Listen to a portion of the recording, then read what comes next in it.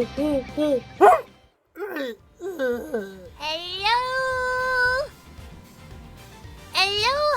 Welcome everybody to my stream. Welcome. I really hope this is gonna be the last, probably the last stream. Wait, let me see. Why is it not? Let's see. Why is it not leaving me? Okay, it left now. Okay, that's good. Okay, I'm back. I'm sorry. So, welcome! Yahoo! Hello, everybody. It's me, Kennedy Hoku, at your service as always. Welcome. Good morning. It's time for the end game. I know, right? I really hope it's gonna be the end game for this one. So, where the heck is my headphone? Okay.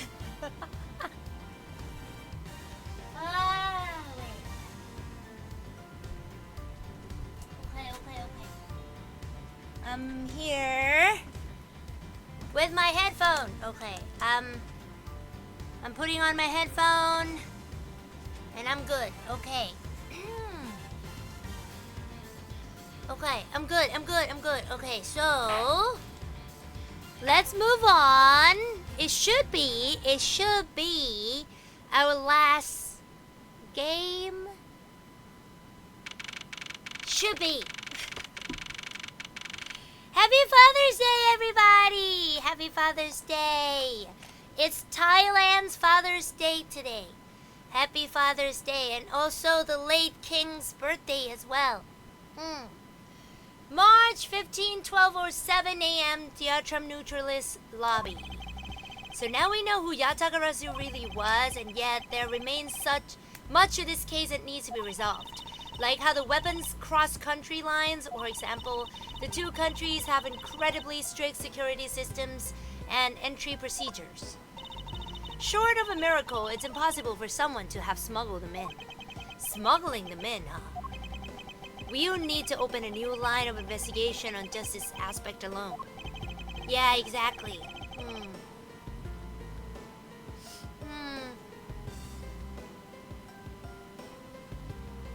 But before we do, I'd like to go through my evidence once more.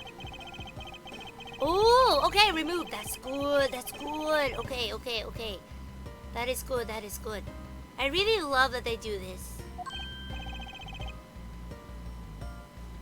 Hey, there's a VCR here, sir. Now we can see what's on that tape Detective Bat gave us. Oh, yeah, I totally forgot about that.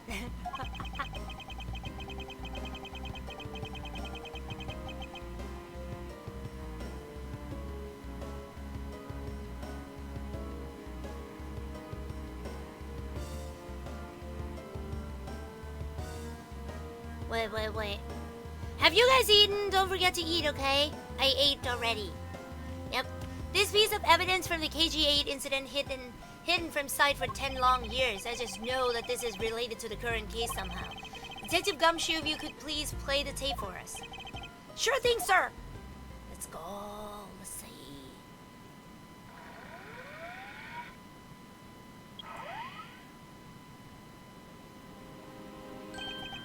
This man is Manny Koshin, and he's holding a knife in his hand. This looks like footage from a security camera at the entrance of an apartment building. An apartment building? How do you figure that? Unlike you, I actually read the summary file on the KG8 incident, and the crime scene was the victim's own apartment. So this footage was shot at the entrance to the victim's own apartment building. At the trial, Mr. Faraday claimed that this piece of footage existed.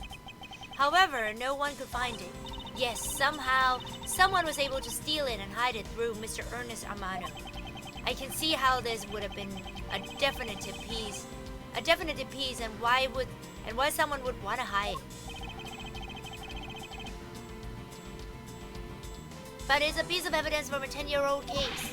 There's no way it's related to this case we're working on now, sir. Actually, I believe it has everything to do with the case we're working on now. The ringleader even went so far as to use Mr. Portsman to retrieve it. Which means that in this video lies a very inconvenient bit of footage to the ringleader. Where? No, wait, what was that? What was that? Welcome! Ooh, Mimaki, thank you so much for the 6-month subscription. Thank you so much. Thank you. Huh? That bit you played just now, please show it to me again.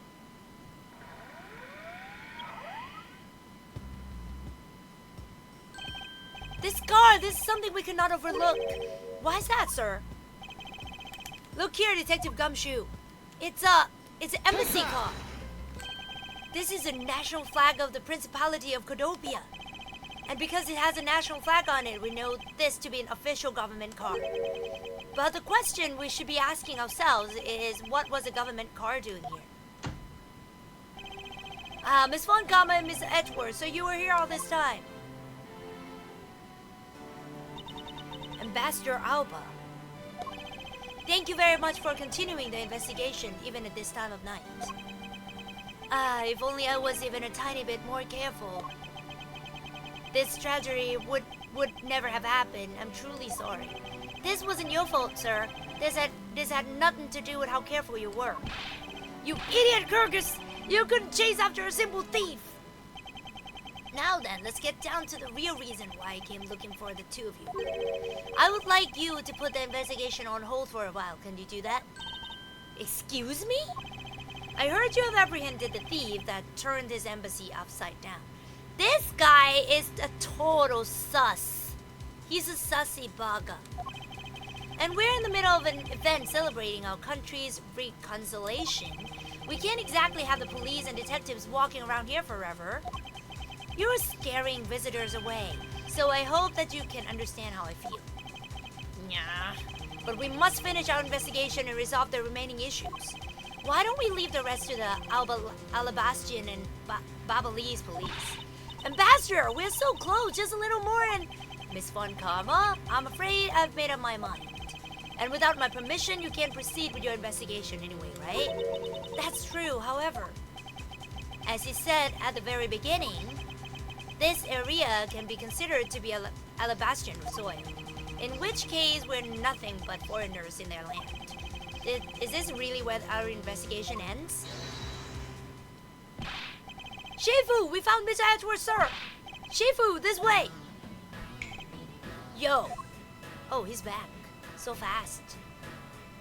And he's not limping anymore. Agent Lang, you're back on the scene rather quickly.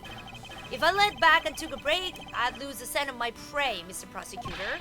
Agent Lang, why have you returned? Because I have to solve this case no matter what. Well, I'm sorry to inform you. Don't take this the wrong way. I don't suspect you personally. However, a member of Interpol was just found to be a thief, and so... Grr. Under these circumstances, I wish to put your investigation on hold. After all, I believe our own police can handle things from here. They're quite capable. At this rate, our investigation really will come to a close. Hey,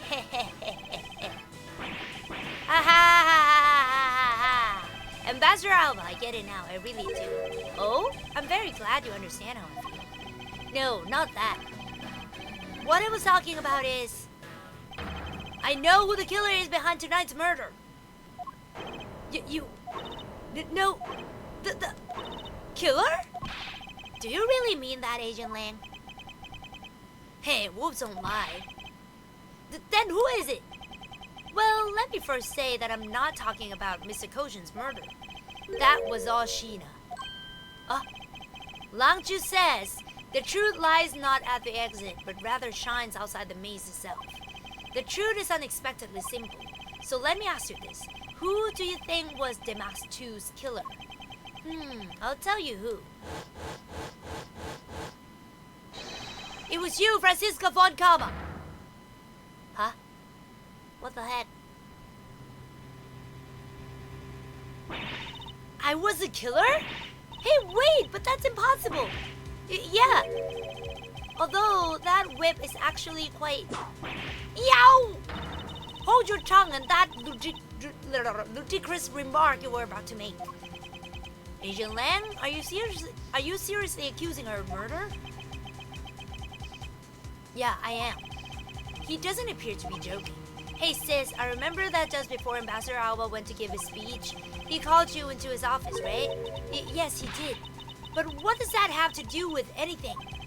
I'm getting to that. Furthermore, in order to solve both cases, you moved around rather freely between Alabas and Babal, did you not? Objection!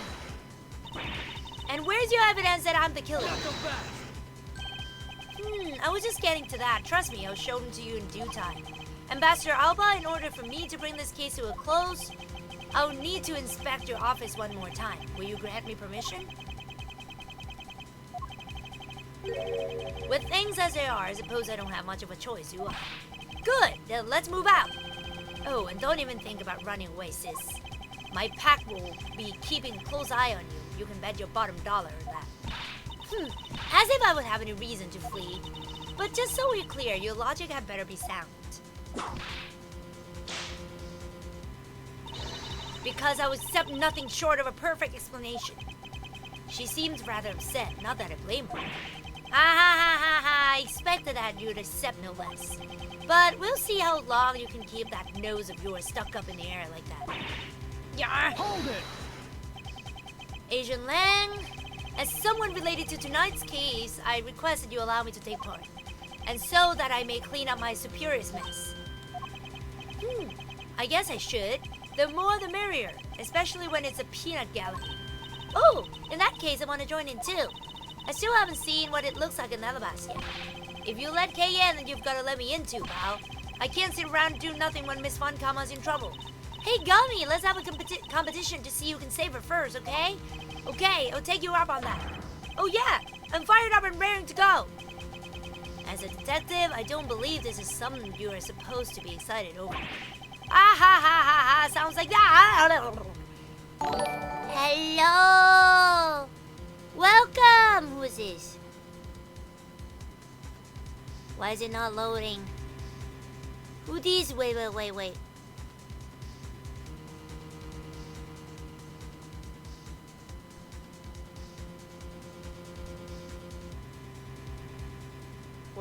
Wait. Oh, VP, thank you so much for 6 months in a row subscription. Thank you. I love you. Thank you so much. Sounds like this is going to get real interesting. You know what? I feel like Agent Lang just pretend to suspect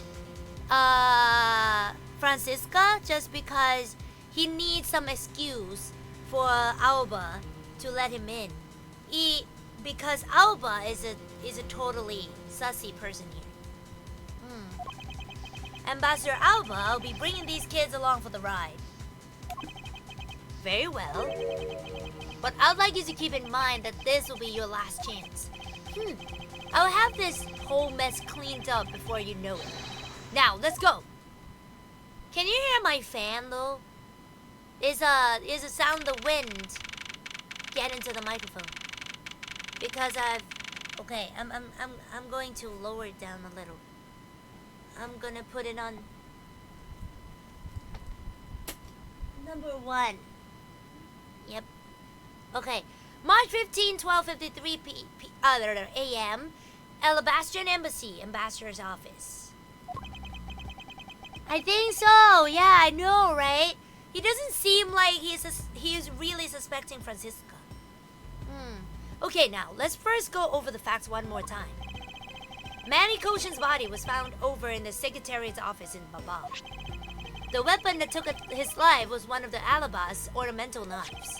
And then the body of the Mastu, Mr. Kashino, was found here in the Alabastrian ambassador's office.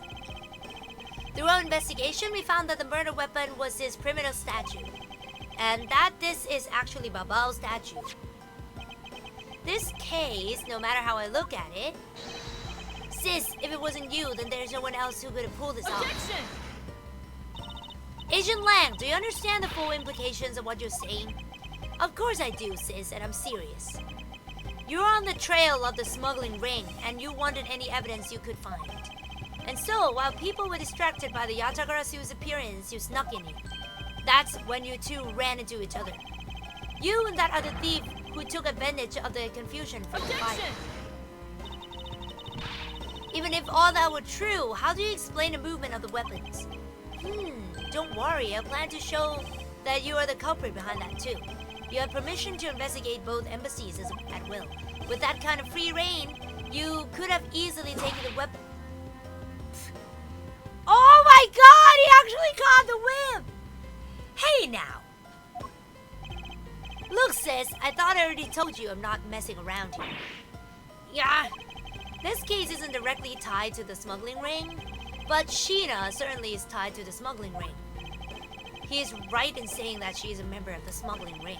However, the connection between this case and the ring could it not be deeper than what any of us can imagine? Grr. Let's get this ridiculous circus over with already. Francisca, you need to calm down, because you only know the facts of the Alabastian side of the case. I don't believe you can see the case as a whole, and therefore soften. What? But don't worry, I'm taking this seriously as well, and I'll prove your innocence. That's the only way to be, Mr. Prosecutor. But can you come up with anything else that can top my hypothesis? Of course your explanation has to solve the mystery of the moving weapons as well. I'm drunk? Why? Why are you drunk? You out with your friends? Of course, and I will. Let us now delve into the truth behind the murder of the Max 2. You do understand, don't you, Miles Edgeworth? This isn't just a confrontation against Agent Lang. If you can't figure out how the murder of the Max 2 is related to the smuggling ring, then it will mean the end of our investigation. As long as I have no good counter-argument to this hypothesis, then the best I can do is walk this thin, tight rope and see what I can do. Come on, Mr. Prosecutor, let's get started. Yeah, let's go! Border crossing weapons. One of Alabaster's knives was used in Babal to murder Mr. Koshin, and the murder weapon in the killing of the Max 2 is Babal's primitive statue. Somehow these two objects were able to penetrate the two countries' impenetrable security. The only one who traversed the two countries just before and after the crime was you. So as long as I can't explain how the weapons moved about, Francisca will remain a suspect. You got it, Mr. Prosecutor, so why don't you stop giving me a hard time? Under these circumstances, who the heck can carry a weapon across country lines? I've worked through every possibility, but there's only one that's possible, your boss. Agent Lang, what I've learned from you just now is that you've lost sight of yourself. What are you talking about? By focusing too intently on that which is in front of us, we become blind to the truth. Don't tell me Langji never said anything to that effect. You prosecutor? Who do you think you are speaking about Langji's proverbs like that? I don't need his proverbs, because my words are all you need to see the truth. Nice, Edgy.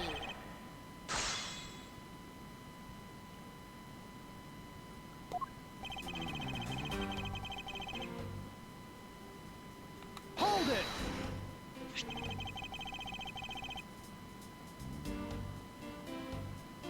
I occur that this knife crossed over country lines. I concur, not I occur, what the heck. Good, but that's not the only thing that did. We mustn't forget about the other weapon. The knife was only one. Okay.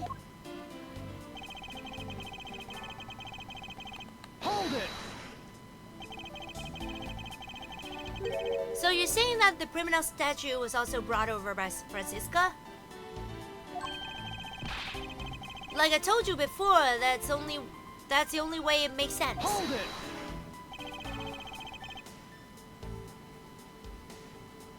And how exactly did you bring it over? I haven't figured that out yet. See?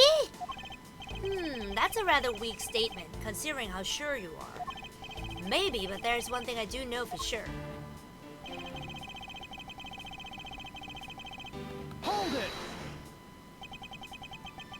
impenetrable? I should hardly think so. I've seen the top of the wall between the two countries. You've seen the top of the wall between the two countries, right? Who in the world could cross over that? Yeah, not even I could climb over that thing with all the barbed wire. The only way to either embassy is through the doors in the Theatrum Neutralis.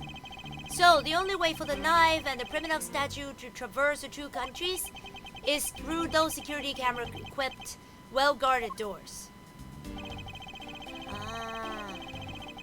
Hold it! Was Francisca really the only person who have traveled between the two countries? According to the guards at both doors, she is the only one who go back and forth. The sis that was in Alabas when the Yatagarasu shows. And then just before you guys found Mr. Koshin's body, she entered Babal. I think we can assume that's when she brought the knife into Babal. Then how do you explain the Primonok statue? I haven't quite figured that out yet. However, the fact that the two weapons crossed the border proves that the killer must have also traveled across the country lines. The only things to cross the border are the Primonok statue and the knife. I should hardly think that those are the only two items, Agent Lang.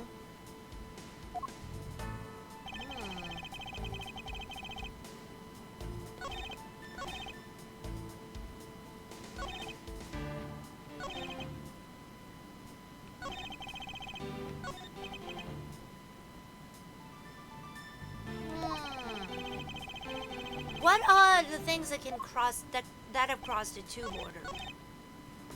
Let's see.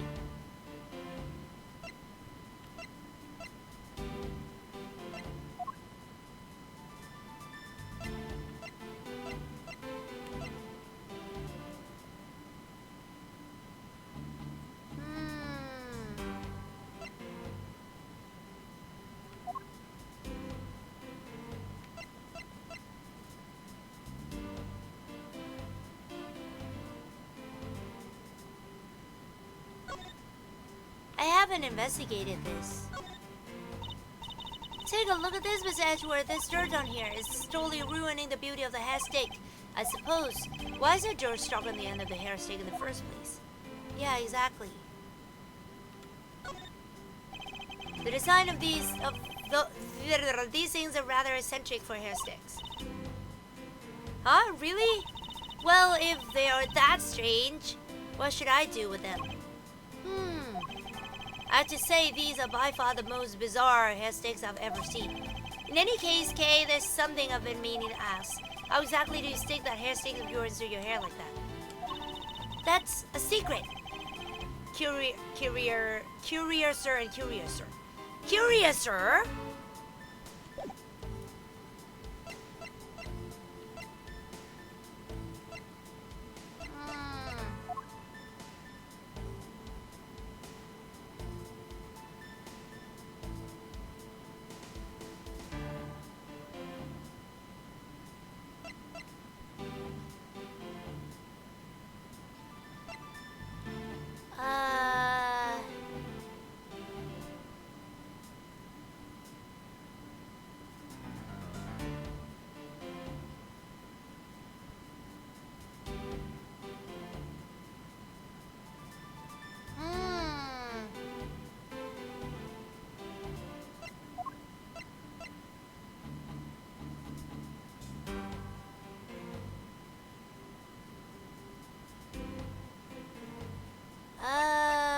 What is it? Wait. Let me press it again. Not so fast!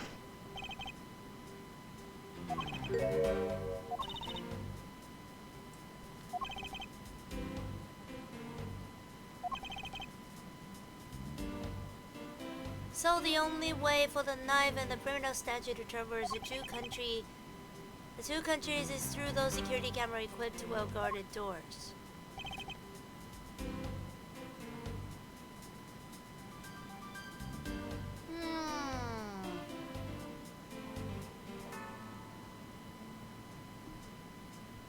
Are there only 2 object switch? Yeah, exactly. It means I can pass the security protocol, right? Probably. They're not. It's not only 2 objects, right? Because if the Alabastian and the Babyliss statue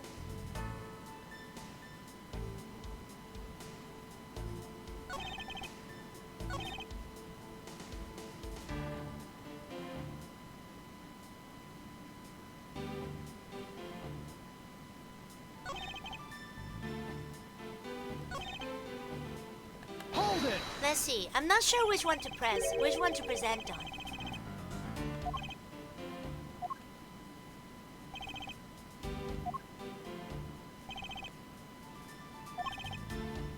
Objection!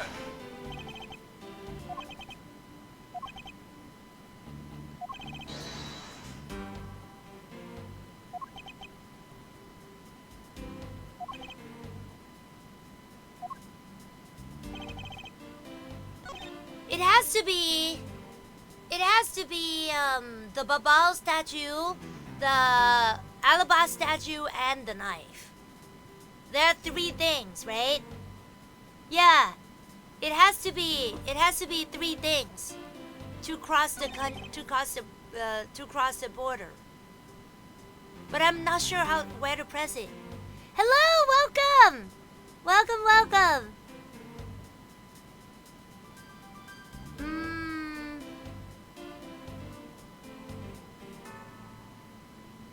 Maybe this one? I think it's this one. Objection! Yes! I got it! Ah! Agent Lang, those 2 items are not the only 2 to cross the border tonight. Oh? Demouse 2 was killed with Babal's primitive statue, yes. But if that's the case, then tell me, where did Alaba's primitive statue go? To Babal.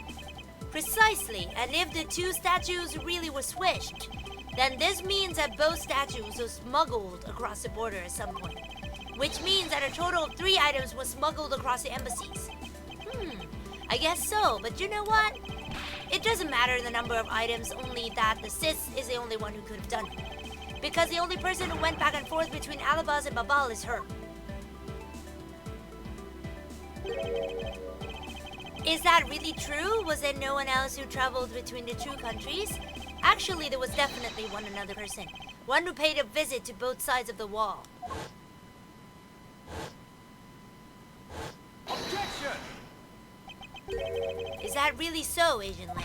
Ha ha ha! What a lousy time to try and bluff your way out of this. I checked out what the guard said along with the security camera's footage. You're not going to overturn my hypothesis that easily. Objection! But suppose there was some other way other than through... the theater doors? What other way? The other entity that managed to cross the border unharmed. If I point it out, it would open up a whole new possibility. And though I hesitate to bring this out, as long as this entity exists, the impossible road becomes a possibility. It looks like you've got some clever idea in mind. I do, and I can show it to you through a single piece of evidence. Fine then. Let's see this piece of evidence that will show me this other route. This piece of evidence will show us another way to move between the 2 countries. Don't tell me it's this. Take that! Yes! Agent Lang, I'm sure you're familiar with this unforgettable photo. That supernatural photo? Like I said before. Humans can't fly. No, of course not. I understand that perfectly well. And don't start claiming that Sheena somehow grew wings either. I wouldn't dream of claiming that. And I won't allow you to take back what you've said either. I'll say it again. It's not humanly possible to fly through the air without wings. So you would better have a good explanation for this, Mr. Prosecutor. Yeah! But how can I prove it? How can I prove who it was that flew through the air in this photo? Wait, not humanly possible? Eureka! Very well. You have your explanation. It sounds like you have a good idea simmering inside that head of yours. Let's hear it. The phase hidden within the photo's blurry trail shadow is... Oh my god, what the heck? If statue can took up a bonk someone to death, I believe it's hollow inside. Yeah, probably.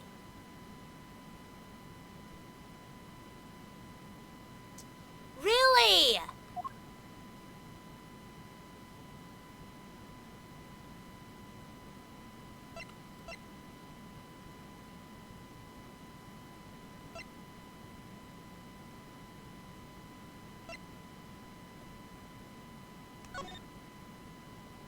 A knife?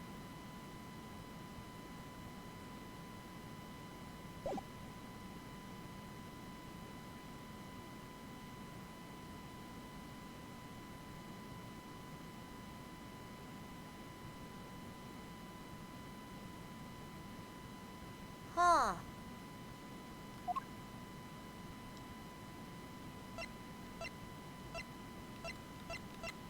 Should it be a knife? The face hidden within the photo's blurry trail shadow is...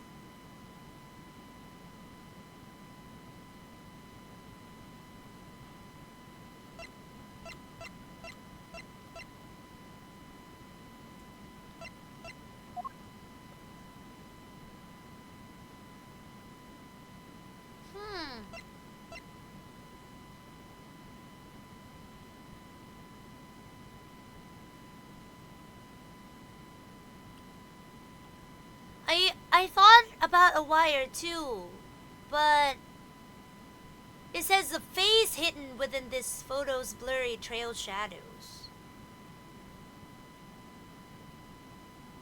So it should be the stuff that's actually floating right now. It's just a wire that we found in the thing. Yeah, in Babao's grandfather clock. I know they should have used the wire to get the stuff flying, but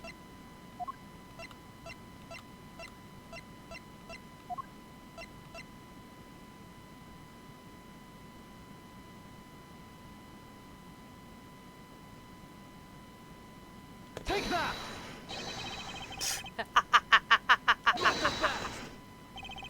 Nope.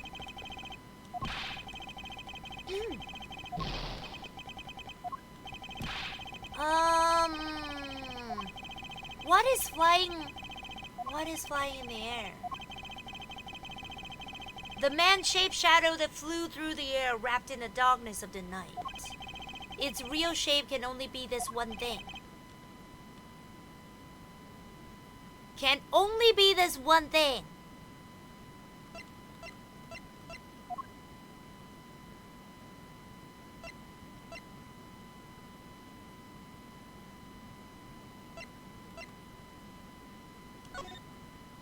What can only be? It doesn't look like anything. I just present the knife.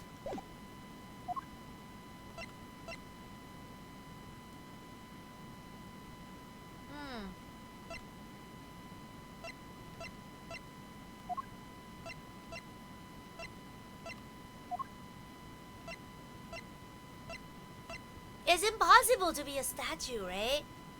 Or is it? Or is it possible?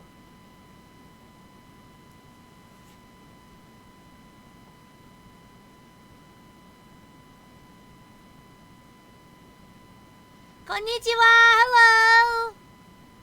The face hidden within this photo's blurry trail shadow. Don't tell me it's a statue. It's too big.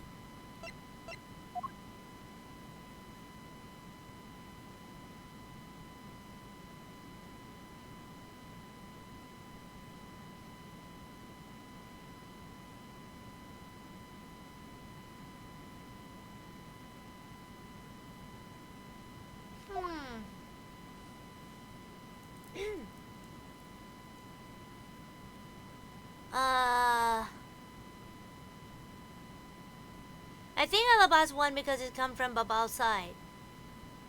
Yeah, probably. Huh. โอ้พี่เนสขอบคุณสำหรับการให้หนูพูดไทย5 นาที ยังไงดีวันนี้อ่ะหนูว่ารูปปั้นมันไม่ใหญ่ไปหรอขอไทยหน่อย รูปปั้นมันไม่ใหญ่ไปหรอ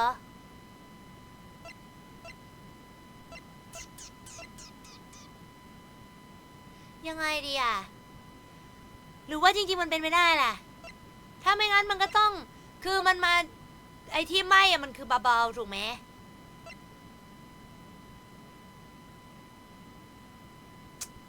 เพราะฉะนั้นมันก็ต้องเป็นอาราบาสสิใช่ไหม Could you confirm me the bodies stay where they are all the time? I think so. Yeah. เดี๋ยวนะมาลองเฮ้ยถูกเหรอมันเดี๋ยวดิมันคือรูปปั้นทองทั้งอันเลยนะเว้ยมันคือรูปปั้นทองทั้งอันเลยมันจะลอยอะไรอย่างนั้นได้ไง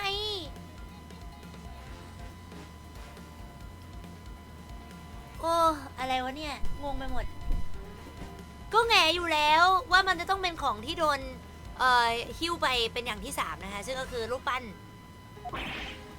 เฮ้ยซีเรียสปะเนี่ยไอ้หนุ่มคาริสโตยิวนะคะซึ่งปลอมตัวเป็นชีน่านะคะอยู่ที่เบาๆเดซเรโอ้โหแล้วเขาก็แบบเหมือนกับเอาผ้าคลุมแล้วก็ให้มันบินให้รูปปั้นมันบินฮัลโหลฮะเดี๋ยวก่อนดินมนายยังไม่ได้อธิบายอะไรที่มันสำคัญมากๆเลยเอ้ยแต่ฉันทำไปแล้วนะเธอปล่อยให้มันบินงั้นเหรอแล้วเขาทำไงอะกำลังแบบแยกเขี้ยวใส่เลยนะเนี่ยแต่ว่าเขาก็มีเหตุผลอยู่นะมันจะบินขึ้นฟ้าไปได้ไงวะเนี่ยตราบใดที่มันยังไม่ถูกไขนะคะก็ไม่สามารถไปใกล้ความจริงมากกว่านี้ได้ซึ่งก็หมายความว่าซึ่งนั่นก็ทำให้ฉันนึกได้เขาพูดก่อนหน้านี้ไม่ใช่เหรอว่าเฮ้ยพี่สาวฉันจำได้ว่าก่อนที่ท่านทูตอัลบ้ากำลังจะขึ้นพูดบนเวทีเขาเรียกคุณเข้าไปในออฟฟิศใช่ปะงั้นแสดงว่าก่อนหน้าที่จะเกิดการฆาตกรรมเกิดขึ้นฟรานซิสกาถูกเรียกมาที่นี่ถ้าเกิดว่านั่นเป็นเรื่องจริงงั้นก็แปลว่ายังมีอีกทางหนึ่งที่ฉันยังสามารถไปได้เจ้าหน้าที่แรงคุณสายรับคุณสายตรวจแรงก่อนที่เพื่อให้ผมตอบคำถามได้ผมจะต้องได้ยินคำให้การจากปากของคุณฟอนคาม่าก่อนครับโอ้ว่ายังไงหน้าสวยจะเอาอะไรอีกอะไรเนี้ยก็ก่อนหน้านี้คุณบอกว่าคุณพูดอะไรน่าสนใจคุณบอกว่าตั้งก่อนที่การฆาตกรรมจะเกิดขึ้นคุณฟอนคาม่าอยู่ในห้องนี้กับทูตอัลบ้าแล้วเพราะว่าเหตุผลนั้นอย่างเดียวคุณก็เลยเชื่อว่าฟอนคาม่าคุณก็เลยเชื่อว่าฟรานซิสกาเป็นคนทำใช่ฉันเคยพูดอะไรแบบนั้นแหละงั้นแสดงว่านั่นก็เป็นหน้าที่ของผมที่ผมจะถามฟรานซิสกาว่าด้านนี้เป็นยังไงเรื่องราวโหแล้วคุณคิดว่าเขาจะบอกเธอแบบซื่อสัตย์เหรอหมายถึงเขาจะให้การอย่างซื่อสัตย์เหรอ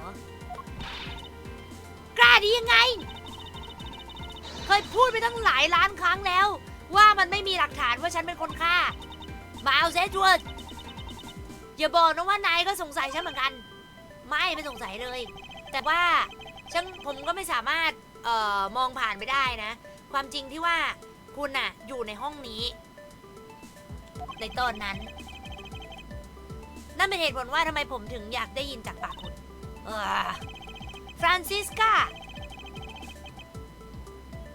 ผมรู้สึกว่าผมยังมีข้อมูลไม่พอนั่นก็เป็นเหตุผลที่ว่าทำไมผมถึงต้องการคำให้การของคุณมากๆเลย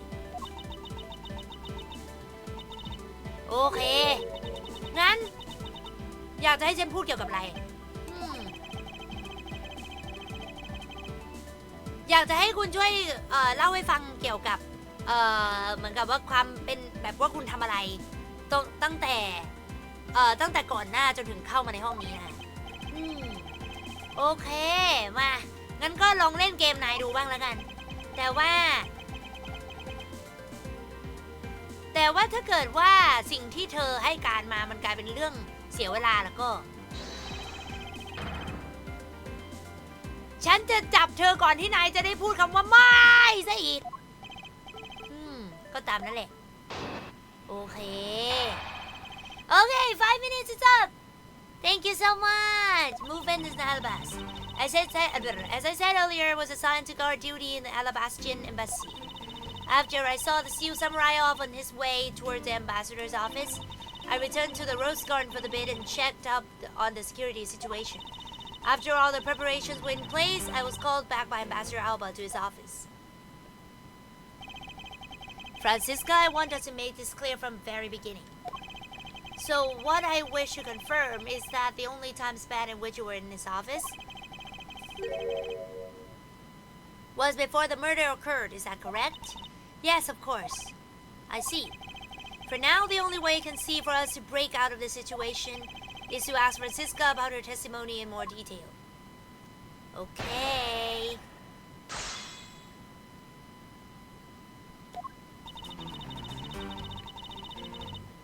Hold it!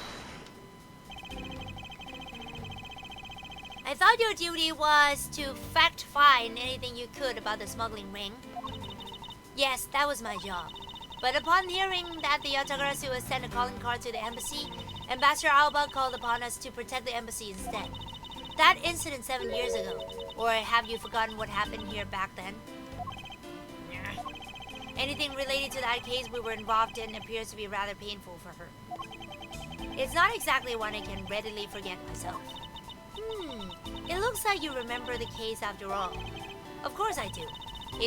I inspected every location, every possible escape route, and every aspect of the police's security detail. I did all that, then after that...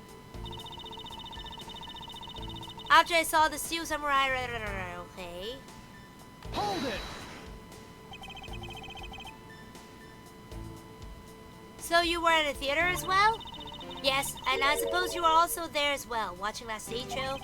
Well, yes, so Francisca was there.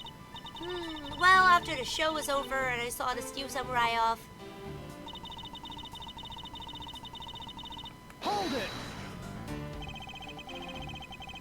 Why'd you need to confirm the degree of preparation for even the speech? For security's sake, of course. What other reason would I have had? No one knew just how the Yatagarasu had planned to getting in, right? Yes, I suppose you're right.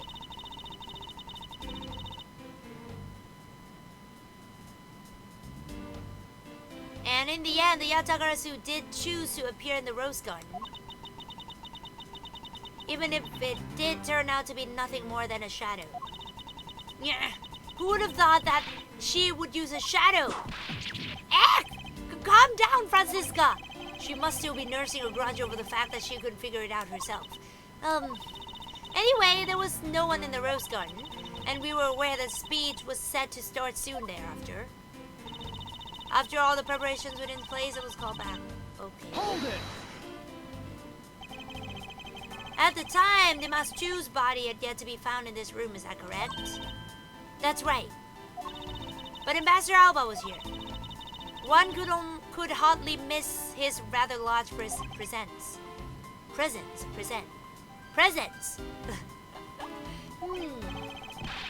A criminal will say anything to get out of getting arrested. How do we know you're not lying? Well, you need proof. I'll be happy to oblige you. Seriously? Like, I keep telling you. When I arrived at this office, Ambassador Alba was already here. He was standing by the flower box on a windowsill, watering his plants. I can attest to that. I remember speaking with a lovely lady around that time here in my office. Grr. Alright then.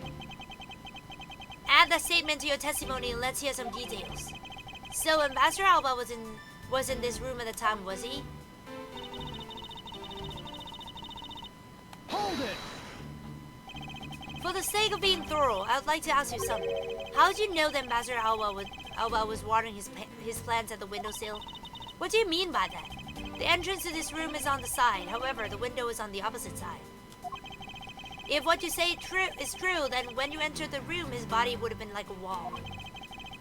He would have been blocking your view of what he was doing, is that not correct? I suppose it was a bit hard to see around him, but fortunately for me, Ambassador Alba is not an immovable wall. I knocked before I entered. As I did, he turned around to greet me, with a watering can in his hand. So it was only natural to believe that he was watering his plants, right? I suppose. After his greeting, we spent a little time talking about his flowers. He had obtained them himself and is growing them with the utmost care, you know. Yes. The plants in this room, they were all like my children. The passion flowers in the flower box on the windowsill are growing beautifully too. All four of them are in full bloom. Miss Von Kava, what did you say just now? I said that the flowers are growing beautifully. What about that statement do you not understand? What do I not understand? I do not understand why a certain thing is the way it is. I'd like for you to append that as statement of your testimony. Very well. There were 4 large passion flowers in full bloom in the flower box. Hold it!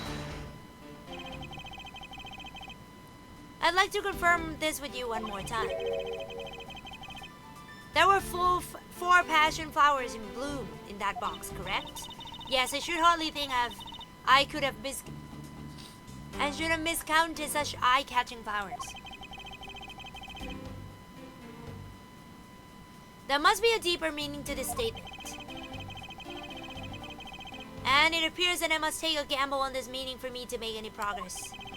The primitive statues were already swished by the time the murder happened. In light of that fact, what Francisca saw in this room before the crime is of incredible importance. Okay.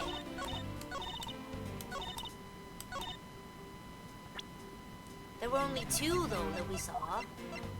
Objection!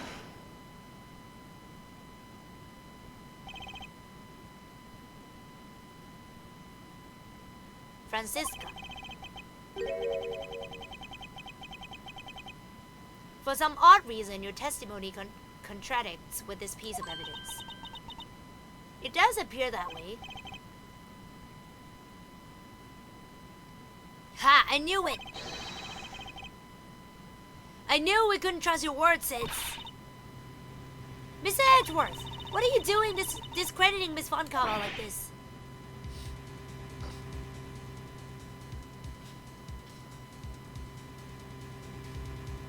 Yes, sir. If you keep this up, she's gonna get taken away, sir. Eat! All I've done is state what I saw. I have not made a single mistake in my testimony. And for this, I'm still under suspicion for murder. Is the number of flowers really all that important at the juncture, Miles? At the very least, it is a contradiction in this enigmatic case. One that I find hard to dismiss as irrelevant. Ha! Then let's hear it, Mr. Prosecutor. What does the number of flowers have to do with anything? What does it prove? I believe the answer to that will come clear if we were to examine that flower box. How did this contradiction come about? There must be something behind this discrepancy. That they're my beloved flowers. I've grown them with the utmost care. So I ask that you please be gentle with them as you examine them, Mr. Edgeworth. I understand.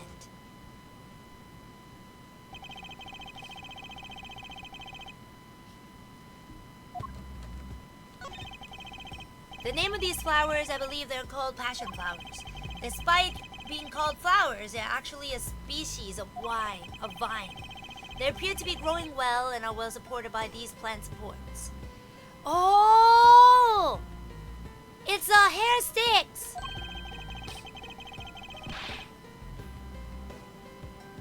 Yeah, but no matter how I look at it, it looks like there are only two here to me. You realize, don't you, sis? Your little lie has failed you. Miles Edgeworth! Hurry up and shut this man up for me already. I suppose I'll need to use some evidence to shut him up, won't I?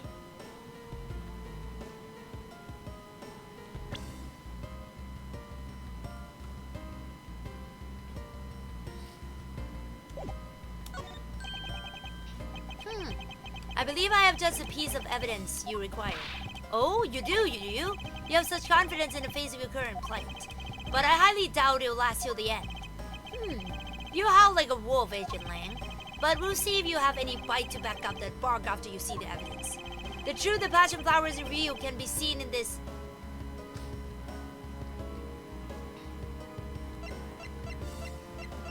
Oh no. Do I have it or do I not? Take that! Sheena, who was supposedly in Babal the entire time, had these hair sticks on her. That looks exactly like the plant supports in his flower box. In other words, I believe it can be said that these hair sticks are in actuality support sticks for the passion flowers. Ha! And so what? Is this really all that important to the case? Of course it is. It means that we have found yet another item that was smuggled between the countries tonight. Ayya!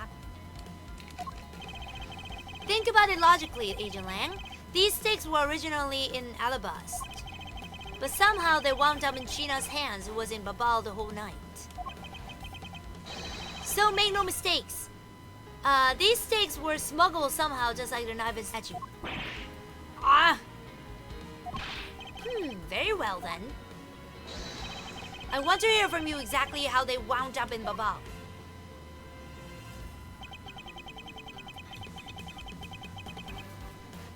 How would these support sticks find their way to Babal and why? There must be some reason as to why they ended up there. So that's why. Agent Lang, will you please take a look at this and tell me its shape? It's just another stick, isn't it? And so it is, but the shape of the support sticks is what's important. For when they're used with something in its room, that's when it all comes into focus.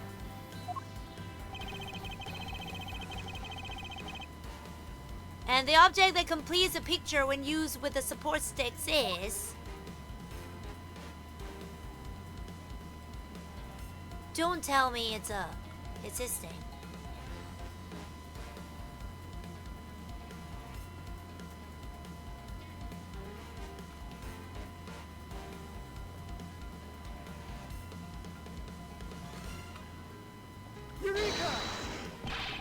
That's a crossbow. Wait, you're not really suggesting? I am. These hair sticks, or rather, plant support sticks. They make for perfect arrows. Ayya! I've done it. I found the common thread that connects the two offices, but this thread has yet to be completely untangled. Even using the arrows, how does this explain how the statues were transported? Furthermore, who could it have been who fired these sticks as arrows? There must be a common thread that ties all those things together. Mr. Prosecutor, hold up a second. You do realize what happens when you tie a statue to an arrow, right? They don't fly at all.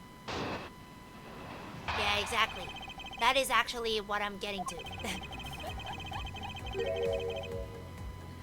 Oh no. So, Babao's statue was draped in Yatagarasu's clothes and then shot over here? Even if you fire the arrows from this side, they wouldn't go far with the statue tied to them. I don't think I need to tell you that the primitive statues don't sprout wings. You're a realist after all, aren't you?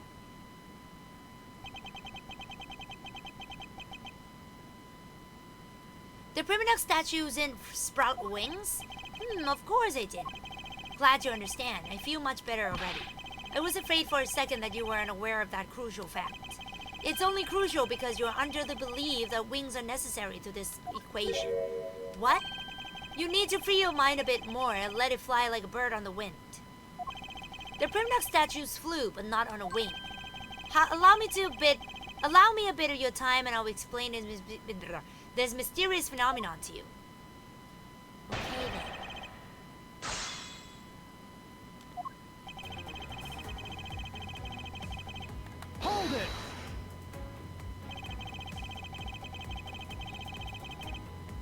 But that incredible scene just happened to have been caught on film, resulting in this photo.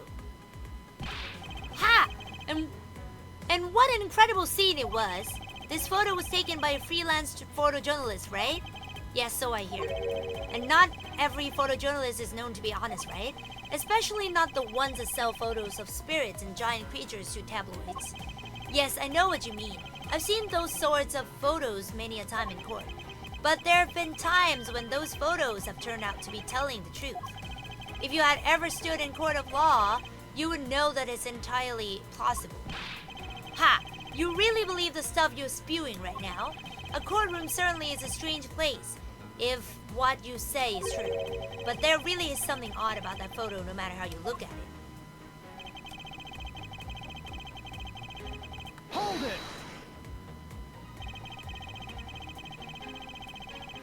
But we're in agreement that an arrow by itself would reach the other side, correct? But just the arrow by itself is pretty meaningless, don't you think, Mr. Prosecutor? Because the things they wanted to smuggle were a lot bigger than nothing. No, that's not necessarily true. What? What I need right now is not further discussion of my conclusions, it's the launching of my conclusions. What the shooter wanted to launch with a crossbow was not the statues themselves, but rather something a crossbow can launch that can be used to move the statues. Oh, if it wasn't a statue that was tied to the arrows, then what did the crossbow launch? The thing the crossbow launched, allow me to show you the answer. Well, come on then, show me what you've got. But I warn you and know when you're just bluffing. This is what would launch from this Alabastian office with a crossbow.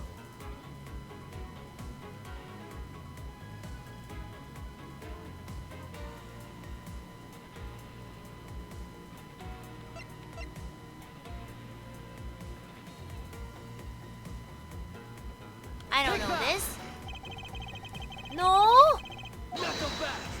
What do you mean? I've been wanting to present this knife.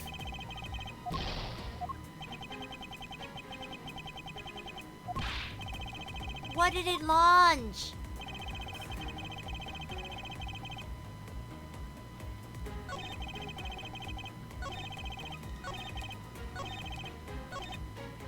Hold it!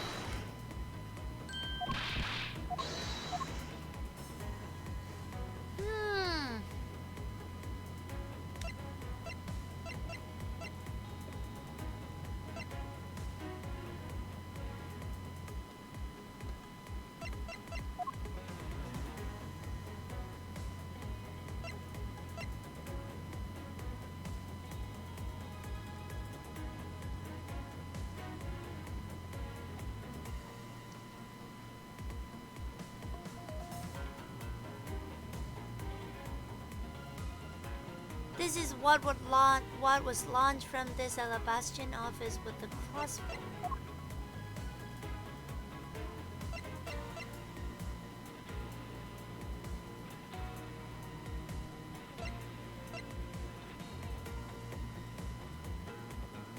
A wire? A wire is used to launch things. But what was launched? Huh.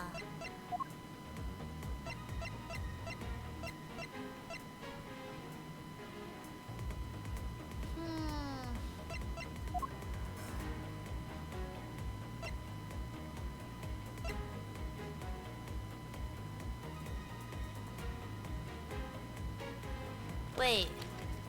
They said the thing that crossbow launched. Allow me to show you the answer.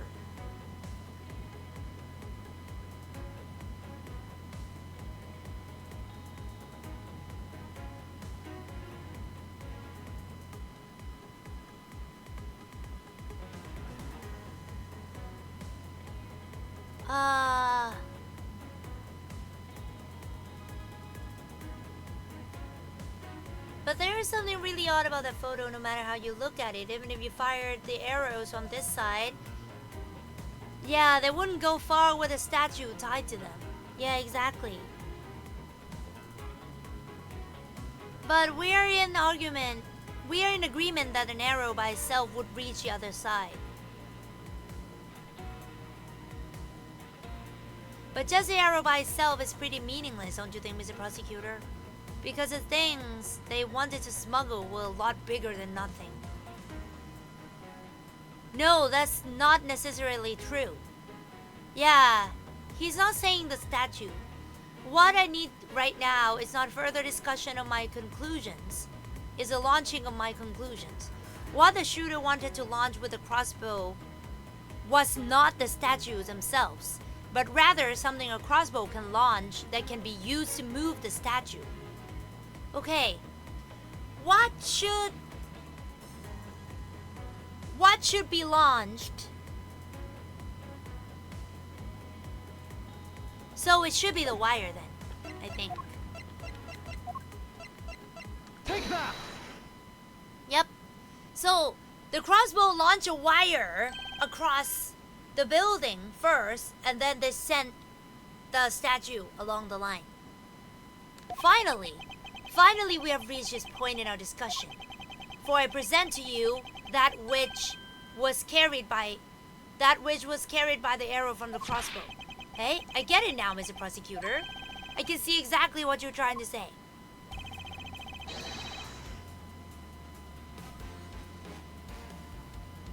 Ah, you're saying that the wire was tied to an arrow and then shot into Mr. Koshin's office. All the way from the 5th floor of the Alabastian embassy. Down to the 3rd floor of the Babylonis embassy.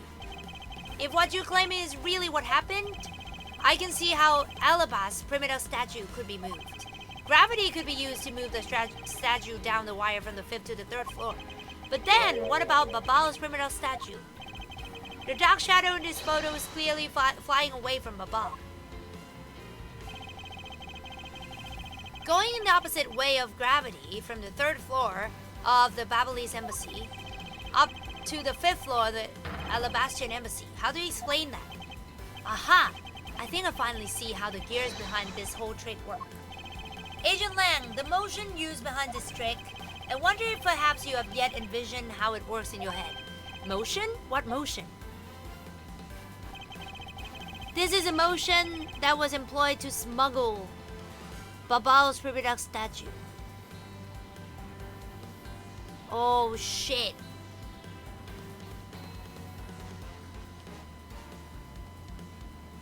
Swinging motion?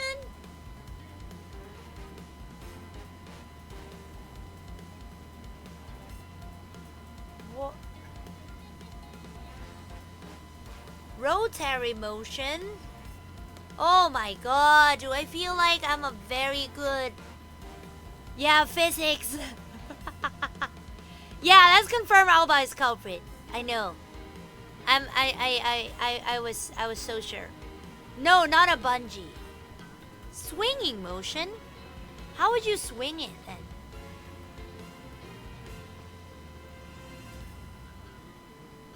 Rotary motion. Rotary motion is to swing around, right? It's rotary.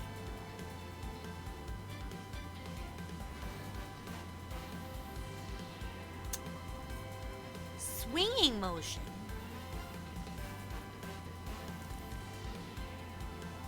Not a bungee action. I don't think it... Oh my god, do I look like I'm good at science? If it's swing, it must be two object. Yeah, rotary, I think it is just to pull really hard on the wire. Yeah, I do think it is. I do think it is rotary. I don't think it is swinging. Bungee, I don't think so. But rotary, how would they do it though?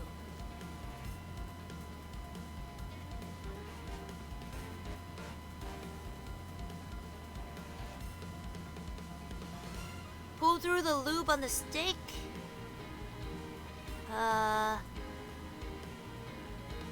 Rotary, I think, is just to pull really hard on the wire. Yep, I believe it was done via rotary motion. If the two statues were transported simultaneously...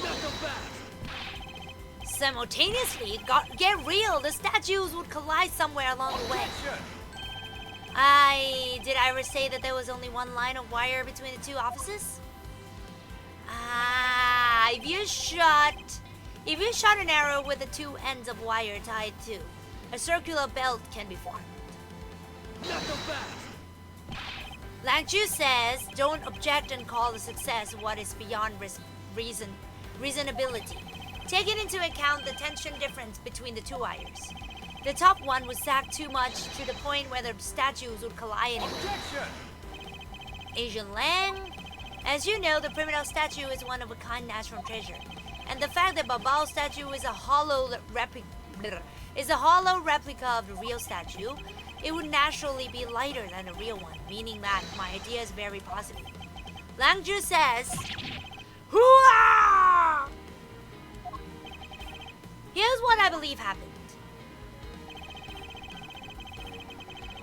Miss Yu and her mystery co-conspirator set themselves up into two different rooms. The co-conspirator bridged the rooms by shooting the two ends of the wire down on one arrow, then the two of them covered the statues and proceeded to transport the statues. After the switch was completed, another arrow was fired, carrying the other end of the wire down to Babao where it was to be disposed of. And to do that, Miss Yu hid it inside the grandfather clock QED. Ha! Ha ha ha ha! Grrr! This proves it, right, Agent Lang? That I'm not the killer. Not yet, sis. I still haven't had my dessert yet. Right, Mr. Prosecutor? The proof is in the pudding, as it were. Pudding is a nice dessert. So, do you think you can do it? Can you prove that what you said is what happened? Because remember, if you can't, I'll be taking a certain someone back home with me as a souvenir. I agree that as long as there's no proof, my hypothesis remains as that. However, what I have laid out is no mere hypothesis, but there is one more piece of evidence. One more? This should be interesting. You think you have a piece of evidence that will turn your hypothesis into fact? Well then, let's see it, Mr. Prosecutor. The thing that made it possible to create a circular belt out of a length of wire. I believe that it is right here in this very room. Now then, I believe it is what made the circular belt transportation method possible! Let's go! The fan! The ceiling fan! Take that! Ha! Looks like you dropped another bomb on us again.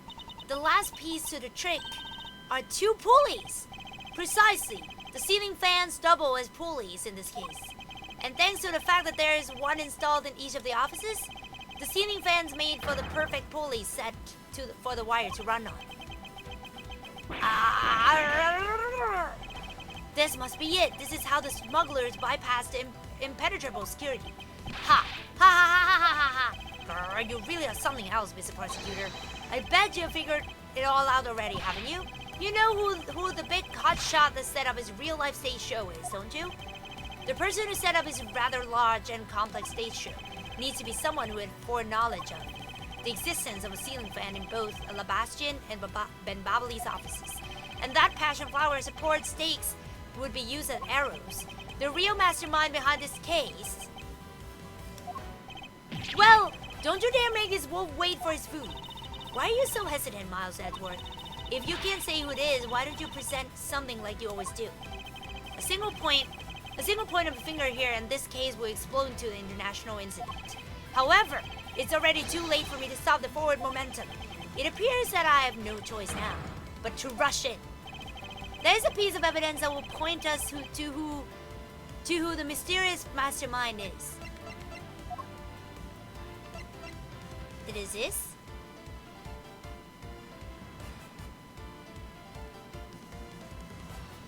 Oh.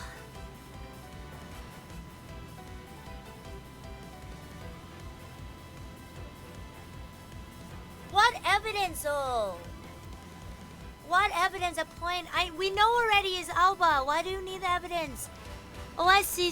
Just projectile that delivered a while. Yeah, right. It's like that. But how would you? Oh my god. Okay.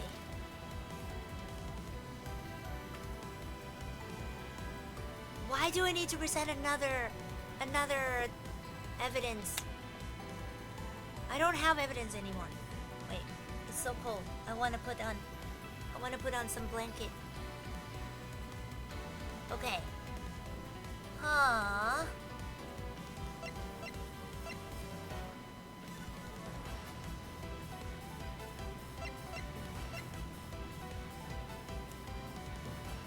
Take that!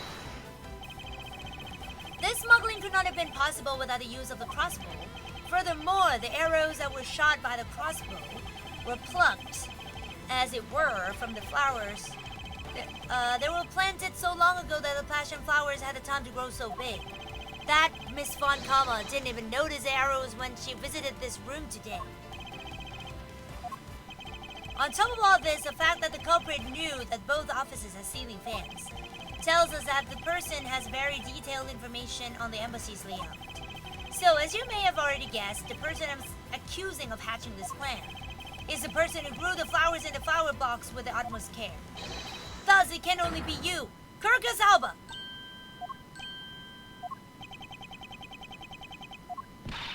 Are you out of your mind, Miles Edgeworth?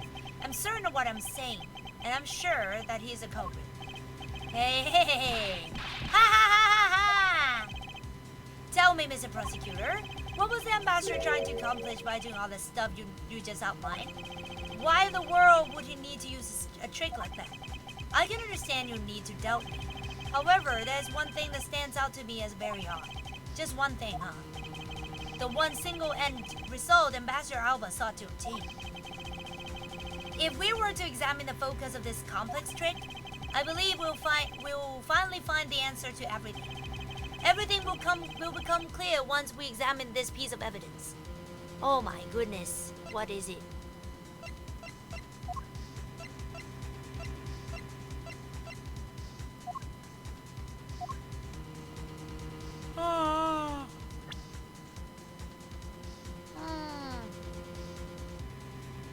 The one single end result Ambassador Alba sought to obtain.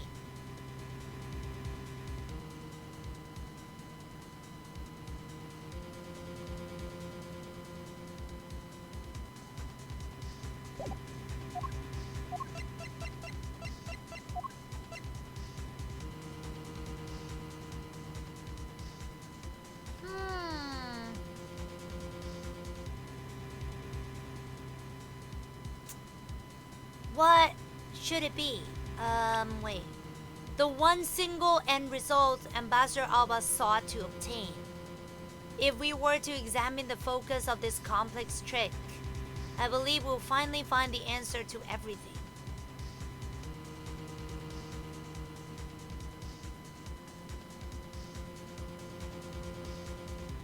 Why did he have to do that? Smuggle?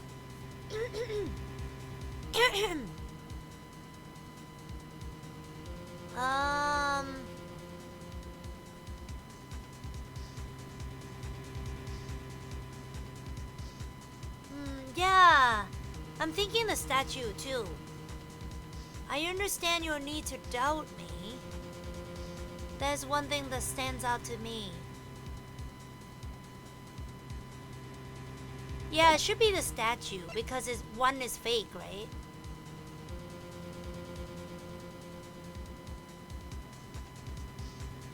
Yeah, it should be the Babal.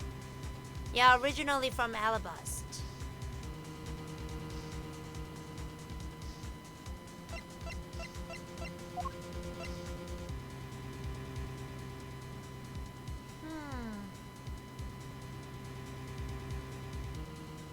Let me see. Used to be real, but has been swapped with a fake from Babal.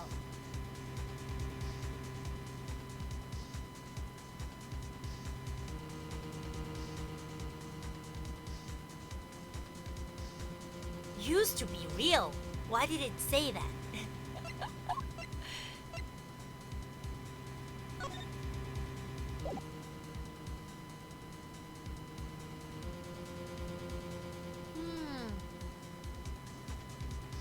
Yeah.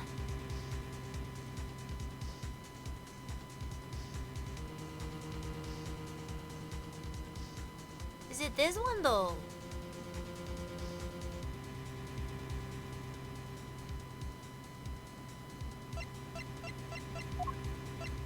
Should I present the real one or the fake one?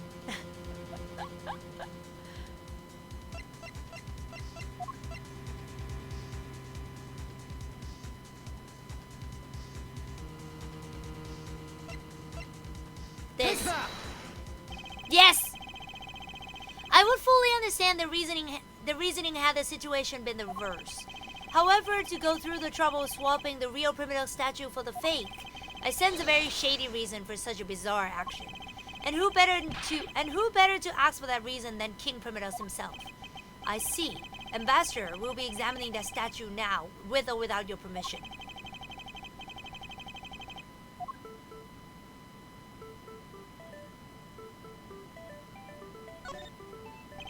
A shield, huh? That doesn't seem to be anything unusual about it. I bet it's supposed to mean that the guy is protecting something. I don't think it's supposed to have that deep of a meaning behind it.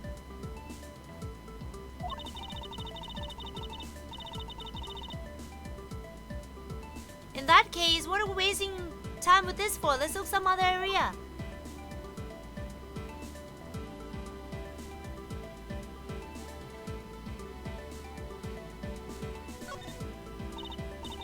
This guy kind of looks like the Steel Samurai, don't you think? Maybe it's because it looked like that he was picked to be the Goodwill Ambassador? I suppose that's possible. Take a look at this area around the base of his neck. It looks like a gap. Hey, you're right! Maybe it's meant to be some kind of secret? Perhaps it's possible to open the statue from this gap in its construction. What? Hurry up and open it, Miles! Alright, here goes.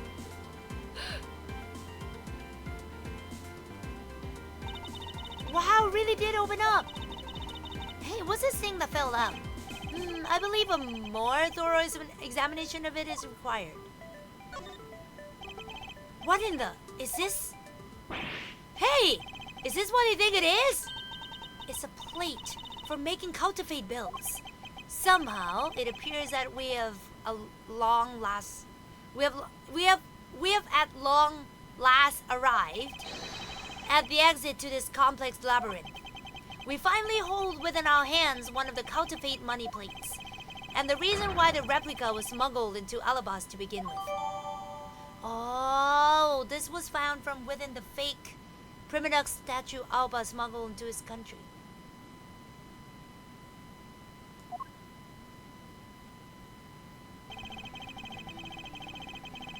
Oh my god, he can carry the whole thing?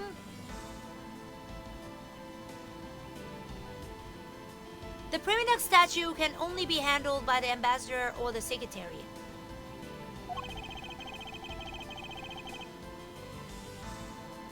And the replica is nothing more than a hollow shell covered in gold. These two circumstances make the statue the ideal object in which to hide contraband. After receiving the statue containing the counterfeit plate from Sheena, the ambassador had the misfortune of accidentally running into the Mouse 2. Surprised by the thief, the ambassador raised the replica statue of the Mouse 2 and... Oh wow. Then in order to frame the steel samurai of the murder, he covered the samurai sword in blood. Well, Ambassador Alba? You are the leader of the smuggling ring? My country is a mess. And it's all because of you? You are the one who killed the mouse too? Answer us! I never thought that you would figure things out to this level. However, there's one point I disagree with you on. The head of the smuggling ring was... Mr. Koshin. Quit screwing around! I have no sympathy for someone who would try to pass a guilt onto a dead man. If there's one thing I'm sure of, it's that you are the real ringleader, Kurgas Alba. It's not good to speak with such subjectivity, you know, Agent Lang. Subjectivity? My conclusion is anything but, and is a result of logic and investigation. Logic and investigation? Only seconds ago you were ready to arrest Miss Von Kama. I don't think we can give such flip-floppy logic that any real weight, do you? Hey. Hey. Hey, hey, hey, hey. Ha ha ha ha ha ha. It looks like you still don't get why I came back. Excuse me? You see, the reason I came back is so that I could sink my fangs into your wrinkly old neck. From the very beginning, my real target has been you. What? Agent Lang, I demand an explanation. Sorry, sis. I didn't mean to put you through all that. Yeah, I knew it! I knew you were innocent from the very beginning. You did? I knew that this whole incident had been meticulously planned and prepared for. So naturally, the occupant of this room, Ambassador Alba, seemed the most suspicious. But without the ambassador's permission, we couldn't get in to take another look around. And so that's why you put on this big show to accuse Francisca of the murder. Using Francisca as a bait, you were able to gain us entry and investigate rights. Yeah, if I hadn't done that, I doubt the ambassador would have given the okay to poke around. So that's what all this was about. Very well, I'll forgive you. But in exchange for using me as bait, you take some responsibility and help us find the truth. Agent Lang, for giving me such a great opening, I thank you. You know, I just knew, Mr. Prosecutor, that somehow if we were able to find some proof by investigating this room, that you'll be able to figure out the real culprit with your special brand of logic. Hey, the evidence detectives collect combined with the logic of a prosecutor. That's just as it should be in a prosecutor-detective team, right? Chih, I don't know about all that, but the one thing I do know is that I'm itching to see that old man get what's coming to him. Oh, you're quite scary when you want to be, aren't you? Hey, you were the one who was planning to use me to push all the guilt onto the sis. But unfortunately for you, you misjudged me. Agent Lang, I wish for you to stop trying to intimidate me. What we need right now is evidence and proof. I wonder if you have what is necessary to prove that I'm the head of the smuggling ring. Objection! Don't be such a sore loser. If you really are the head of the smuggling ring, then you should acknowledge your crimes with dignity. Dignity? That is nothing more than a false, insincere display of strength. If you really wish for me to acknowledge my crimes, then I would like to first see some of this thing you call evidence. Grr.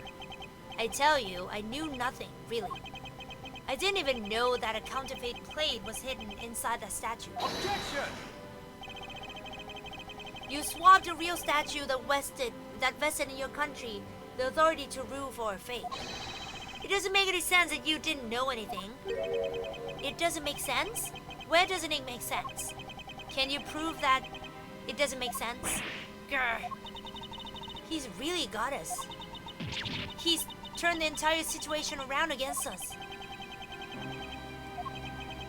The proof that Interpol has been after, which points to this man as a ringleader. If we can somehow find that proof now, then we can see to it that justice is finally served. Is there nothing it can use to break this case wide open?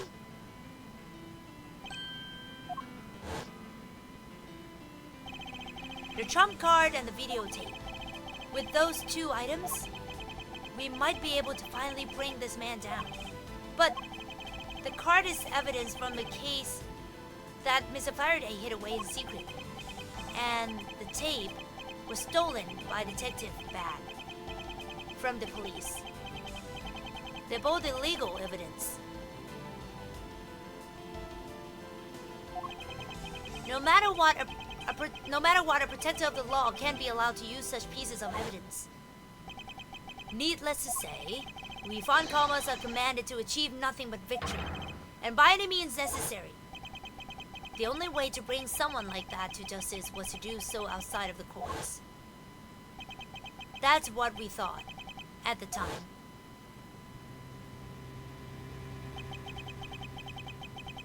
If I no longer follow the path of Manfred von Kama, and I won't follow the path of the Yachagarasu, this leaves me with what? What creed will I believe in? If I want to pursue the truth, then I will sully my hands in illegality. And if I want to pursue justice, then I will lose the truth. What is the law and what is justice? And which path is a prosecutor supposed to follow? Yeah, exactly. That choice is one I must make by my own hand here and now. Use the trump card, let's go! There's no limit to the law. Any limit that exists was set there by man. When a person goes beyond that limit, then the law too crosses into new territory. For what reason were laws involved? For what reason were laws invented? The answer to that is what I must now show. Ambassador Alba, I wonder if you might recognize this. Oh, I wonder what that card is. I've never seen that before in my life. It's a directives card used by the leader of the ring to relay instructions to his subordinates. Oh, is that what it is? This card was sent to the real culprit behind the KG8 incident 10 years ago. A man by the name of Mr. Manny Koshin. Oh, so why do you have such a card in your possession? Because it was hand-delivered to me by a certain great thief, the Yatagarasu. The Yatagarasu gave that to you? Don't talk nonsense, and let's be serious, Mr. Edgeworth. Do you have any proof that the card contains directions from the ringleader? I will have you know that the card is not the only thing I was given. What? This contains security footage that was shot just right before the start of the KG incident. The KG8 incident? The card and the video, these two pieces of evidence are what will seal your fate. Oh, very interesting. I must admit I'm very curious now. Very curious indeed in these case-deciding piece of evidence you've presented. The prey that Yatagarasu has been chasing all this time now stands before me. I can't allow this man who has had free reign for 10 long years to simply walk away. Now it's time for me to bring the fruition the valiant spirit that was given to me. March 15, 1:34 a.m. Teatrum Neutralis Lobby. So what is this interesting thing that you wanted to show me? The trump card and the videotape. These two pieces of evidence together make for the ultimate hand. And this is where the real meaning behind Detective Bat's words will be realized. Detective Gumshoe? Yes, sir! What you see is this security footage shot just before the KG8 murder occurred. From this footage, we know that the card is a directives card from the smuggling ring. This is the section that proves that the card was used to relay an order. Take that! As you can see, Mr. Koshin is holding the card in his right hand. I see. The killer is indeed holding a card with the exact same design on it. But that card and the one you have, just because they look the same, doesn't mean that they are, does it now? But there is a very easy way for me to prove that they are, in fact, one and the same. All we have to do is simply take a look at this. This dark red blood, yes, it is your proof. Proof that the orders on this card were played out in a terrible tragedy. The blood belonged to the victim of the KG8 incident. With a bit of DNA testing, we can very easily verify that as fact. If you have no objections, then I'd like for you to take a look at this next piece of footage. This car that passed by in front of the victim's apartment building is an official Kodopian government car. What? Detective Gumshoe, if you could please magnify the footage. This area of the footage directly links the smuggling ring with Kodopia. Take that! Oh no. Okay, it's a card. It's a card. I'm sorry. I thought it was a thing. Okay, never mind. I'm so sure it was this area. Okay, all right, focus, Miles. This area should be pointing out is definitely here. Okay. Take that! The shape of this pocket and the directives card in it. It tells us that without a doubt this person in this car is Mr. Koshin. Yeah! The license plate on the car was also captured by the security camera. And with it, we can easily find out who was sitting in the car on that day 10 years ago. Yeah! Which is why I can say with confidence that you were riding in this car on that day. Yeah! Ha. Ha ha ha ha ha ha ha ha ha ha ha ha.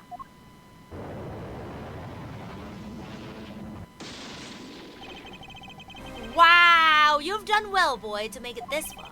However, about your claim that I was riding in the car at the time, that's going to be mighty difficult to prove. How so? The Principality of Codopia no longer exists. So naturally, all records from that time period also no longer exists. Holy shit. Yeah, that arrogance. What he really means is he's already erased all traces of them. Alba is going to be Hulk. Are we finished here, boy? The only weapon I have left to me now is this piece of footage. There must be something here that I can use against him. Take that! What the? Ambassador Alba? Yes, what is it? You were once an army man in the service of Codopia, and it was you who made the many missions you participated in successes, correct? What a sudden backhanded praises, boy. Although, to be sure, the brilliant medals on my breast were awarded to me during the era of Codopia. But now I'm the only one who owns this particular medal. In that case, the only person it could be who's sitting in the car is you. How do you figure that? By the medal captured here in the footage. It is clearly the same exact medal as the one on your chest. What?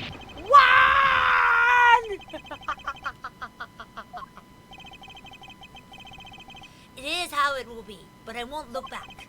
For this is the path that I have chosen. Grr. Ha ha ha ha ha ha ha ha ha ha. You've moved me with your devotion to this case, Mr. Edgeworth. Why is he talking such an arrogant stance with me? It's almost looking impossible, isn't it? For the lot of you to have come this far. It looks like I just might lose our little game this time. You might lose the game this time? You don't get another round, Mr. Ambassador. Is that a fact? Very well, I've decided to confess and admit my guilt. You are going to confess? And I will accept whatever punishment that may come as a result. What the? Regarding the murder of the Mas 2 murder. Regarding the Mas 2 murder, I admit it. I did it out of self-defense. You're claiming it was justified self-defense? The Mas 2 attacked me and I felt that my life was in danger.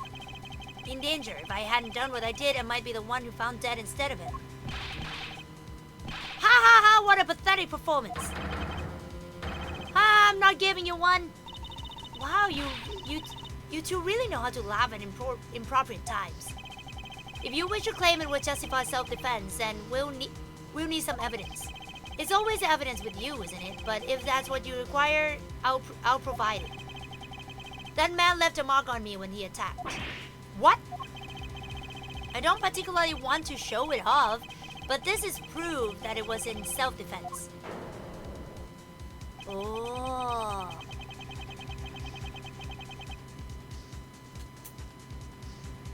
Wait, let me drink some.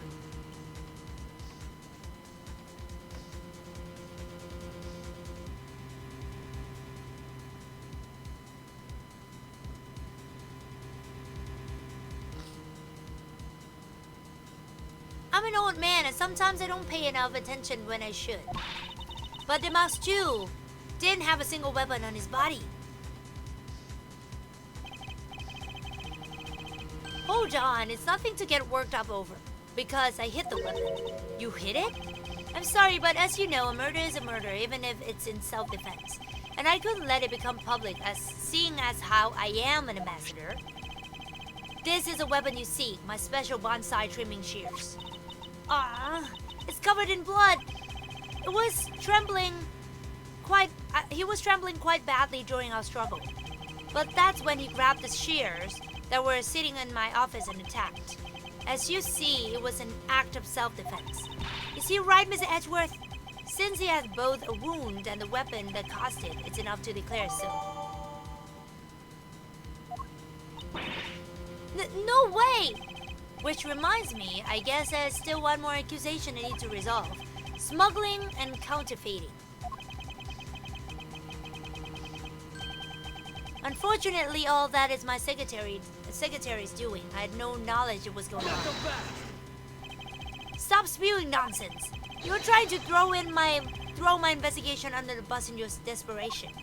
If you want to get real honest, everything in this case can be connected to you. The murder of the Master 2 was done in self-defense? In my trials, no man escapes his crime alive. Perhaps so, if you were my opponent in court. However, there's one very important fact that I think you may have forgotten. And what is that?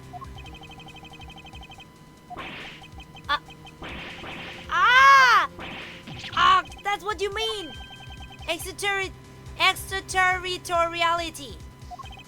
That's right.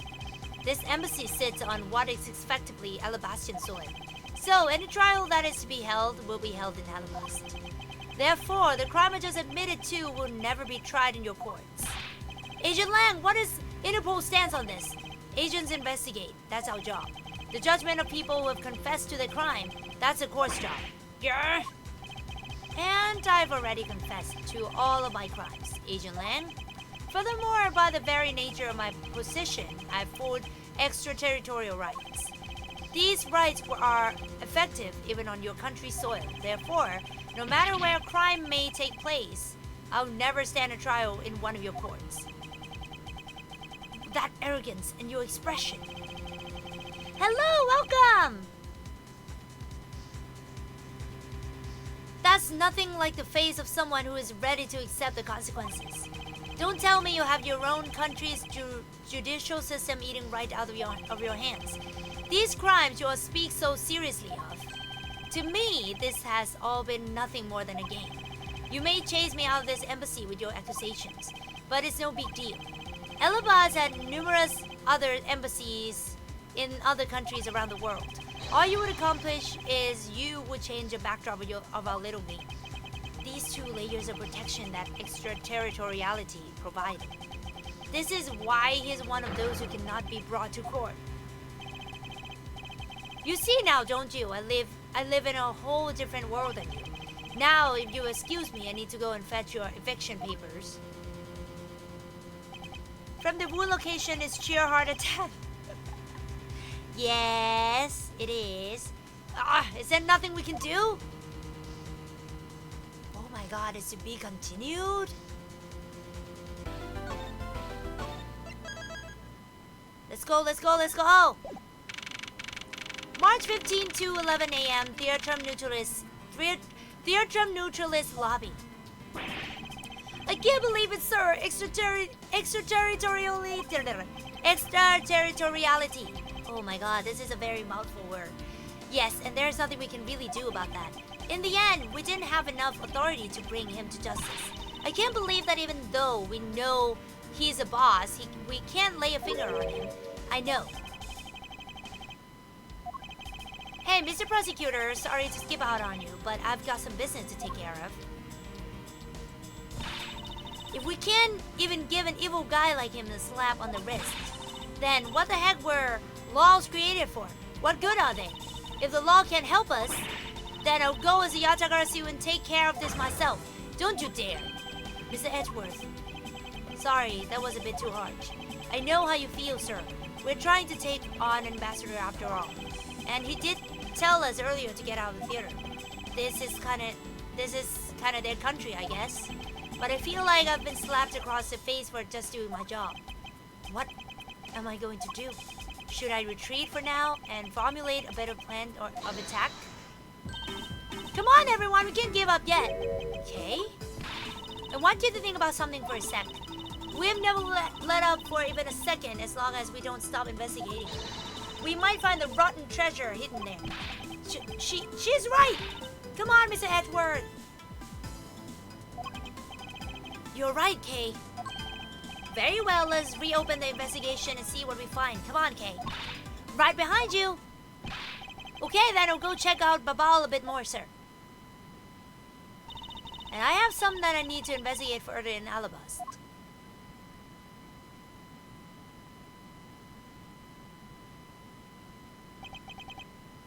Yes, it is very intense. Now then, Before I gather any more information, I should do a bit of a housekeeping. Okay, nice.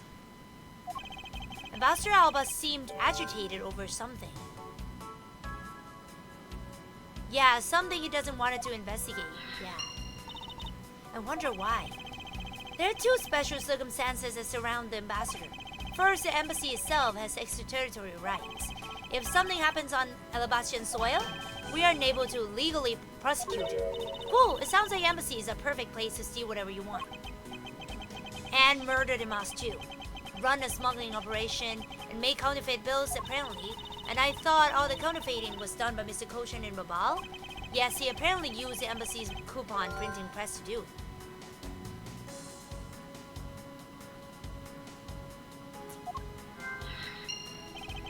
But it's the same story over there anyway. Babal also has extraterritorial rights. Which brings me to my next point, the ambassador's extraterritorial rights. Those rights are effective even in our own country. Really? No matter what happens, he can never be tried in our courts. He retains some very special rights indeed. Basically, no matter what wrongs he may commit, we can't bring him to trial here. So I guess we really don't stand a chance, do we? We might stand a chance if we can somehow nullify either one of his special rights.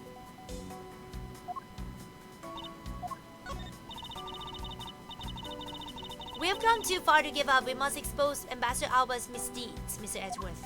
Yes, of course. And we've got to find a way to seal the truth and get it out there for my father's sake. Yes, and we will. The reason for Ambassador Alba's nervousness must still be here somewhere. Furthermore, I need to pin down exactly what happened in here. I'll start by thoroughly examining this room for any information I can find. Mr. Edgeworth, if you don't pay attention, Ambassador Alba is gonna get away. Yes, I know. Now hurry up and do that swing things you always do. I have no idea what you're talking about. What? You don't? Oh, come on. You know what I'm talking about, that thing you do. Are you talking about logic? Yes, that's it. So hurry up and let's swing already. All right. To be honest, it's been a bit hard to connect everything up until now by just looking. However, I should be able to piece things together if I take another look at my leads. Perhaps now is the time to use logic and reason my way to the truth. Okay.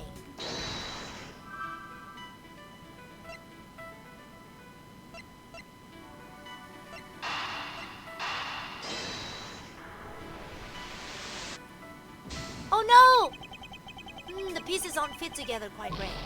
Oh no!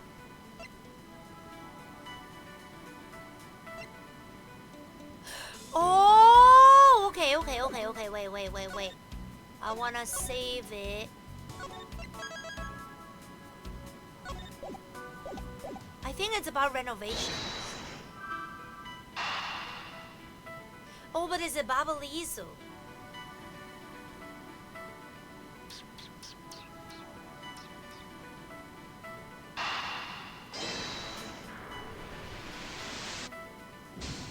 No!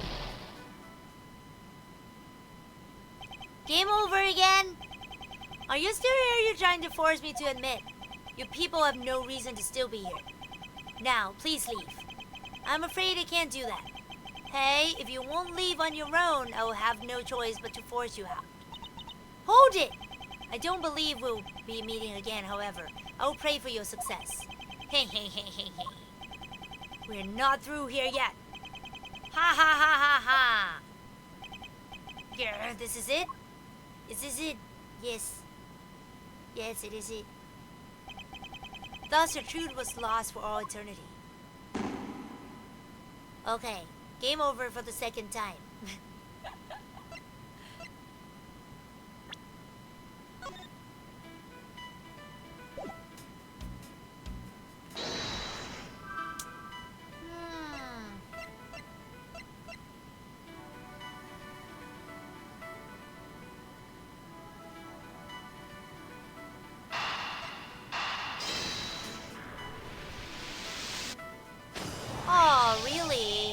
We know that the counterfeit bills were printed using embassy's press, but the necessary materials, such as the Babalese ink and paper, must have been hidden in a secure location. But what do you think would have happened if the renovation had begun? Well, he probably had to find a better hiding place or get rid of it all. Alright, so we can assume that the renovation was the cause of the plate and bill's disposal. And the reason Mr. Koshin was killed as a ringleader of the smuggling operation. Based on what we know, who do you think was the one with the most to gain?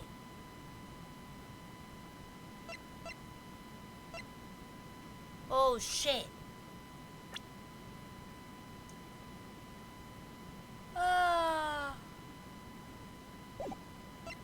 Of course it's Kirkus Alba. It's the one person who has been erasing all evidence of the smuggling operation. From both embassies, the co-conspirator who is mopping up Ambassador Alba. Ambassador Alba had a very strong motive to kill Manny Kojin.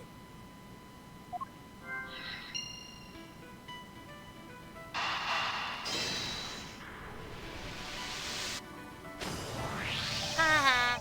The cause of Ambassador Alba's agitation, the rotten treasure we may find. And the motive for killing Mr. Koshin. Miss Yu said it herself that she didn't kill anyone tonight. If we were to take her words at face value, then the reason for the ambassador's nervousness can only be one thing. He didn't want us to discover the real circumstances under which Mr. Koshin was killed. Then you mean Miss Ambassador Alba is a real killer? But I thought the two of them were friends. Maybe they were, but what if Mr. Koshin was the one who first betrayed that friendship? Oh, I get it.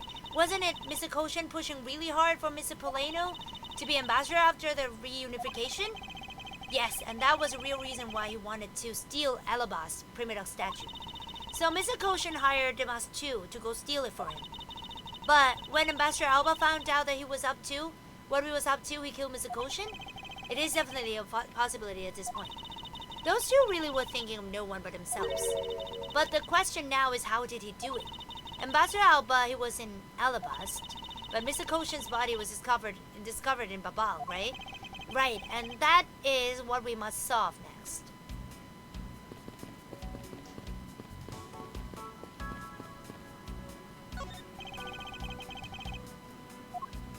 Okay. Whew.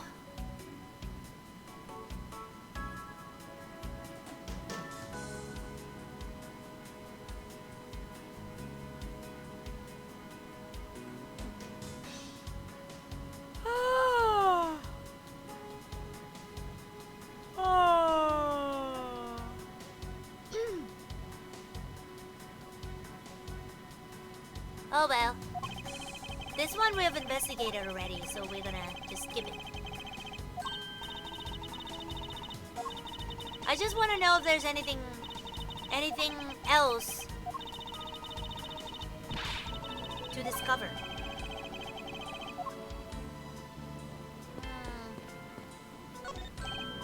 Hello and welcome to the Embassy of Babal. I'm sorry, but I don't really need to enter your country at this time. Right now, for a limited time here at the Babalese Embassy, we're offering the very special Experience the Terrifying Fire's Ashes store. What? So how about it? Shall I sign you up? We are fine, thanks. We have an investigation to run. Oh my god, what the heck is this? This was taken just before the two ambassadors gave their bouquets to the steel samurai. Wait, is this just my imagination? Or is it something in this picture that I've seen before? What is it? Huh. There's that troublemaker standing there smack in the center making two-piece sign. Wow, the steel samurai stands out even more than the two ambassadors in this picture. Oh hey, the person playing the steel samurai is one of your friends, right? No, I have no idea who he is. Wait, but you just said he! You knew which gender he was, so you must know him, right? I beg that you please refrain from talking about that person with me ever again. I can't believe he was pretending to be a harmless old grandpa. Talk about deceptive. I don't suppose anyone expects him to change that drastically. I bet he's thinking of something evil behind that cheery smile. Okay, please try to remain calm and focus on the here and now. Yeah, you're right, sorry, I got all worked up here. Well, the only way we're going to be able to steal the truth is if we keep on investigating. It appears to be a bouquet of Persian cyclamens and roses. Wow, you even know the exact species? I never would have figured you for an expert on flowers. Yeah. It's all because of those flowers that old lady sends me every month. Just look at me. I sound like some sort of botanist. So, what exactly is this yellow flower here? That one. I'm not sure. Yeah, but it looks like something's missing. What, you don't know? It's a pig! It is a pig! As far as I can recall, I've never seen a flower like this before, but I feel as though I've seen its shape somewhere before. Yes. Mr. Polano has a really great smile, don't you think? Yeah, he's a handsome lad. I bet he was really happy that they were going to become Kodopia again. Perhaps, but instead, he became the greatest victim in today's case. An ambassador like him, who is always thinking of his country, is really to be admired. Yeah, although this happened, I hope they'll be able to reunite the country someday. I hope so as well, but for that to happen, we need to solve this case first. We need to see to it that those who would harm the new Kodopia are locked away. And we will! It seems that lilies are at the center of this bouquet with an accent of chamomile. Wow, I can totally smell the wonderful fragrance. Okay, this is just a picture. Ah, look, I know that. But it's nice to imagine things once in a while, you know? What's your sense of empathy? If you can smell the fragrance of flower from a photo, that's more like a hallucination. You don't have to be mean about it. Let's just drop this before it's in full bloom.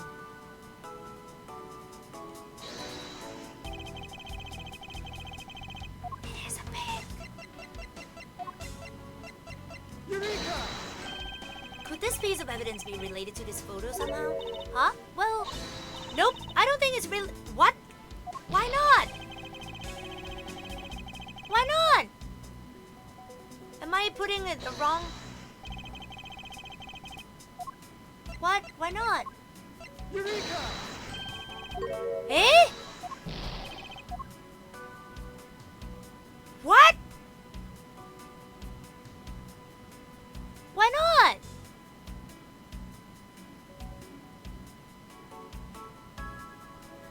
Huh? What happened?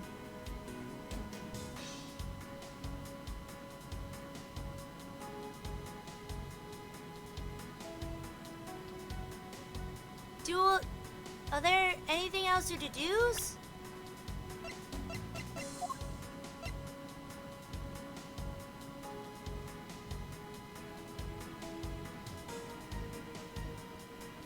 Eh?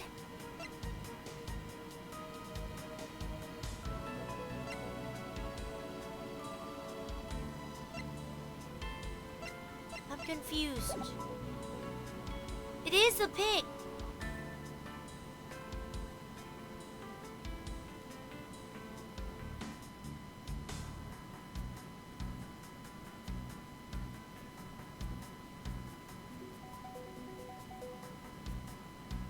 Can you check the knife for me? Which knife? This knife? Oh, it is! Give Alibas more presents. That's it. But one is gone from this one too. But it is not the pig.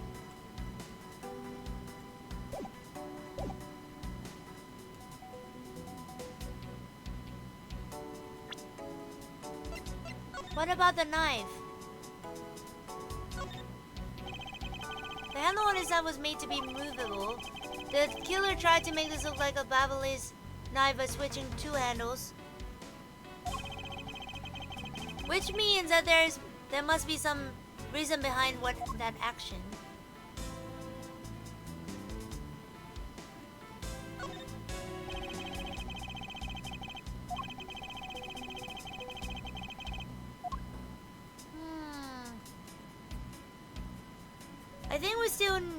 I think we still know Pin is a guitar pig. Yeah, the pig it is from Is it a guitar pick? But is this a knife that I have to present? Eureka! Oh yeah. Babao's actual symbol is a butterfly and Alabas is a flower. It would appear that someone is employing the old hide a tree in a forest trick. What are you mumbling on yourself about? Wait, what? The handle on this knife? Ah! Yes, it's a handle that was supposed to be on the blade that killed Mr. Koshin. The weapon that killed him was carried through the Teatrum Nutris, in the very bouquet Ambassador Alba was carrying. Oh. The flower, but it looks gold. It doesn't look like wooden at all. The flower motif.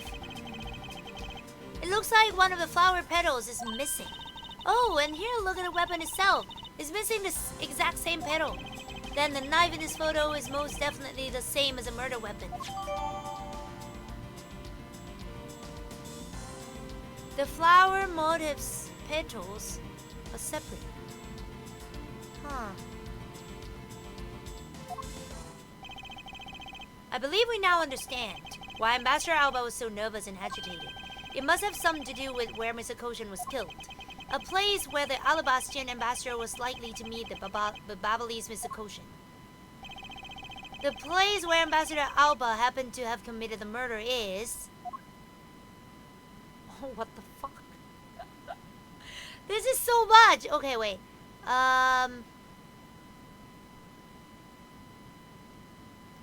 Okay.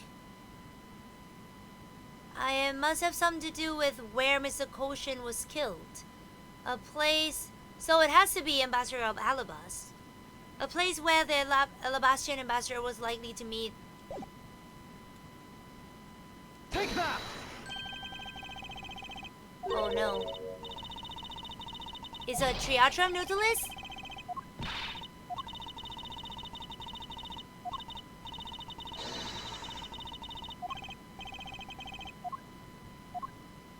Wait. Happened to have committed the murder. A place where the Alabastian ambassador was likely to meet the Babalese Mr. Koshin.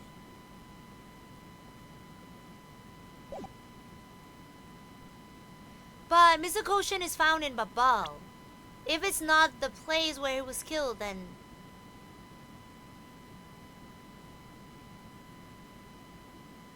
Then the knife in this photo is most definitely the same as his murder weapon. I believe we now understand.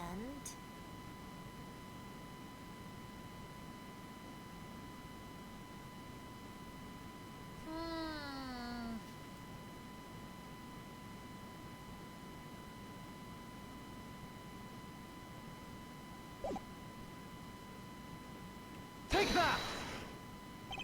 The only place that makes sense is here, at the Teatrum Nautilus. What? Where? The Goodwill event was being held today here, correct? So the only place that both of them would have been is in here. But if that's the case, then everything changes. This theater isn't actually Alabastian land. So that wipes out one of those extraterritorial rights he has. It makes logical sense, in which case it is a reason for us to investigate further. So what should we check out? Let's see. I believe we should check the immigration records for both Alabas and Babal post-haste. Babal's records should be easy to obtain, however, the problem will be the Alabas. I wonder if they would allow us to see their records despite the order to vacate. Objection!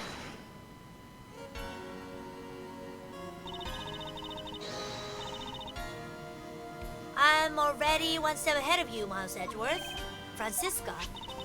I have here the security footage from both Alabas and Babal. You would do well to take a look at this contents. Okay. You move fast. A fond karma strives to be perfect in every way. It's not my nature to keep on retreating like this. I took the liberty of looking over the Babal investigation reports as well. From now on, you'll make no excuse to back down or say that we can't solve this case. Yeah, I'm sorry about earlier. We won't be beaten. Excuse my cute little subordinate is going to try his very best, isn't he? Because, not excuse, what? What is happening on my English today? Hasn't she patronized me enough already for a lifetime? So this video contains footage from Alabast's immigration screening area. I really hope there's something in here that we can use.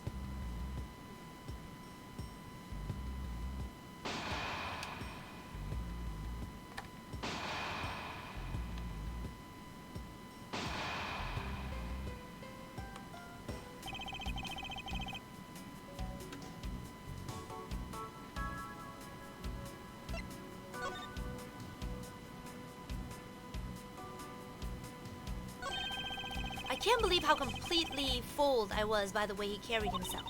He had me fooled too.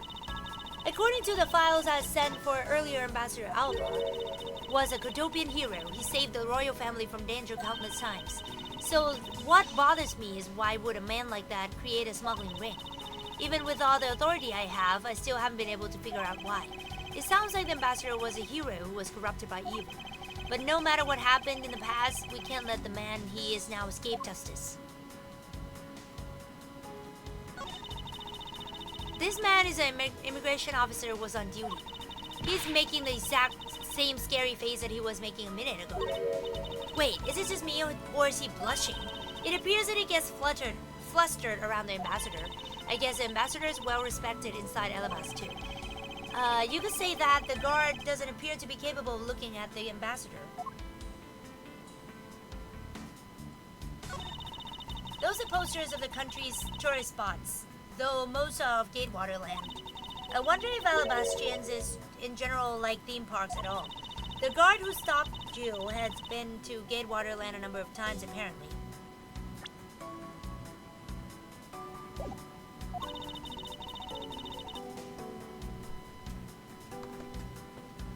I guess they don't have theme parks in Alabast, huh?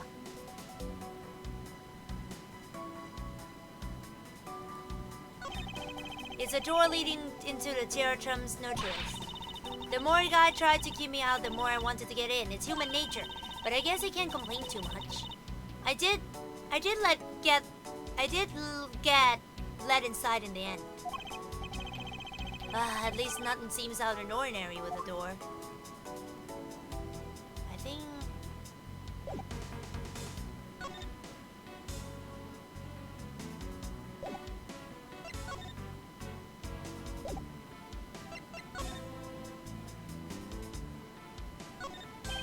Doesn't something about this lump shape strikes you at all as odd?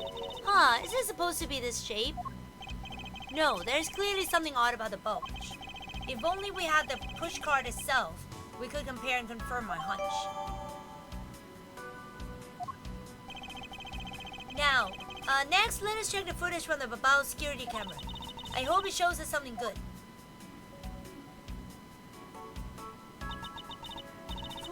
There wasn't a single sign of suspicious person or anything.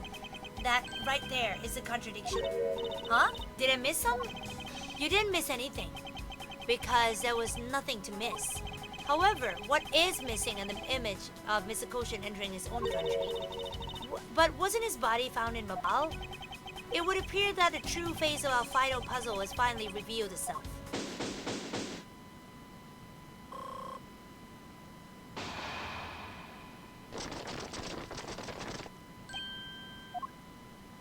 Wow, Ambassador Alba!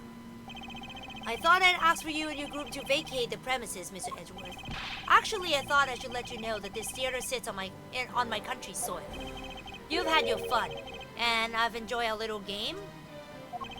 I dare say that you've even achieved a new high score. However, once you have recorded a score, that same game can never be replayed again. Do you understand what I'm saying to you? Your game is done, and it's game over. No! Objection! Where do you think you're going at this time of night? After admitting to my crime, I was overcome with regret. So I'm heading to the airport now to return home. I'm afraid I can't let you do that. There are still too many issues we need to discuss with you. You can't stop me, Mr. Edgeworth, and you know it. Ah. Please, may I have a little bit of your time, Ambassador Alba? Ambassador Polino! Even just a teeny tiny bit is fine with me. I already The already strained relationship between our countries is in a precarious situation, you know?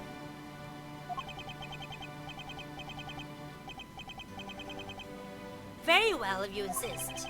I'll play just one more round with them and see what they want. Not that they will get any further.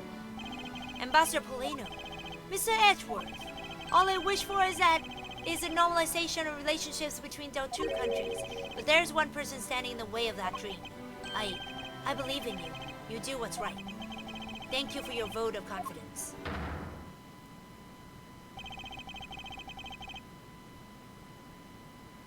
Now then, what was it you wanted to ask me about? I do have a flight to catch after all, so I'm afraid I'm going to have to limit you to just one question. That's more than enough because I only have one question anyway. I want to hear your alibi about how you can have killed Mr. Manikoto. Oh, I see. You seem to have a good hand this time around. This should be fun. This really is the very last chance we have to bring him down. I won't allow even an atom-sized contradiction to slip by. Come on, let's go!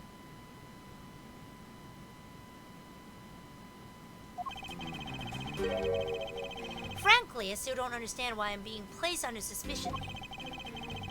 Under your hypothetical scenario, Mr. Koshin and I were fellow smugglers.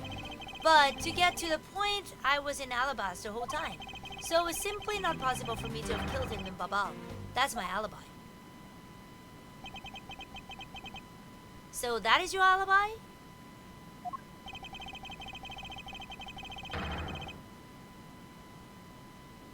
That is correct. It's simply not possible for me to have committed a crime in Babal. Now that we cleared that up, I'd appreciate it if you would move out of my way. I said hold it! What is it this time? I thought I told you I'd only allow one question. You did. But you still have yet to really answer my one question. What? Until you tell us the truth, I'll refuse to budge an inch from where I'm standing. Very well. I'll play with you just a little longer. Miles Edgeworth, as my subordinate and my representative of this country's prosecutors, you're forbidden to lose. Of course, that is something I've understood from the start. That guy's the one who ordered my father killed, isn't he? Yes, I believe so. The goal of the first Yatakarasu was the capture of the smuggling rings leader. My father and Uncle Bad, their legacy will live on. Through me! So that's why we've just got to catch him, okay? We will, I promise. Now, Ambassador Alba, let's have at the truth now, shall we? Hey. No matter how many times you ask, my answer remains the same. Rebuttal!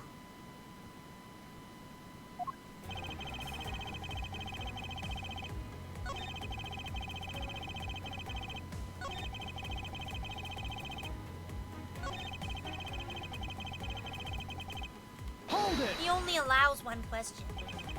You insist that it's not possible for you to have killed Mr. Koshin in Babal.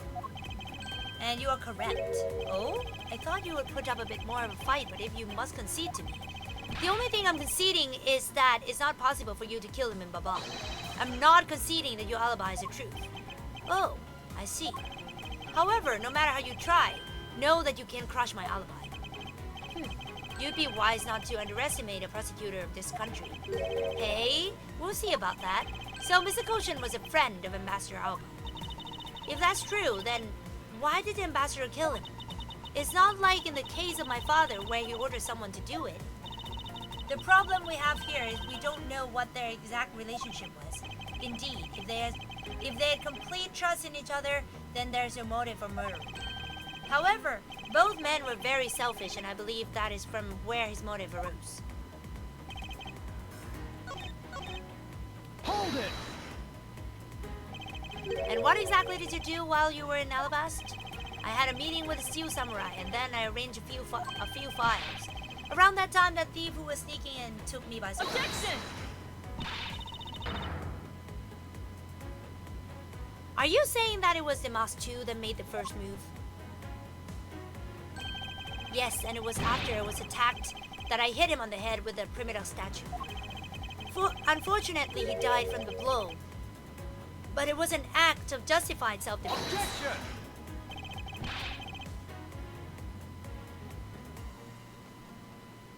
Calling it that doesn't cover up that you really did. Ha ha ha ha, cover up? No, my boy, I'm not covering up anything, I'm telling the truth. You weren't planning to admit to it, which is why you tried to frame the steel samurai. If you weren't an ambassador, I would be letting my whip fly loose on you right now. I'm terribly sorry that I didn't clean up the body better, but I'm a busy man. I had a speech to give in the Rose Garden after that, you know? Objection! Yeah, yet despite that, you still had time to kill Mr. Koshin, didn't you? Objection! Oh, he has a voice. Hey, a man is evil, and I'm sure you're familiar with the facts, but... Mr. Koshin was killed in Babal, while it was all the way in Alabast.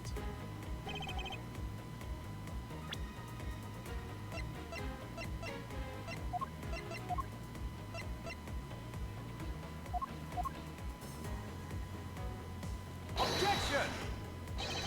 Oh no! Again?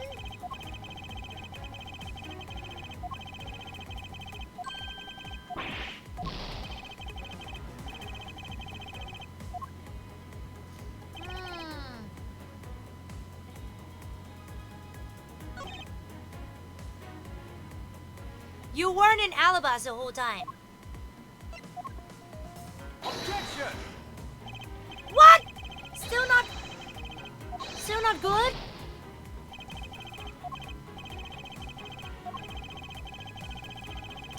What the heck?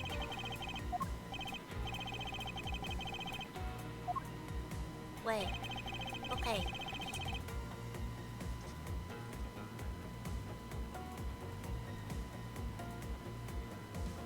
I was in Alabas the whole time. Hold it! And what exactly did you do? Objection!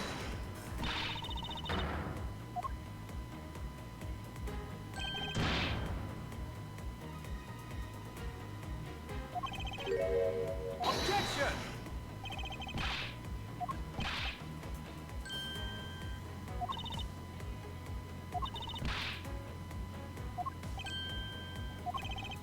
Objection! Objection!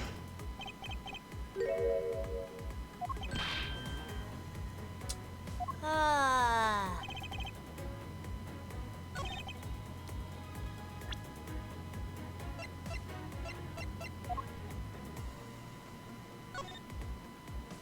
He was in Alabas the whole time.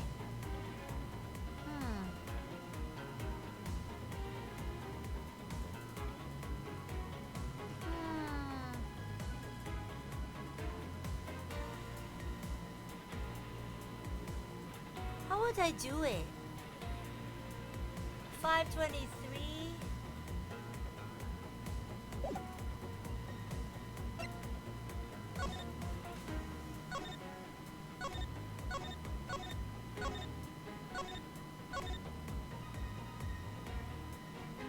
$5.25.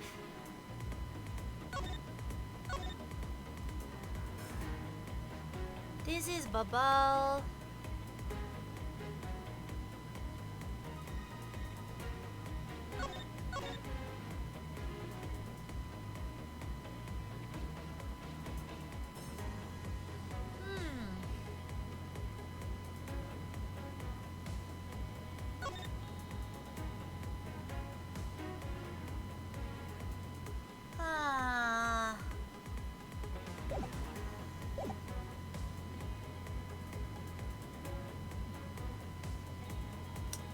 I was in Alabas the whole time.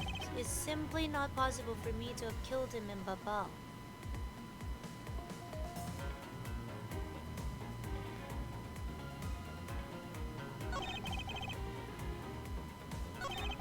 Let me press this Hold one it. again. You insist it's not possible for you to have killed Mr. Koshin in Babal.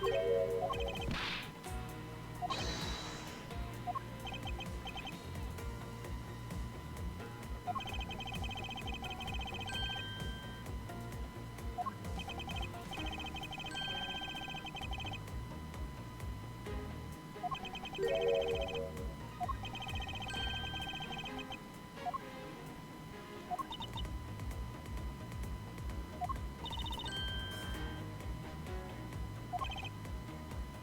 they had complete trust in each other.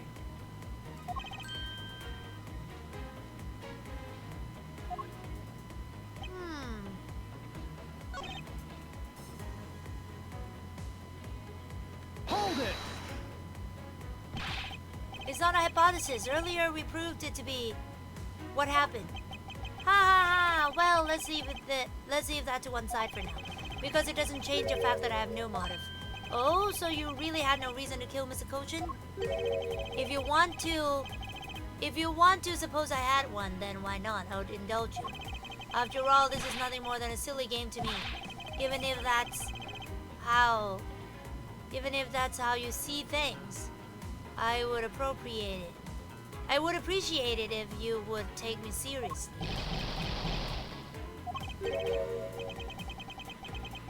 I'm sorry, I suppose you are in a bit of a pickle. Very well, a game is no fun if the playing field isn't level. Therefore, I firmly claim that I had no motive to kill. Now let's see you disprove it. How can he stand there looking proud when he knows he killed another human being? Well, I'm not going to stand by and just watch him get away with this crime. Maybe it's this one. Oh, okay. He appended the testimony. Are you serious that just because you were partners that you had no motive to kill? I'm only following your hypothetical scenario to its logical conclusion. Ha ha ha ha. Looks like he's not going to admit it himself that he was in league with Mr. Kojin. I suppose not. But I do know his relation to the smuggling ring and to Mr. Kojin. You mean he's a ringleader and that Mr. Kojin was his subordinate, right? Correct, but I know more than just that. Miss Von Kama, I'm sure you remember the safe in Mr. Kojin's office, correct? Yes. The safe had 2 compartments to it, didn't it? Yes. And why do you think those stolen goods were being stored in Mr. Kojin's office? Could it be because he was trying to cheat Ambassador Aoba behind his back? So Mr. Kojin didn't turn the goods over, but decided instead to keep them for himself? I suppose that's possible. It seems to me that both men were only concerned with their own wealth and well-being. Then that means that maybe they didn't have a trust relationship after all. What Ambassador Aoba had to gain? I believe that is his motive for killing Mr. Kojin. What are you people whispering about amongst yourselves over there? I'm sorry to have kept you waiting. Now then, let's continue with your testimony.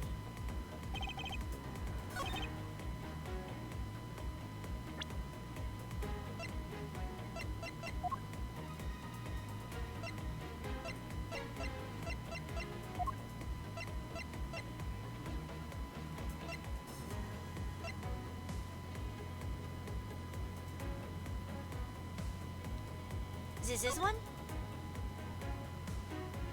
Because it's inside the thing as well. Drug related to smuggling of bubbly zinc.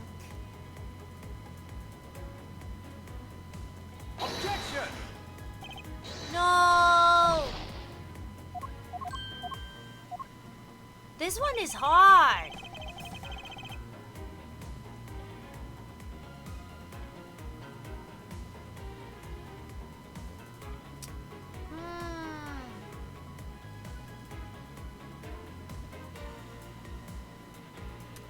This one is so hard. In that case, what would have had to kill my co-conspirator?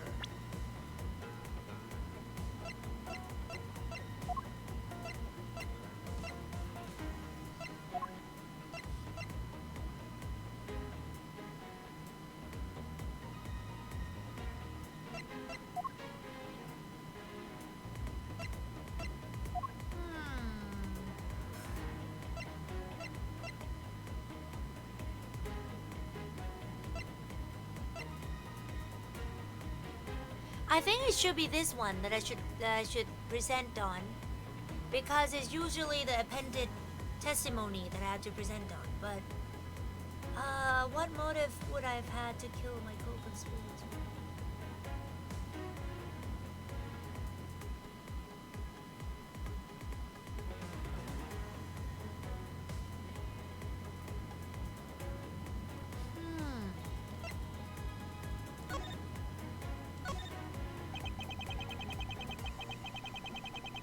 It's a counterfeit plate used to counterfeit Zhengfa builds.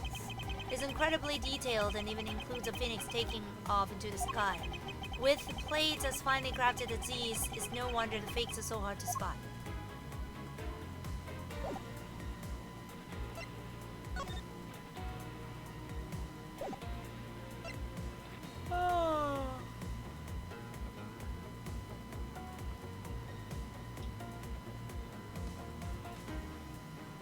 Motive that he would have.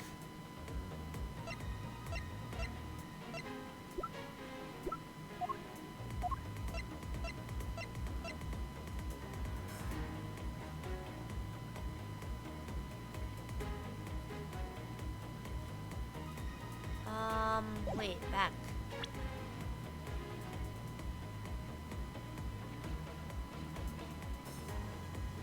Okay.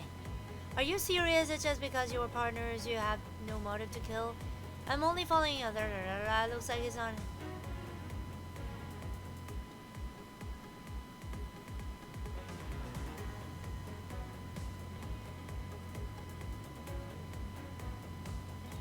Why do you think those stolen goods were being stored in Mr. Koshin's office?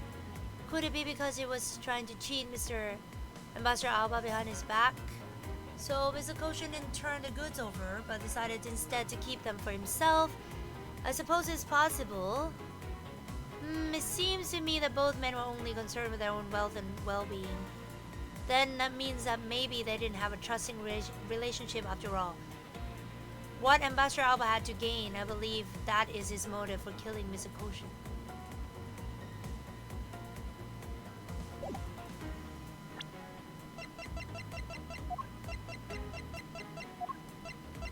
Objection! Ah! What the heck? What motive?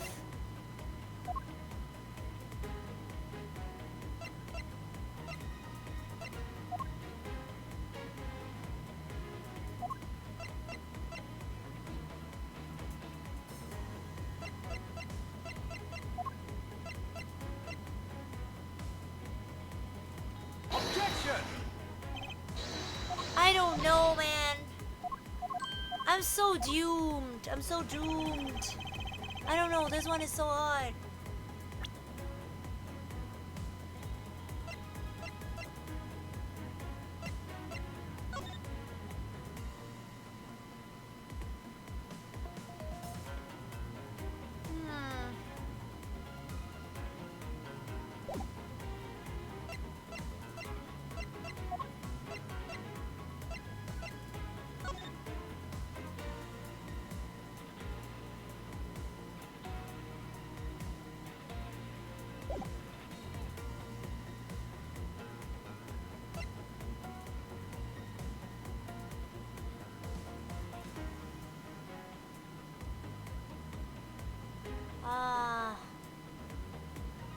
What motive would I have had to kill my co-conspirator? I don't know at all. I'm back. Thank you. Welcome back, everyone. I'm struggling right now. I don't know what to do.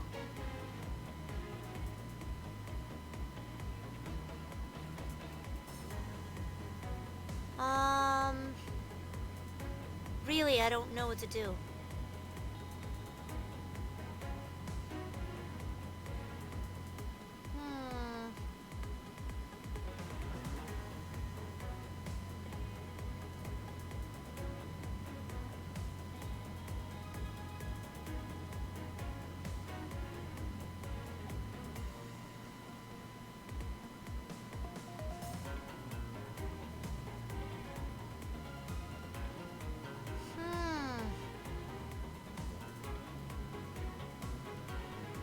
Was it this one?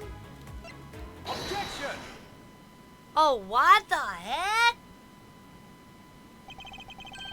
If you want to know, I believe you did have a motive to kill.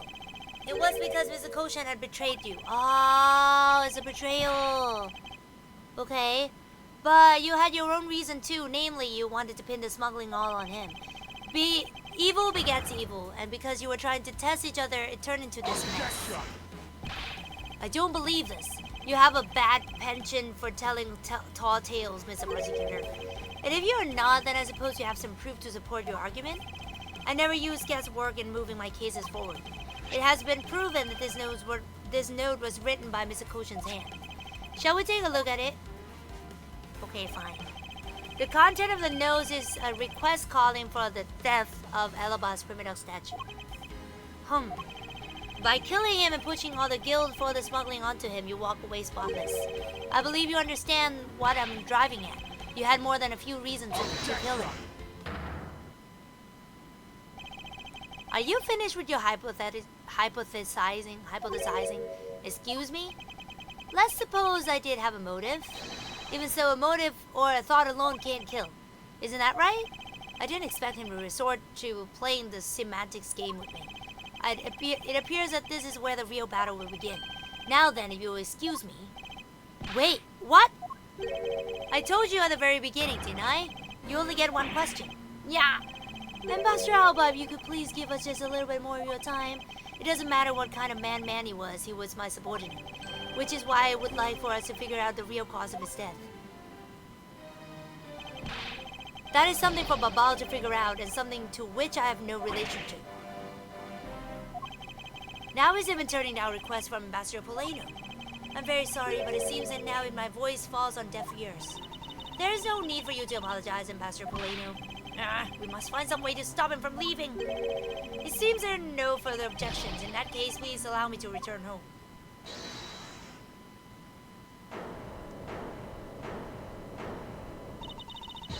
Hold it right there, Ambassador Alba. Okay? Like I said, Mr. Edgeworth, the Yatagarasu's legacy will live on through me. Yeah, but how do you suggest we stop him from leaving? You just leave it to me. Ambassador Alba, do you recognize this? No, and why should I recognize that tattered old organizer? Wait, where have I seen that before? That is the clue my father, Baron Faraday, left for us. Did you say Baron Faraday? Mr. Faraday's organizer. Don't tell me this is the one from the second KG-8 incident. The one in which you wrote about the Yatagarasu's key? Yes, this organizer belonged to the prosecutor you had Miss Yu killed 7 years ago. I have no idea what you're talking about. You say that like it was related to me. Inside this organizer, he wrote up every detail of every evil thing you did. What an amusing little girl you are. But that sort of trickery won't work on me. But you won't believe me. If you won't believe me, then take a look at this. And what's that toy there?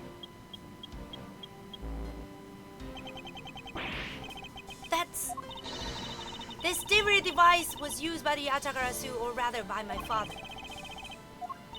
7 years ago, he used this when he snuck into this embassy. What? These two pieces of evidence that hold information of Yatagarasu Dakabani. If you go home now, I won't hesitate to send it all to Alabas right behind you. Little girl, get to the point. I want you to go up against Mr. Edgeworth one more time.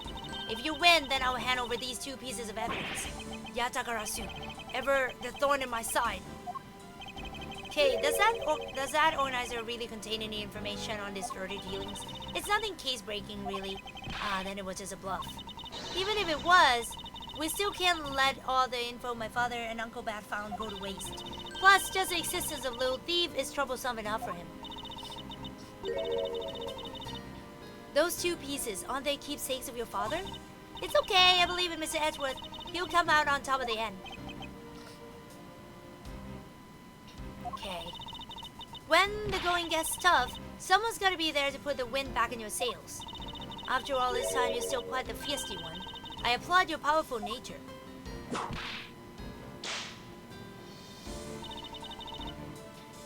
I refuse to lose this too.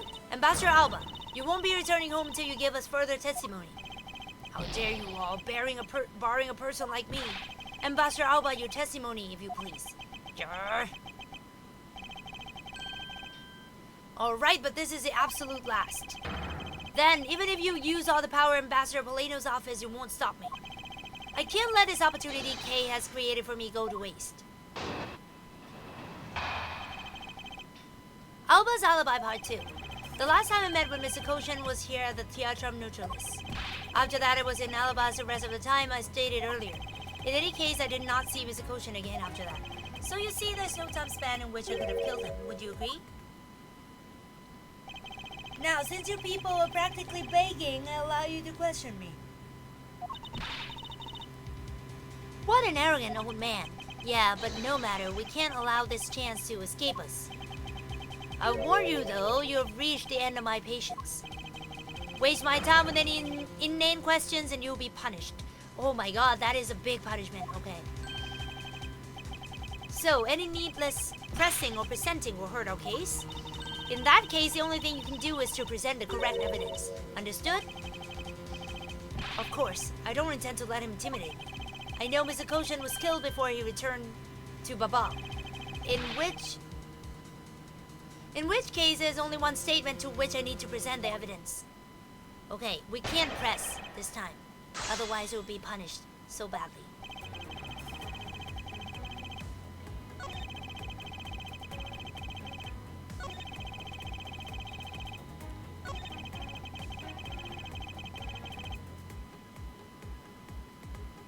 Oh no! What should I do?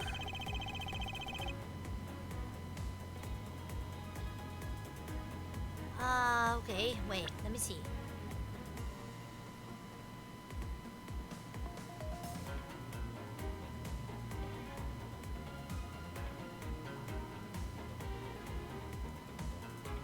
I know Mr. Koshin was killed before he returned to Babao. In which case, there is only one statement to which I need to present the evidence.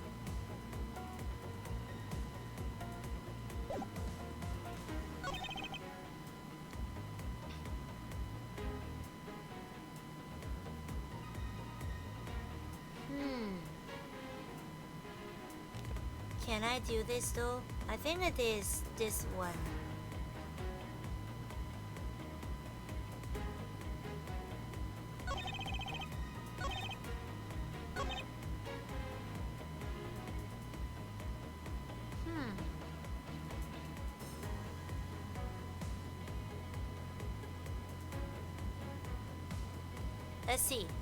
Let's see what we have.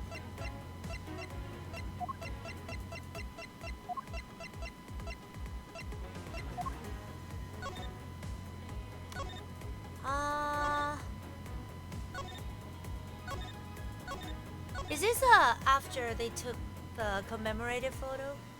I wonder. They took the photo and then they're back inside, right?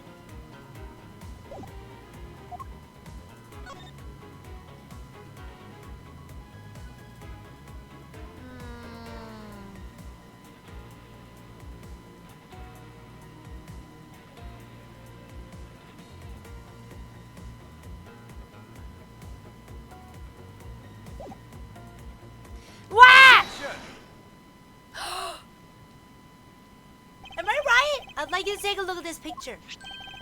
It's a rather nice picture, isn't it? It was to commemorate the restoration of relations between our nations. Oh, it's commemorative, all right. One that captures the proof that I need to show that it was you who committed the murder. Come again? This is a knife that killed Mr. Koshin. I see you recognize it as well you should, for it was you who brought it to this theater. You hid it among the flowers you were to give to Steel Samurai, meaning that you killed Manny Koshin here at the theater. Grrr. Wahaha! It's time for me to catch my flight. Objection! We're not through yet! Objection! It's game over for you, Mr. Edgeworth, but I thank you for the entertainment. Yeah. No matter how passionately you orate, or the end result will still be the same. Oh no. I won't be returning to this country ever again. That's right. This man is an ambassador, and he has extraterritorial rights. No matter how hard we chase after him, we won't be able to have him tried in court. Yes, that's exactly the face you should be making. The face of a worthless cur. Yeah. Now then, ladies and gentlemen, I must bid you farewell. Yeah. The courts. Is there no one who can lay a finger on this man? Is this really the end? Wow! Agent Lang! Sorry to keep you waiting, Mr. Prosecutor. Get out of my way. My plane is scheduled to take off soon. Sorry, but you're not going anywhere, Mr. Alba. I'm through playing games with you people. You can't touch me. If you do, it would spark an international incident, Agent Lan. Sorry, but no, it wouldn't. What? Hey, Mr. Prosecutor. Good job holding the fort down here until I got back. So, Mr. Alba, your diplomatic immunity has just been revoked. What do you mean, revoked? Spare me this nonsense. And let me through. Langju says, before aiming for the throat, chew the neck shield off first. Interpol headquarters and Imperial household of the Kingdom of Alabast took a while to get things rolling, but they finally moved on it. The Imperial household? What have you done? You have been relieved of your duties as ambassador, Mr. Alba. What?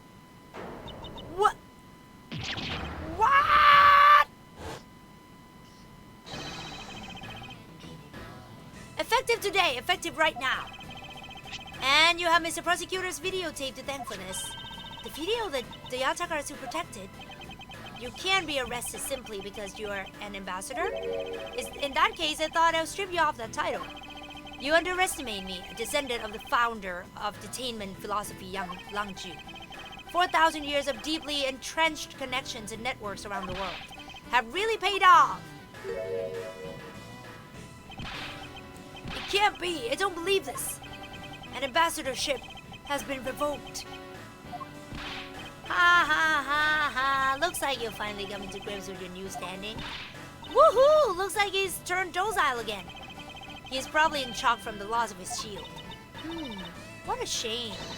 I had so wanted to use my whip on him. Why is this happening to me? I'm just a hard-working, honest ambassador. Do you really think you can still pull that on us now? We have already ripped away the mask and seen you for who you really are, Mr. Alba. Gah.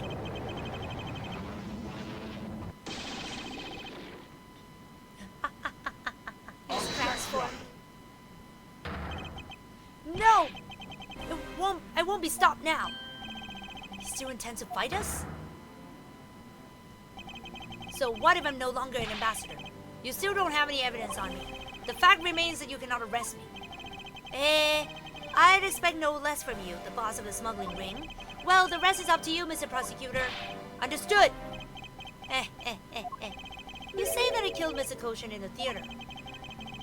But even if it's true that there was a knife in my bouquet, I left the bouquet in the theater.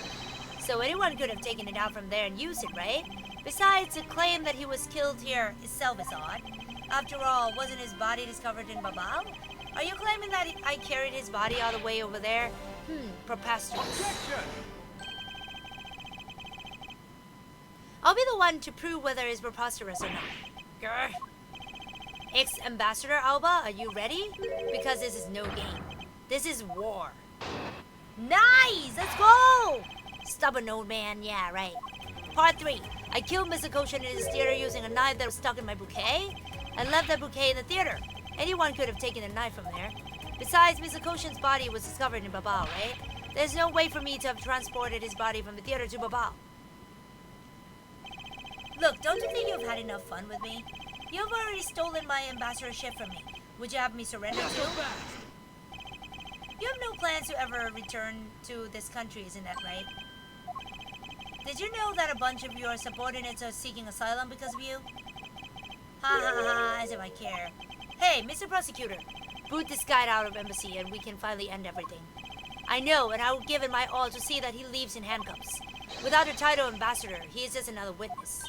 Yes, just another witness. Alright, what are we waiting for? Let's get this guy. And get him good.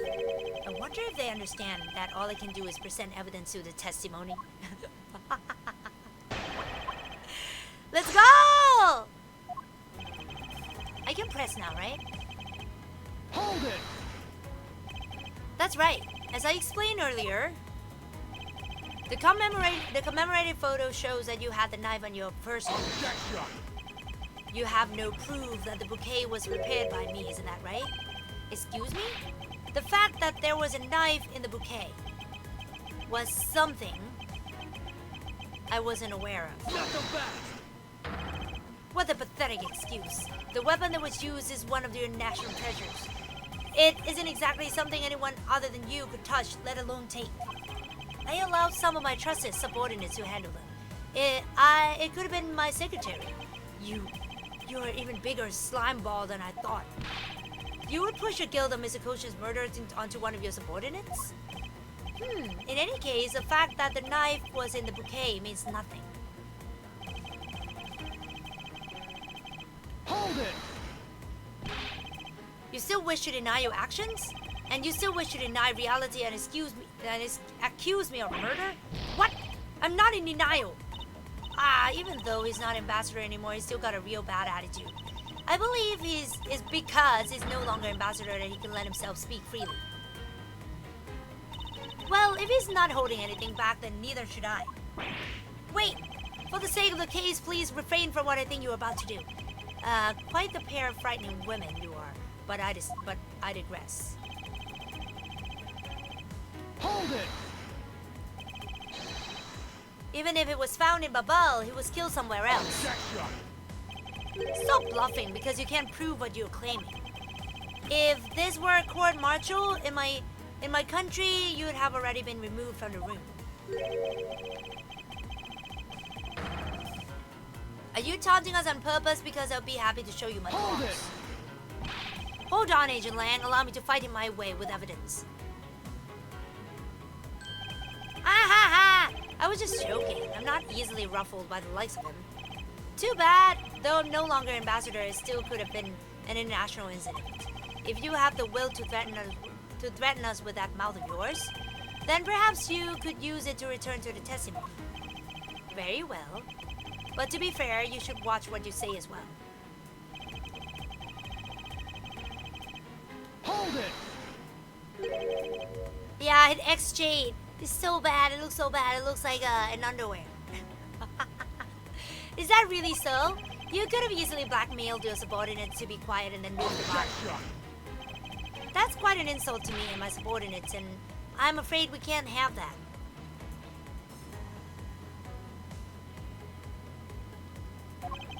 It's very difficult to enter my embassy as the guards always conduct a thorough check. If someone so much as makes an unnatural movement, it would arouse their suspicions. Come to think of it, there wasn't anything unnatural about him in the footage. Nah. But there's something unnatural about it in the footage. Wait, let me think about that for a second. Mr. Alba said that the guard would become suspicious if someone acted unnaturally. But then, by the same token, the guard would not become suspicious if someone were to act naturally. If we retrace Mr. Alba's movements, we should find some hints to solving this case. Well, right after the Steel Samurai stage show, he went back to Alabas, right? From there, he started preparing for his speech in Alabastian embassy. It does sound like it wasn't possible for him to have gone to the Babylonis embassy. He couldn't have gone to Babel, but the body didn't remain at the theater either. Is it possible that the body was temporarily taken to a different location first? Yep, it was taken to Babel first. It was taken to Alabas first and then back to Babel. Hold it! Oh, no. Objection! Sorry. I pressed the wrong button. Although it is a long one too.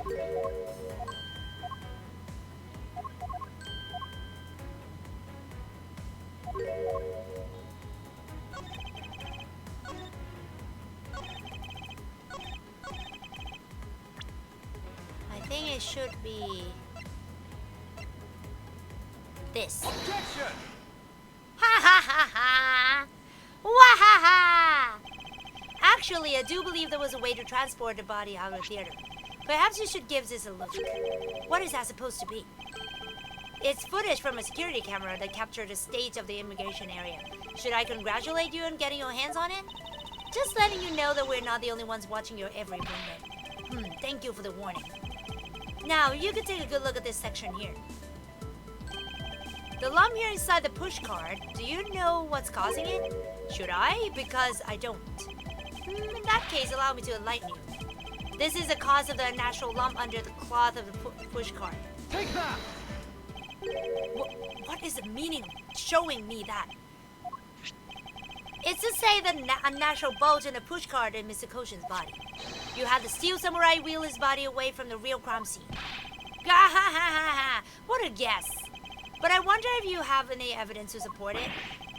I admit that for now, it is but a hypothesis, however.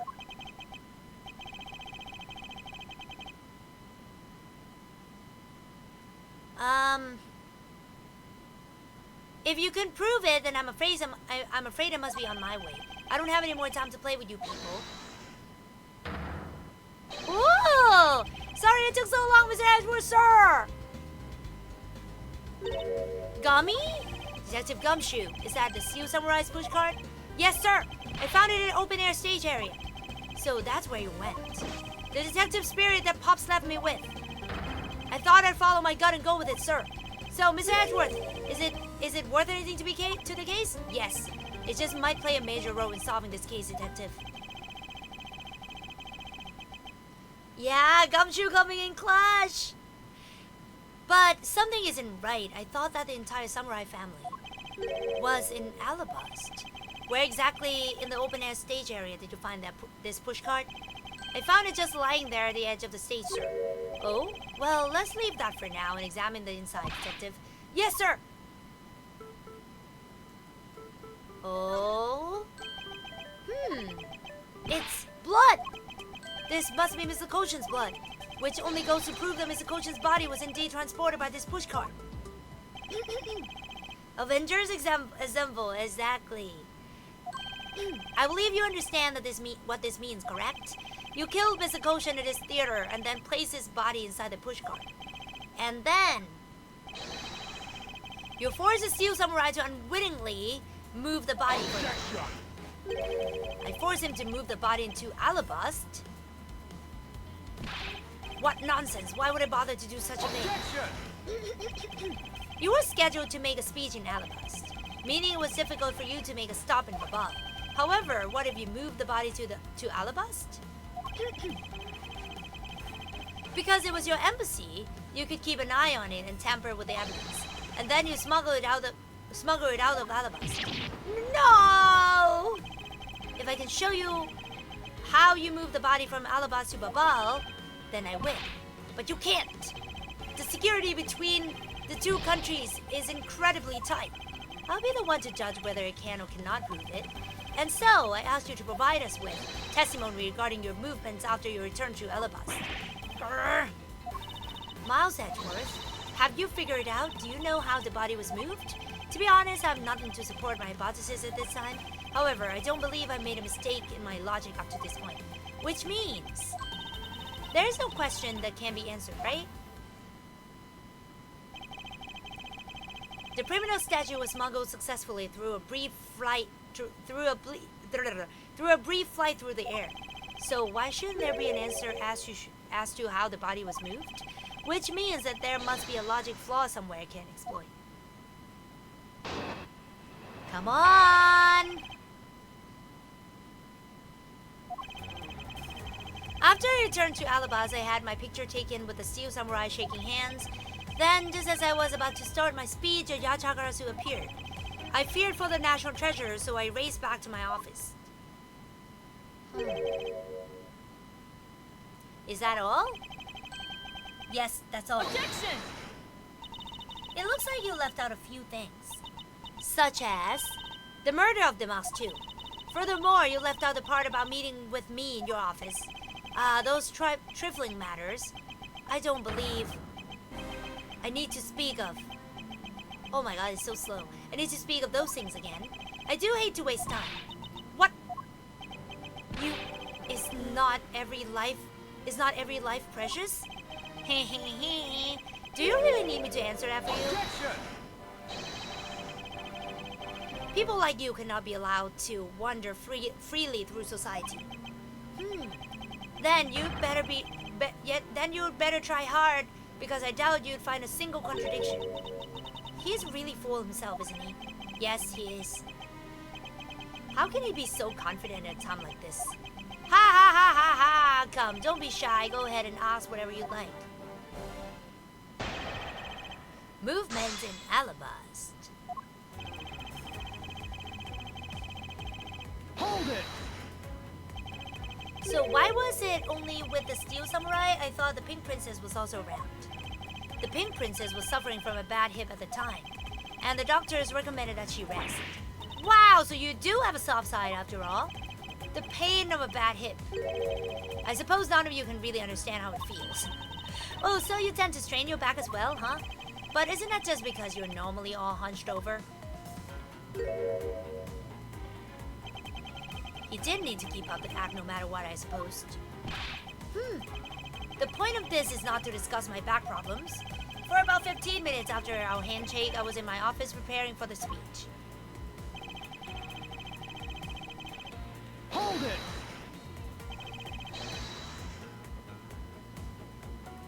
That Yatagarasu was just a trick that you had set up.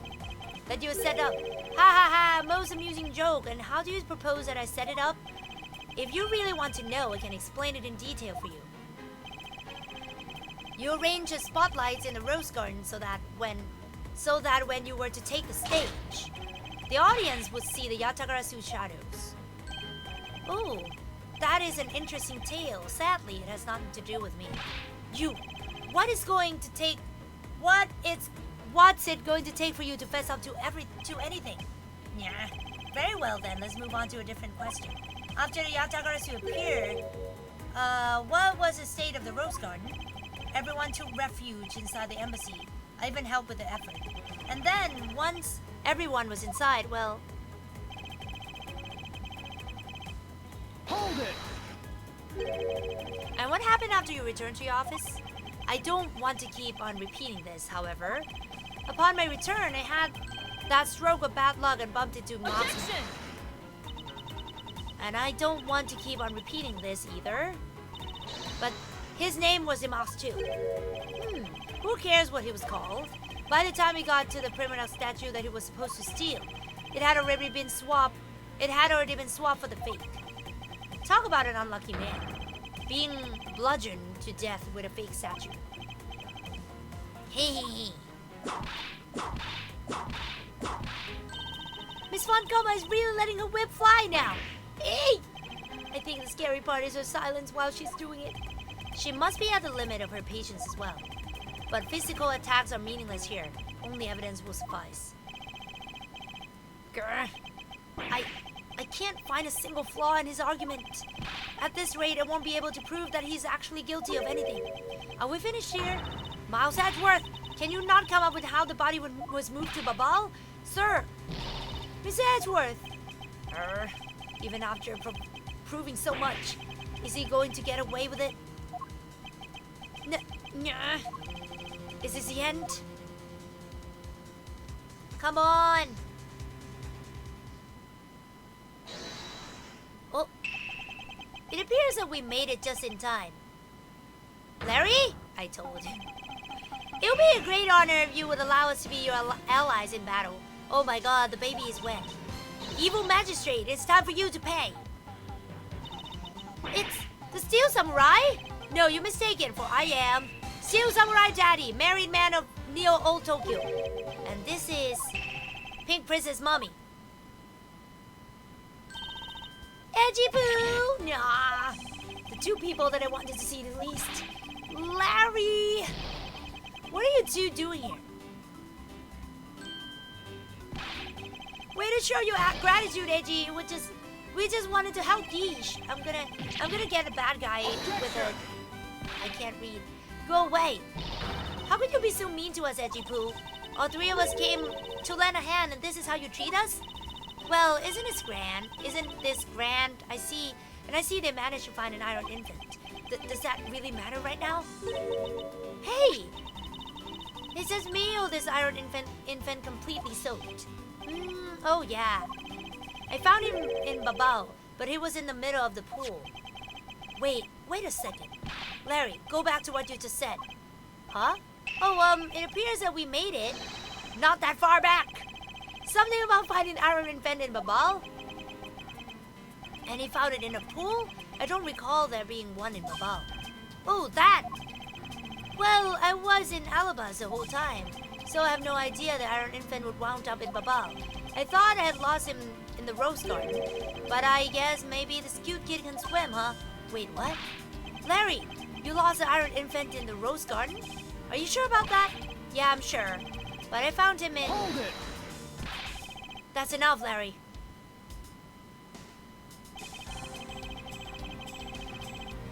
The iron infant that Larry lost managed to move between the two countries. Furthermore, the iron infant was found soaked in the middle of a pool. This is what I've been looking for. It's another smuggling route between the countries. The key to a route the iron infant took the travel from Alabas to Babal is...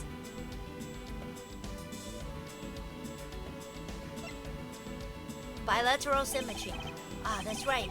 This embassy was built with bilateral symmetry in mind. Detective Gumshoe! Yes, sir!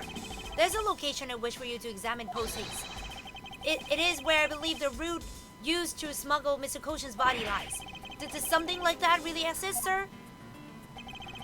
An embassy built on bilateral symmetry, meaning that this is where we need to examine.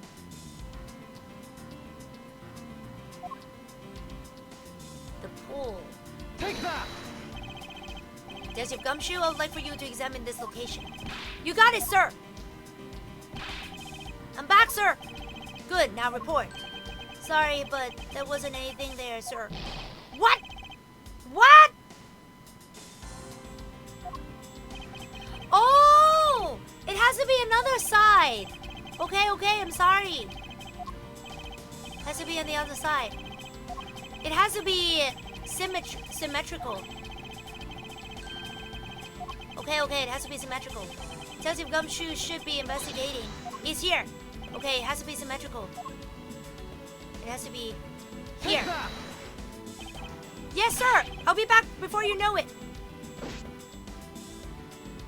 It's too late. It doesn't matter now what you do. It's all a waste of time. You will stay here with us and wait.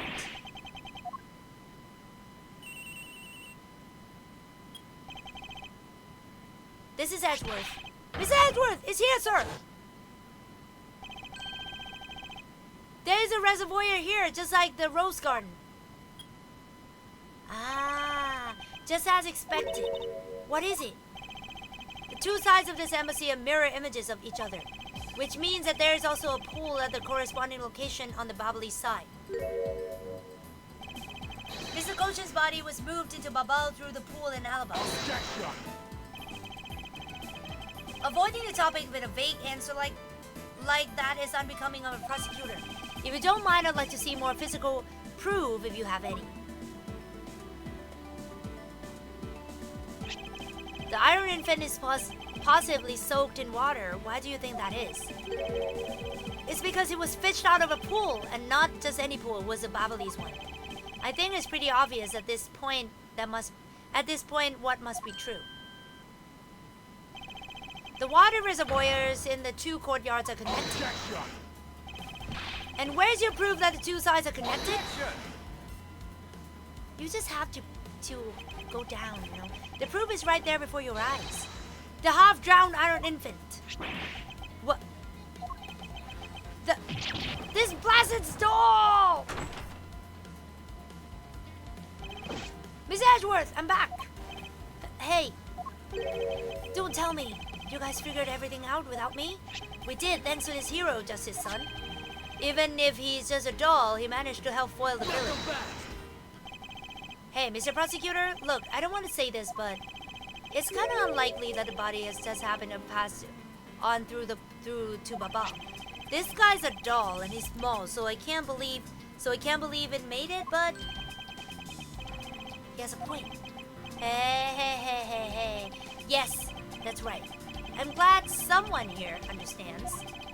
Mr. Edgeworth, are you going to next propose that a dead body can swim through a pipe? You see, Mr. Prosecutor, I'll chase after this man. It's far from over. Asian land. Why is he helping Mr. Alba out now? He's not. He realized the flaw in my argument and is helping to move the logic along. In which case, I should return the favor and find an answer. And another thing, Mr. Koshin's body was found in his office in Babal. So what happened to his body after it was transported to the open air stage? Mr. Alba hasn't had an accomplice in Babal, remember? You mean Sheena, right? With her there, you can see how it was possible to move the body up to the office. Are you seriously claiming that she swam through the connecting pipe with the body? He's right, Miss Sheena would drown if she did that. It's hard to imagine that she swam through the connecting pipe. It looks like your hypothesis about how the body was moved is still only half-baked. In the end, it's all just a befuddled musing of an accusatory man. Now then, I believe you should give up and allow me passage. Because from the start, there was no feasible method of transporting the body. What? Mr. Prosecutor, recall Sheena's movements. Nah. What was happening in the embassy around the time Miss Sheena was in Babal? Oh, if only there was a way to get rid of the water in the pool. Get rid of the water? Aha, that's it. Now I believe this time we really are done, right? Unfortunately for you, it's far from over, Mr. Alba. You are most persistent man. Are you saying that you have thought of a way to move the body through the water? Move the body through the water? That is completely unrelated to how it was done. Excuse me? The reason I say that is because there wasn't any water there at the time.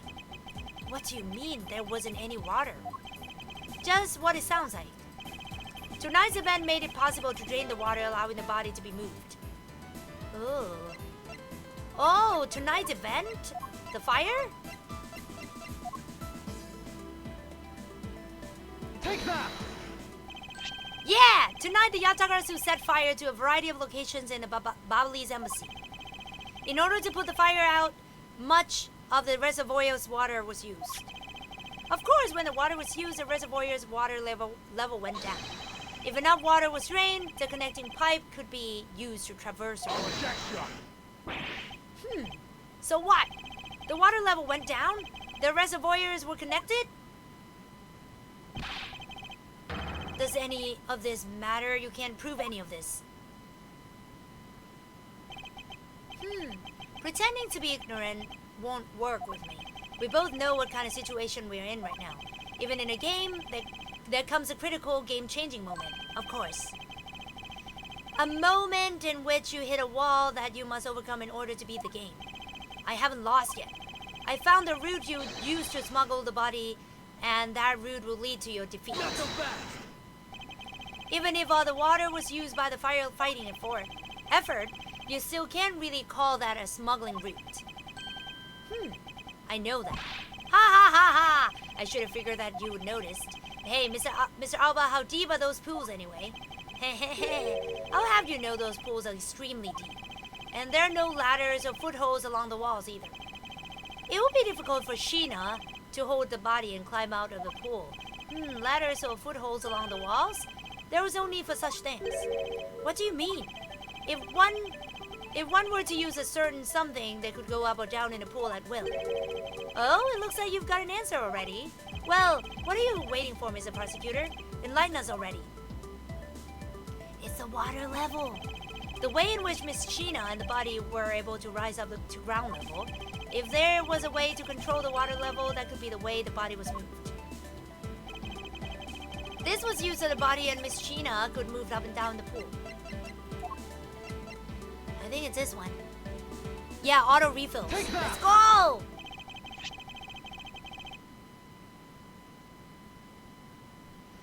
Mr. Alba used a fountain spout the fountain spouts in a manner of speaking. He used the fountain spouts? How so? The water level in the pools can be controlled by opening and closing the spouts. Miss Sheena and the body were lifted upward by the buoyancy in water. The fire on the bubbly side and the firefighting effort. These were set in motion all for the sake of smuggling Mr. Koshin's body. Grr. Shall I show you where the final destination of my train of logic leads? First, Mr. Alba closed the fountain spouts in advance in preparation of things to come. Then he took the pushcart and that was brought to the rose garden and pushed it along with the iron infant and Mr. Koshin's body into the pool. At this time, Miss Sheena was busy conveniently starting the first fire in Babal. She then made for the open-air stages pool to wait for the firefighting effort to begin. When the firefighters used the water in the pool, the water level went down. And by the time the fire was put out, the pipe between the two pools was exposed. This is when she pushed the pushcart from the Alabas to Babal. Once that was accomplished, Mr. Alba simply opened the fountain spouts once more. Wow.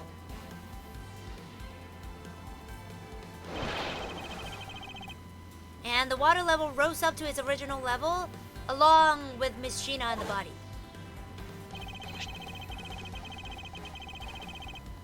After that, Miss Sheena used a pushcart to carry the body up to the secretary's office. There is an elevator in the embassy after all, so you see, even with her small frame, she could have easily transported Mr. Koshin's body. And that wraps up my thorough explanation of how the body was moved. Grr. No! Well, ex-ambassador Alba, what do you think? Not so untouchable without your precious extraterritorial rights to protect you, are you? I knew you could do it, Mr. Edgeworth. Way to fight back. You excuse me of moving the body across the country. You accuse me... Yeah, whatever. When you get down to the nitty-gritty, you don't have what it takes to indict me. The nitty-gritty? What does this old man want now? Proof, I believe, is what he seeks. Yes, proof. Without any who is to say whether or not any of what you said really happened. He wants proof? What are we going to do, Miss Edgeworth? Mr. Edgeworth? There's no need to worry. I've had all the proof we need all along. Proof of what? The body wasn't the only thing to go through the pool's connecting pipe tonight. Just as Detective Gumshoe found a pushcart in the open air stage area. So too, did I find one other item here. And that piece of evidence is what will prove that the pools were the smuggling route. Oh, the pick! It was a knife that was transported there. This one's another thing that was smuggled over to Babal's open air stage area.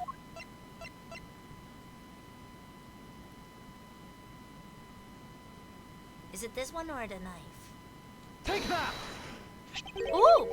And what exactly is this? You have no idea, do you? This little piece that I found on the Babbly side will be your undoing. The guitar pick? Would you care to explain how that is going to do me in, as it were? Much to your chagrin. Perhaps, but this is not a guitar pick. What? This is something I found on the open-air stage which was transported with the body. I naturally assumed that you would recognize it since you took the photo with it, after all. But since you don't, allow me to show you what this fragment from the stage area belongs to. Take that! Let us take a good look at the murder weapon that was used to kill Manny Koshin. On the handle of the knife, there's a beautifully blooming flower. However, it would appear that it's missing a single petal. Now, let's see what happens when we try to fit this pick in that open slot. It's a perfect fit! I assume that the petal must have fallen off the flower during Mr. Koshin's murder. But then it was accidentally placed into the pushcart along with Mr. Koshin's body. That's an interesting story, nothing more. Oh, I assure you it's more than just a story, because for some odd reason, this flower petal was wet when I found it. It was wet, you say? Yes, and the only place it could have gotten wet from is the open-air stage's pool. Now I ask you, how did a part of the weapon which was smuggled into the theater wind up in the open-air stage area on the Babylon side of the embassy? I don't think I need to waste any words explaining this, as this pedal explains it all for me. It proves that someone went from Rose Garden's pool on through into Baba. Impossible! The people of Jungfa have been waiting to see you face to face, Mr. Alba. I'll tell everyone back home we'll be there soon. You should be happy. They should be happy. Why? This is a little late to be asking that question. You should have known from the very beginning, when you took your first life. No matter how you may plot or how you may try to cover it all up, you can never hide from your crime and what you've done.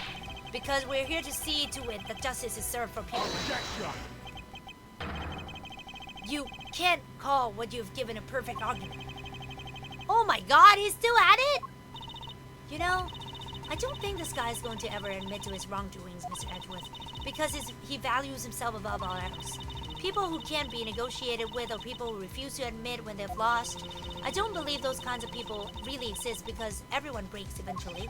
You're right. In that case, I have no choice but to use all the evidence I have. I'll use it all until he breaks under the weight of his crimes. Mr. Alba, I request that you testify once more. Oh my god! This really will be the end of the line. Yes! It should be! Oh my god. To be continued? Are you freaking kidding me? Okay. March 15, 3:33 a.m. Theatrum Neutralis Lobby. Mr. Alba, I request you testify once more. As if there is anything else for me to testify about. I still have yet to fully prove that it was Mr. Alba who murdered Mr. Koshin. Well, I would like to hear about your movements before the murder occurred. I wonder if you could tell us about what you did there at the Theatrum Neutralis? Very well. I suppose I could tell you about that. Hey.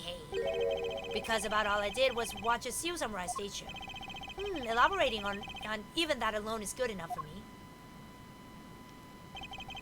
The only way for me to place this man under arrest is to pinpoint the exact location of where the murder took place, for that is the key to this investigation. The Steel Samurai show. I watched from the last row. The stage was well lit, but it was dark out in the audience. I swear I was there in the audience, but it's hard to prove that, I suppose. I do remember the contents of the show very well, though. Is that proof enough for you? Those moving scenes were seared into this old man's heart. I'll never forget them. I saw it, the final testimony. It's me. Yeah. What a fascinating trick. All right. So, you were in the theater proper watching the Steel Samurai stage show, were you? Of course I was. I have a great fondness of the Steel Samurai. Hey, yeah. I was pretty cool up there, wasn't I? You're not the one who was cool. It's the Steel Samurai who was cool. Yeah, the Steel Samurai special finishing move today was really something, huh? Hey, Yaji! Who is she? Who is the super cute girl? She's been standing here the whole time and only now she notices her. Her name is Kay Faraday and she's helping me in my investigation. Sorry I didn't get to introduce myself earlier, but better late than never. Yeah, it's okay, I'm Larry, but... Silence in the peanut gallery. Silence in the peanut gallery. There's no time for such trivialities at time like this. Mr. Prosecutor, this is the final battle. You got that? I know. This is the end. For that man then. Ha! Now that's the kind of thing I'd like to hear. I think I'll give trusting you a try, Mr. Prosecutor, or rather, Mr. Edgeworth. Ooh! I leave this critical battle up to you. Mr. Edgeworth! Have no fear, we'll finish the job. Nice.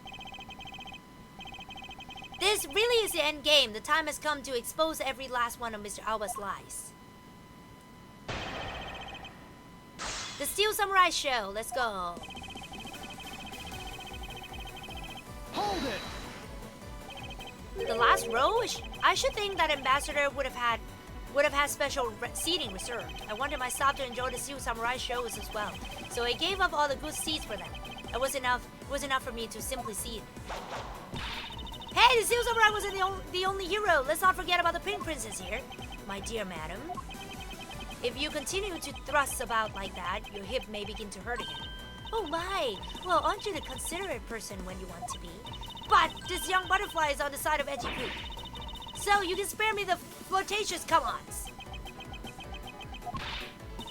now he's completely frozen. In frustration, perhaps I dare say she can be one rather trying opponent. In any case, Mr. Alba, can you actually prove to us that you were watching the show? Hello, welcome! Hold it! Are you admitting then that you have no way of proving to us that you were watching? Objection! Quiet, you buzz in my ear like a pesky little fly.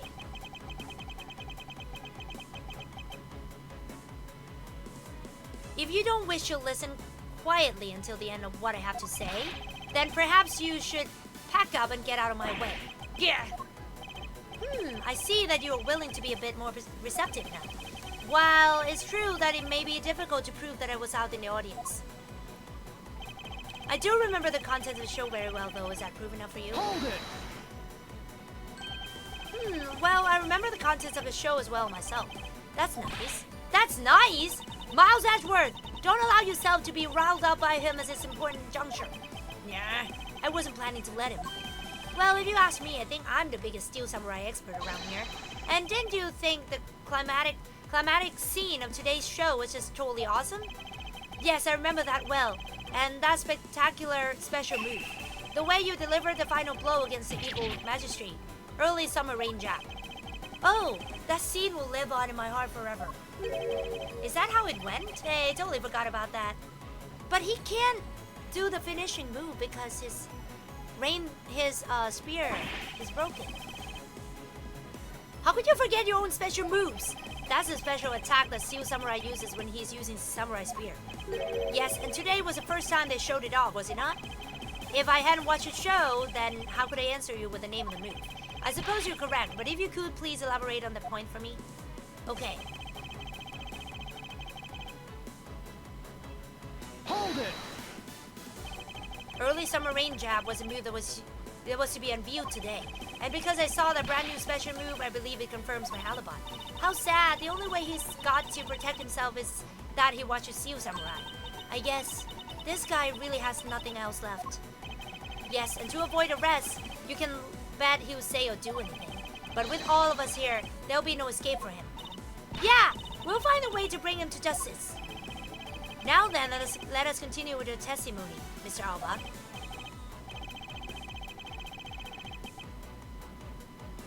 Very well, the Steel Samurai special move and the various other scenes. I don't need to press this one anymore.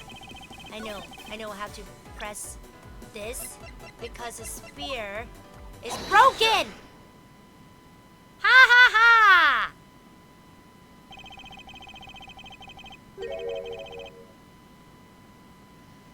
Whew.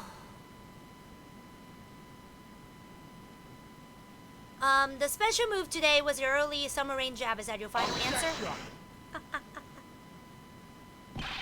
You little irritating gnat. Do you think you can grip me up by asking the same question over and over? That was not my intention. Your testimony is more than sufficient. However, I believe it will be wise for you to take a look at this. The samurai spear? What about it? This spear actually never made it on stage today. Excuse me? Hey, unfortunately for you, tonight's Steel Samurai happened to be a goof of a young man with an abundance of useless hot-bloodedness. Having said that, said useless man bent the spear during his rehearsal this evening. Okay, do you remember what the Steel Samurai special move was tonight? It was a Steel Samurai sushi slash. Correct. Because he couldn't use the spear, a last-minute change was made. Had you really been watching the show, you would have known the move that was used. Kurgasalba, you didn't watch even a single minute of a Steel Samurai stage show tonight, did you?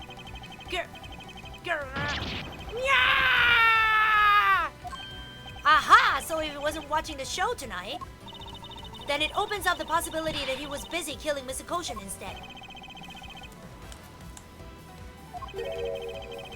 So where were you during the show? I demand the answer now.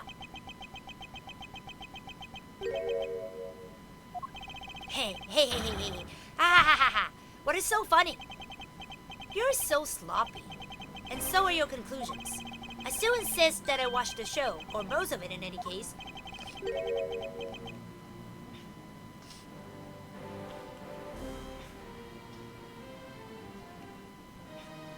What do you mean by most of it? You see, during the show I left my seat for a spell to visit the bathroom. I assume that was when the dramatic scene was played out on stage. That is the lousiest, lamest excuse I've ever had in my life, pal. Just because he got the name of the move wrong. We can't really use that as proof as that he didn't watch the show at all. Yeah. As a fan of Seal Samurai, I had wanted to watch the entire show, honest. As a Seal Samurai fan, for someone who wasn't even in his seat for the climax of the show, you have no right to call yourself a Seal Samurai fan ever.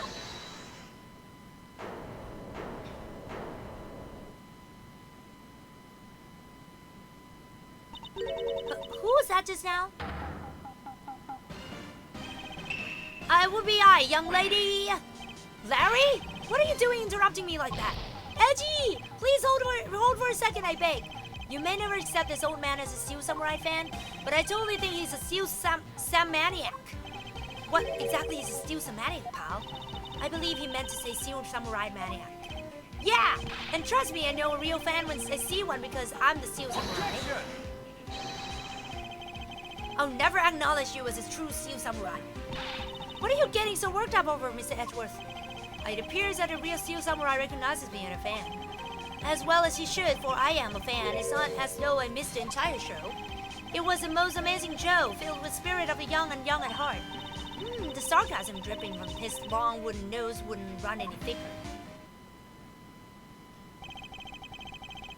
Getting the name of the move wrong only proves that he didn't watch the last scene. What I really need here is something more definitive. Something that links Mr. Alba directly to the murder of Mr. Manny Koshin. You know what, Gramps? You're really something else. I'm honored to receive such praise from the Steel Samurai, but what is it for? Well, I was just wondering how you found out about the early summer rain jam. That move is a bit of a secret that only a small portion of the staff know about. Wait, it was a secret?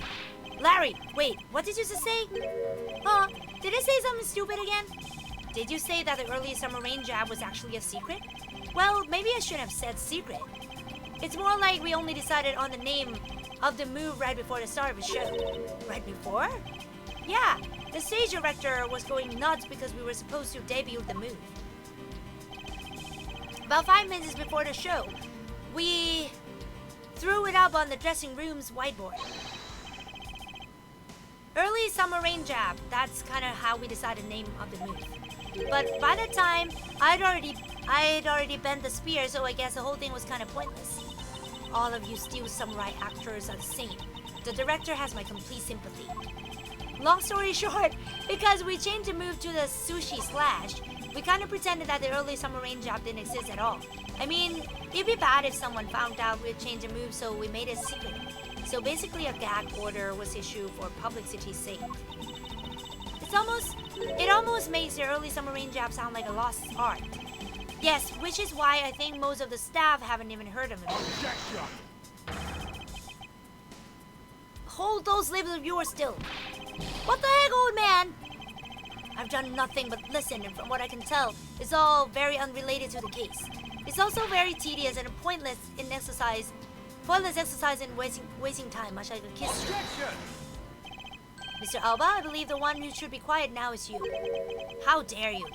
I suspect that you've already noticed exactly what the very severe implications are in this man's testimony. So now you're trying to bully me, huh? There are no implications to be read into a behind-the-scenes story of history. Don't even think about trying to slither your way out of this, Kirkus Alba. You were the one who said it yourself that the name of the move was Early Summer Rain Jab. But that name was only decided upon right before the show was about to start. So, just what are you driving at? That the name of the move you told us was never used in a show or said aloud. Now then, would you care to tell us about how you found out the name of that move? Because I can only think the one way that you could have known. Kokosalba, this is the only way you could have known the name of the special move. You saw it. You knew the name because you saw it. You saw it on the dressing room's whiteboard. The staff members who knew were keeping it a secret, so you couldn't have simply gone up to a staff member and asked, which means that the only other option left is that you saw it on the whiteboard. So that means that Mr. Alba was in there at some point, right? But what's the big deal, sir? I don't see what that means. There's another piece of evidence that has a great deal to do with the dressing room, so we can't afford to let this slide. This is related to both dressing room and to the Kochin's murder. The card? Take that! The push card that was used to move the body was right there in the dressing room, yes! Ha ha ha! During the show, the push card awaited its turn to be pushed on stage in the dressing room. And it was finally pushed there along with the Iron Infant in the last scene of the show. And then right after the show ended, it went into Alabas along with the Steel Samurai. Which means that the only time the killer could have placed the body inside the pushcart was when the pushcart was in the dressing room backstage. So basically the killer has to be someone who visited the dressing room during the show. Precisely. Yeah! Oh, but wait! What if, and this is just a what if the murder took place right in the dressing room? What do you mean, Kay? I have to admit she brings up a valid possibility. During the show, the dressing room was supposed to be devoid of people. Slipping undetected into a private dressing room then would be as simple as pie. The killer must have come up with an idea to move the body with a pushcart then too. Correct, thus making the theater's dressing room the ideal location for the murder of Mandy Koshin. Kirkus Alba, during the show you went down to the dressing room, and I want to know why. Oh. Yes. Yes, I was there. I went into the dressing room. I knew it! I'm placing you under arrest right now, pal. You got that? Arrest! Not so fast. Well, what is it now? Hey. Don't I deserve a chance to explain myself? Explain? What is there to explain? I believe I told you earlier that I went to the bathroom. Well, I got lost when I did. I wanted to ask for directions, but when I opened the dressing room door, no one was inside. And that's when I saw the name on the move on the whiteboard. You punk still trying to get out of this.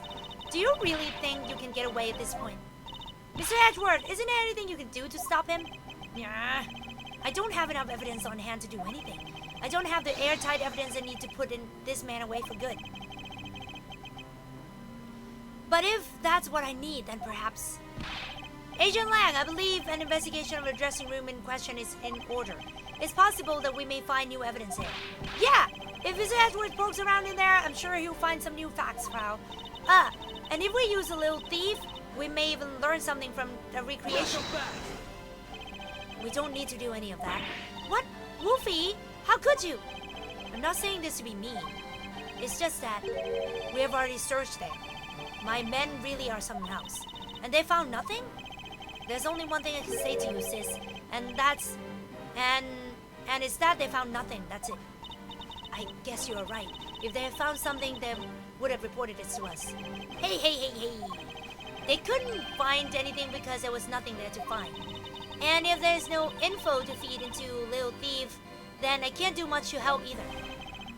Is this the end?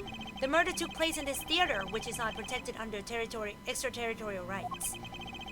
And the fact that it was Mr. Alba himself who committed the murder... If I can't prove both statements to be true, Mr. Alba walks away a free man. Is there no other course of action left to us?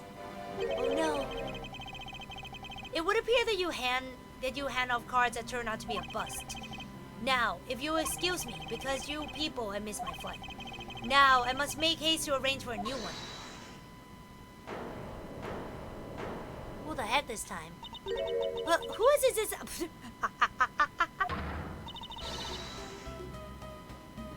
Hold it right here, hold it right there, you whippersnappers. First Larry and now you. What is with the scary mobster like scour on face, Edgy-Poo? Don't treat me like I'm some sort of nuisance. I've been meaning to say this, but all of you keep talking about things I don't get at all. You're leaving this lady in a sad, depressing, lonely dozen and about to cry. Why did you have to speak up right at this instant? But you know what, Edgy-Poo? Cheer up! Because I'm about to give you the most wonderful thing.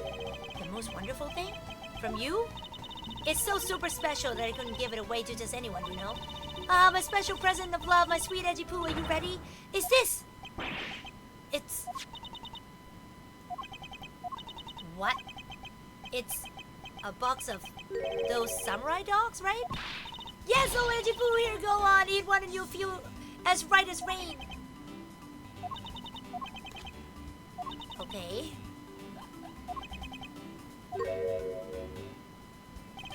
Are we through here? Why did everyone get so quiet all of a sudden? Ejifu! Tell me you understand the depths of this lady's love for you. I'm not one to hand out snacks willy-nilly, you know. No, sir. The thought occurred to me that maybe it would be good if I fed you. And then you're nice and full one day. My dream is to serve you some of my homemade food. I mean, is in a desire of everyone to make sure that their love never goes hungry. I can't read.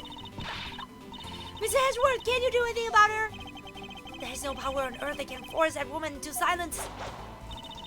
But I'm so sick and tired of it. All you people do is look down on me. Even this box of samurai dogs played me for a fool. It had a special design on its fan, like the Japanese flag, so I thought it was special.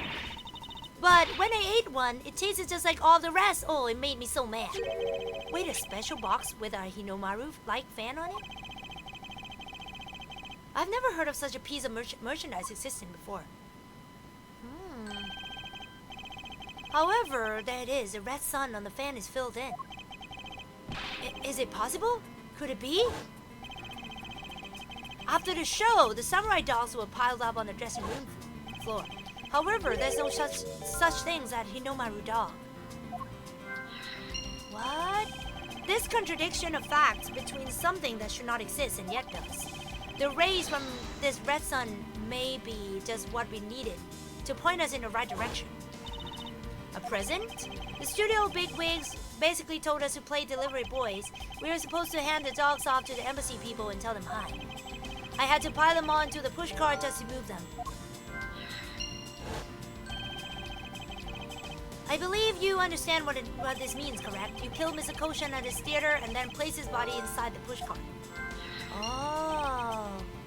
And then, you forced a steel samurai to unwittingly move the body for you. It's time to piece the final pieces of this logic puzzle together. No matter how fragile the small the connections may be. Once we have found them all, the way to the truth will be revealed.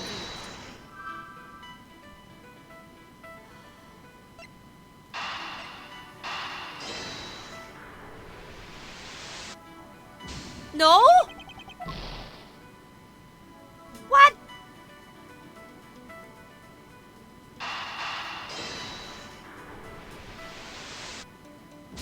Eh? What?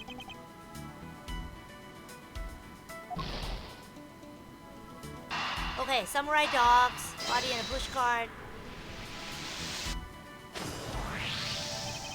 The killer used the pushcart to transport the body, which means that they had to remove the samurai dogs from within first.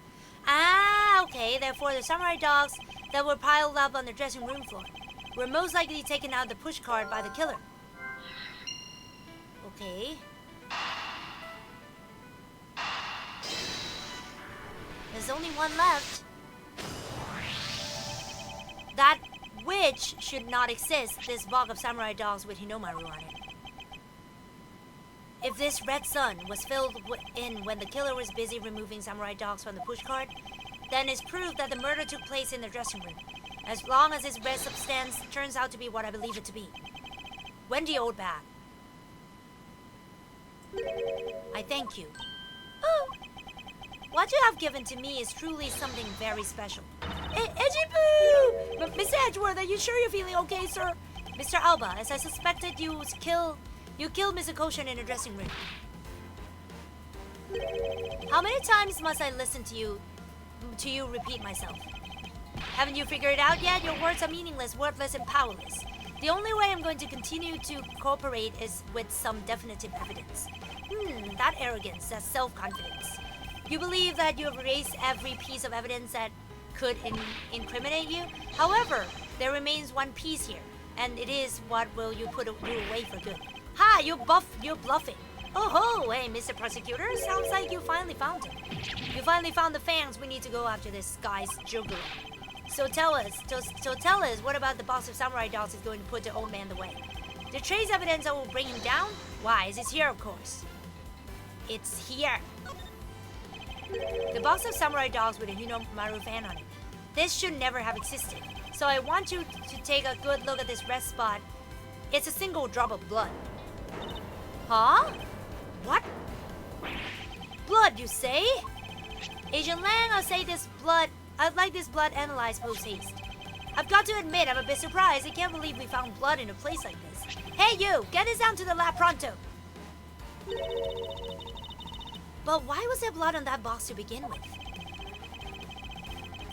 If we think about the flow of the crime, I think the reason will become obvious. Larry, you said you transported the samurai dogs with a pushcart, correct? Oh, yeah, you have a great memory, Edgy. That pushcart was a bit too big for my son, you know what I mean. So, to make sure everyone could see him, I had to pile some stuff in. I figured that samurai dogs were there, so I used them to fill up the cart. If what Larry says is true, then what were the boxes doing on the floor? Ah, I see. The killer took them out in order to place the body in the pushcart. Exactly. And that is when I believe the victim's blood found its way onto that box. And when my men investigated that room, not a single box of samurai dogs was in there. Because embassy staff members already confiscated. Yes, no doubt to hide the evidence of the murder. It's a good thing Miss Oldbag managed to steal that one box before they got to her, huh? Looks like Miss Oldbag also managed to put this great thief to shame. What a scandalous way of putting that. I didn't steal, I received it from myself. Kokoselva, I would say this was one very fatal oversight on your part. Hey, sorry to rain on your little love fest, however. How can he be so self-confident in a no-win situation for him like this? Even if that blood turns out to belong to Mr. Koshin, then what? Hey! So, Mr. Edgeworth, it sounds like he's not ready to call it quits yet, huh? The sole piece of evidence that was left at the scene of the crime, that alone has shed light on a new fact. At the very least, we now have proof that the murder occurred in a dressing room. And? You say that like it means something. Huh? Excuse me, sirs!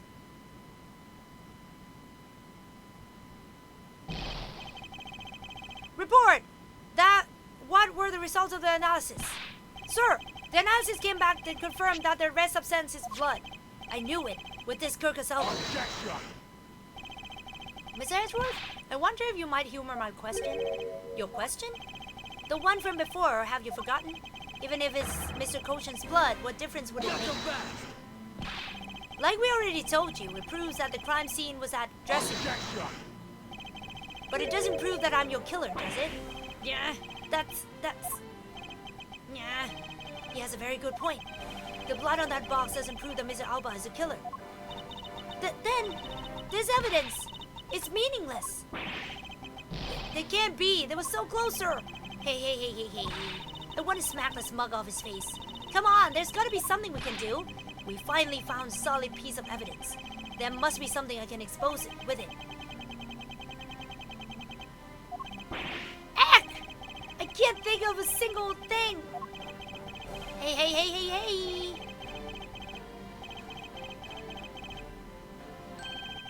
Now you excuse me, I'll be on my way.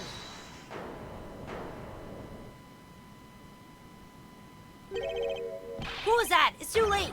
I won't allow anyone to stop me now. It wasn't me, pal. And it wasn't me this time either. It wasn't me either. It was me. Why did you? Because I haven't finished reporting everything to you yet, sir. There's more. What? Hurry up and spit it out. Yes, sir. That blood I mentioned. It's not of the same blood type as the victim's blood. What? No. What? What do you mean it's not the same type? You mean it's not the victim's blood? If it isn't his, then who the hell's is it? I don't know, sir. All I know is that it's not the same blood type as the victim, sir. But what should we do now, Mr. Edgeworth? I have no idea what's what anymore. Neither do I. My, what an amusing turn of events. That blood drop proves something to be true, all right, namely my words. And which one of your words would that be? The ones where I said your words are meaningless, worthless, and powerless. That blood has nothing to do with a murder investigation whatsoever. Need I remind you that the blood got onto that box long before it entered my embassy? What sort of nonsense? Yeah, it's blood, pal. There's no way this is not related to the murder. Hehe, so you would like to believe. But what if someone preparing samurai dolls has a small nosebleed? Yeah, I guess that's possible. Damn it! Have we been wasting our time on a red herring? The blood doesn't belong to anyone connected to the case. That should be the clue in it. Kurgasalba, you bastard! Silence! Don't you ever address me with such a filthy word again. I've wasted enough time here with you, and you have your answers now. Let me through. Alba, it doesn't matter where you run off to. You never escape me. Someday I'll have the satisfaction of sinking my fangs into you. You'll see. And all the Interpol will be behind me, working to see to it that day comes. Hehehe. Do you know what your words sound like to me? They sound like the whinings of a pathetic loser of a mutt. Arrgh!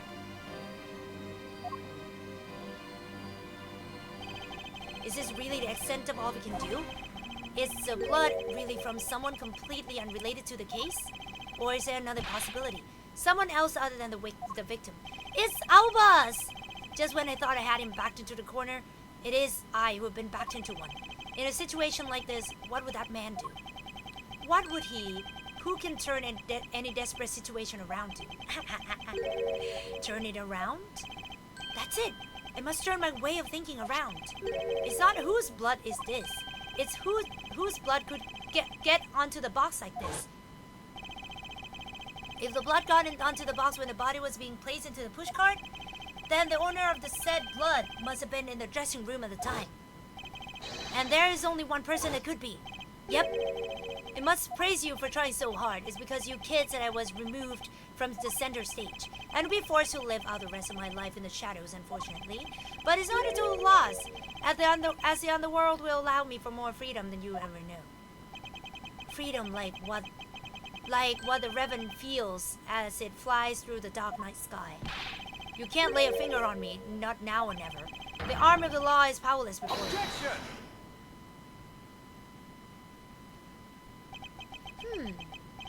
Powerless, is it? I wouldn't be so sure about that if I were you. What do you mean? Allow me to describe you in one word. Pitiful. Pitiful? How so? Kurgasalba, your wings were clipped long ago. And for someone who is trying to fly away on them without noticing that fact, pitiful is the perfect word to describe you. Ha! Mere words! What do you mean by this? His wings are clipped, Miss Edgeworth. Wait. I actually have...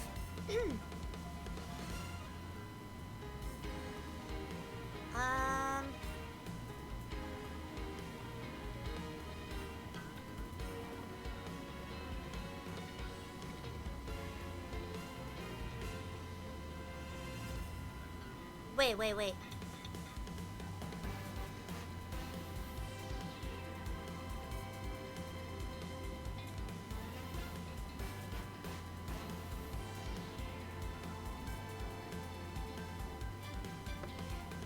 Okay. Just what do you think it means, Kay? We had already caught him in our trap a while back. With an incredibly powerful, definitive piece of evidence. Hey, to Mr. Prosecutor, care to speak in English? What are you talking about? What piece of evidence? The piece I speak of is, of course, this drop of blood. But we know that it's not from the victim. I don't see how it remains relevant to the case at all. Miss Von Kava? I believe that is exactly why it's very important to the case. And the part that is the most important is the fact that it's not the victim's blood. You're looking a little pale. Good, then I believe you're already aware of what I mean. Then you know who the blood belongs to? Of course I do. The piece of evidence is a irrefutable proof that will stop the killer in his tracks. The blood that soiled this box of samurai dolls belongs to this person. Take that! The blood of the red sun on this box belongs to you. Kurgasalba! Grr. What?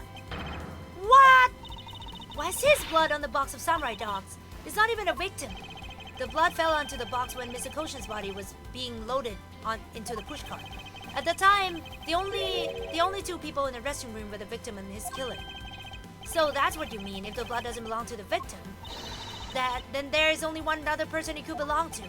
Yes, and that person is a murderer. That's the only logical conclusion. But Mr. Koshin was the one who was stabbed, sir. Why would Mr. Alba have been the one who was bleeding? What if during the murder Mr. Koshin had fought back? You mean if before Mr. Alba could kill him, Mr. Koshin managed to wound Mr. Alba? Yes, and I believe we have a piece of evidence that proves that he was bleeding then. What is a piece of evidence that shows that Mr. Alba was probably bleeding at the time? Take that! Mr. Alba, you bear on your body a great wound. That was from when Demas 2 attacked me with a pair of scissors. Yeah, and that happened way after he was in the dressing room. Yes, but is that what really happened? You can manufacture a weapon by smearing blood on it, so I can't just accept that as fact. Shall we try a test, Mr. Alba, and see if the shape of your wound matches the scissors? You really are something else, Mr. Edgeworth. You don't let a single thing slip you by, no matter how insignificant the possibility. You'll want to talk, Mr. Alba. You've managed to give the law the slip for 10 years as a smuggling rings leader. No matter the danger, you can hide every last ounce of fear and anxiety from everyone. You truly are a one-of-a-kind criminal. Hey, I'm the master of my fear. However, to think that a person such as you could miss such a large thing. You believe I've overlooked something? You said that my wound was caused by Mr. Koshin, and that it was caused here in one of the theater's dressing rooms, right? Yes, that is correct. I'd like to point out that it's simply not possible. My wound is a stab wound, and one that could only have come from a blade. I wonder where you would propose that such a weapon came from. This theater was packed with security guards. It would have been impossible for anyone to come into this area with a weapon of any sort. Just as Mr. Alba was able to bring in the alabastrian knife in the bouquet, there must have been some other way to sneak in a weapon of some sort. But as long as you can prove what that other way is, all your talk about Mr. Koshin stabbing me is pure nonsense. So, if that other way does exist, you'd better hurry and tell me now. With pleasure. Wait, what? This piece of evidence shows us how Mr. Koshin brought a weapon into this theater! Let's go! Yatagarasu key! Among law enforcement, this piece is known as the Yatagarasu key. That key? That's the key that my father stole from here 7 years ago. And it is very unique. In that it is both a key and a knife. Meaning that under the disguise of a key, it could have been easily brought into the theater. Hurrah! Ha ha ha ha! You couldn't dispose of the knife that stabbed you. Therefore, you wiped up the blood and placed it back in Mr. Koshin's pocket. Yeah, nearly 4 hours? After all, the key itself opens a safe in his office. And inside that safe, there was a document about Kodopian's paper signed by Mr. Koshin. In order to make it look like Mr. Koshin died as a leader of the smuggling ring, you had to make it so that the police were the ones who opened that office safe. All that hard work to save yourself only served to destroy you in the end. Shall we try matching this knife's blade with your wound, Mr. Kurkas Alba?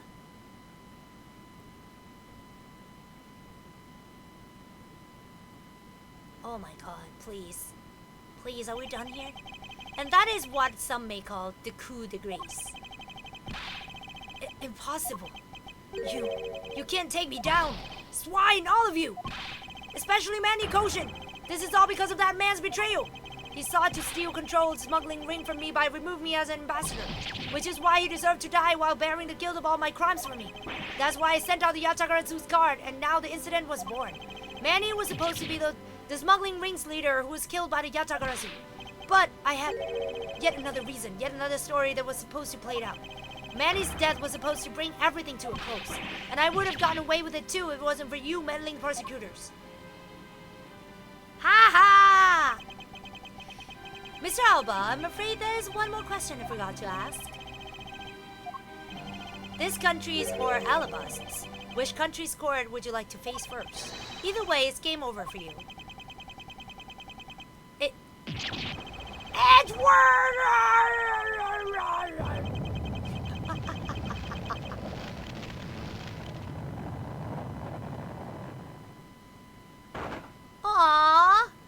turned into a tree. It's over. It's over. March 17, 11:21 a.m. District Court, Defendant Lobby Number 2. Phew, this is it. The big day is Mr. Alba's trial today. So a Japanese court. The next week, he's scheduled to stand trial in his own country of Alabama. Francisca is heading that one. I suspect she'll be serving a full course of whiplashes at it, having to face Miss Fonkama in court right after facing you, sir. I don't even want to think of what that would be like. I caught a glimpse of Mr. Alba as he was being escorted into the courthouse, and boy, he looked about as glum as I do the day before I get my monthly paycheck. You know, I've been thinking that flight attendant and even Mr. Portsman were all Mr. Alba's secret agents. Correct. That smuggling ring was a common thread between all of the incidents. Cammy Meal was to provide support during smuggling ops using her job as an attendant, and Mr. Portsman was to manipulate trials related to the ring to end in their favor. Goyo Airlines and even prosecutor's office. No one was safe from the smuggling ring, huh, sir? I suspect there are even more members of this ring spread throughout the world. Yeah, it sounds like such a big op that can't even begin to imagine what it's like. What is it, detective? Nothing. It's just, well, come to think of it, Mr. Ernest Amano's trial is also scheduled for later today, sir. I'm aware of that. Mr. Amano has been working with the smuggling ring now for over 10 years. He used the Amano Group's various connections worldwide to assist the ring. But all of that has come to an end as his conglomerate is now undergoing harsh scrutiny. I owe Mr. Amano a debt of gratitude, but he must pay his debt to society. Well, with the arrest of both Mr. Alba and Mr. Amano, I guess that about wraps out the KG-8 incident as well, huh? I suppose so. The real killer in the KG-8 incident 10 years ago was Manny Koshin. And 7 years ago, the killer in the second KG-8 incident was Macrel. Those two facts are the unshakable truth, however.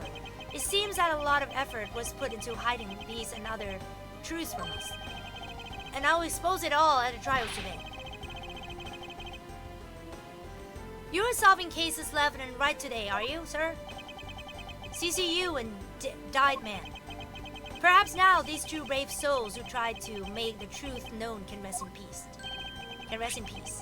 By the way, I received some gifts from Ambassador Poleno. Shrimp, crab, beef. I don't need any of these, so I'm giving them to you. What? Seriously, sir? Wait, actually, I don't think I want them anymore. The way you're holding them. Don't tell me they're just coupons, sir. Detective Gumshoe, have you not read the paper recently?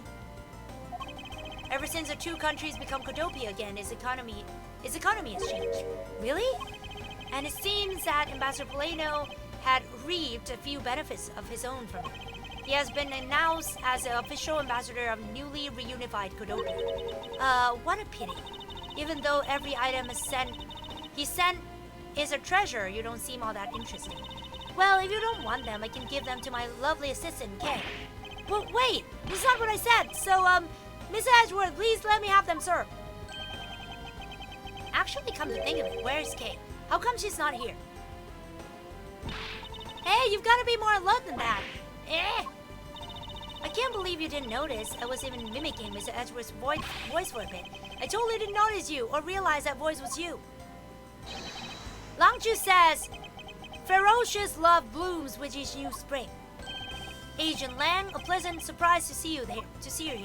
It's been a long time since I set foot in the courthouse, but I wasn't going to miss watching the guy who screwed up my country finally get what's coming to him.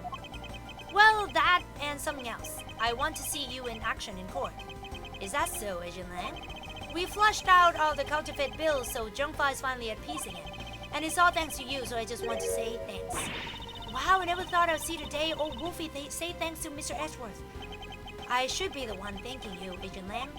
If you hadn't negated Mr. Alba's extraterritorial rights, I would not have been able to bring him to trial. I believe the victory belongs to both of us in this case. A shared victory, huh? Look, don't get me wrong. I'll soon never forgive you, prosecutors.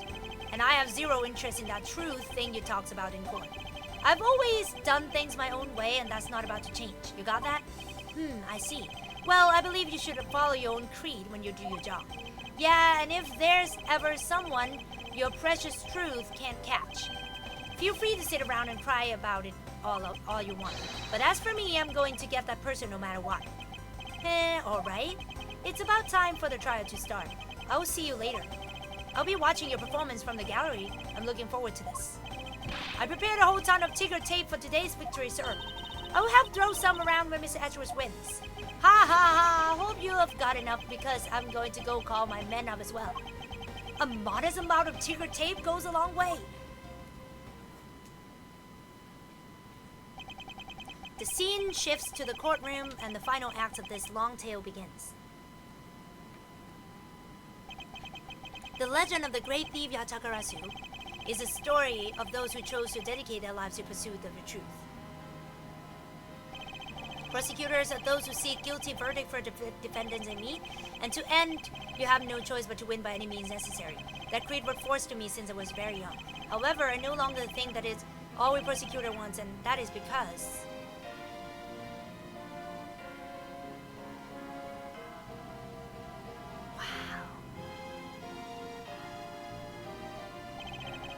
Even though I've only been away from the courtroom for a short time, I feel as though it's been a lifetime since I've set foot in one. And today, more than any other day, I feel like the light within me is rising. Nice. Yay! We are done.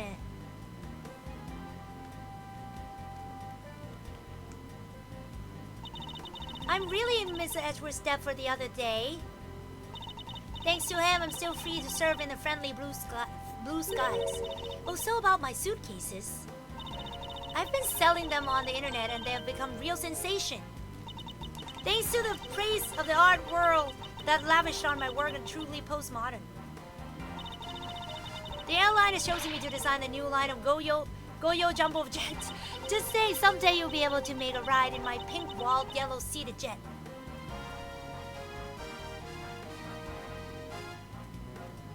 Yay!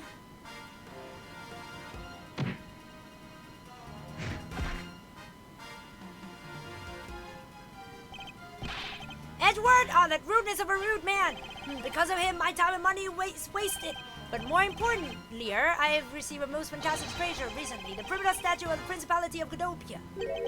It weighs a bit light in my hands, but the ambassador Plano was most generous. He got the fake one then.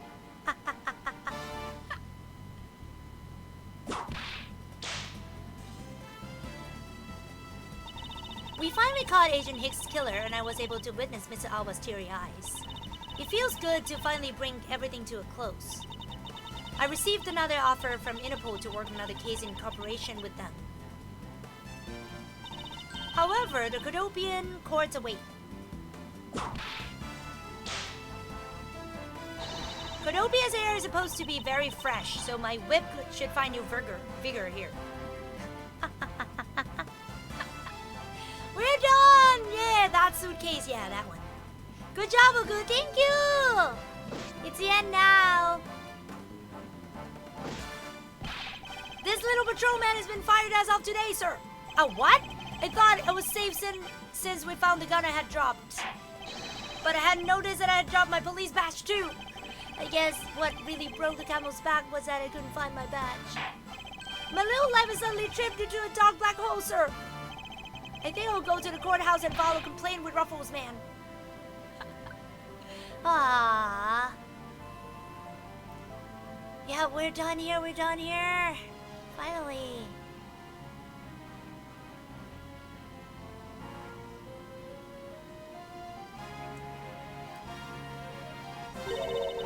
I was actually hoping to talk Mr. Edgeworth a bit more than I did, but I've got to get going and return to Europe. I've still got a long way to go and a lot of stuff to study there. Next time I help Mr. Edgeworth on a case, I'm going to do it as a real forensic scientist. I'm sure you're going to need all the help we can give him scientifically. Nice. I love Emma. Emma is cute.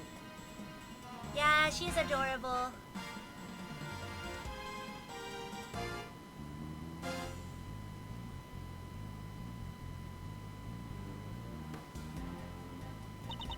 Because the kidnapping was staged, I was let off easily.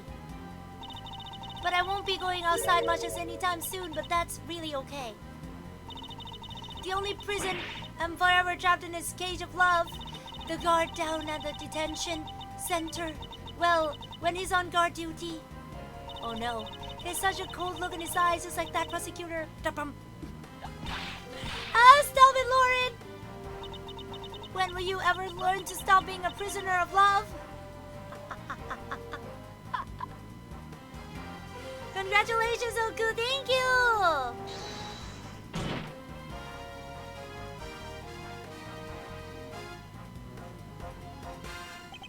It appears there are all sorts of drama that takes place outside the courtroom.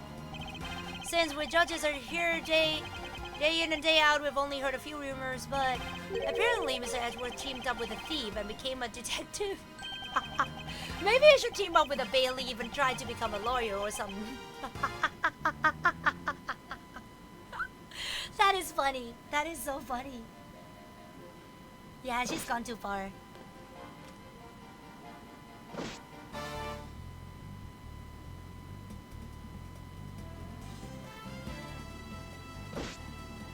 What is it?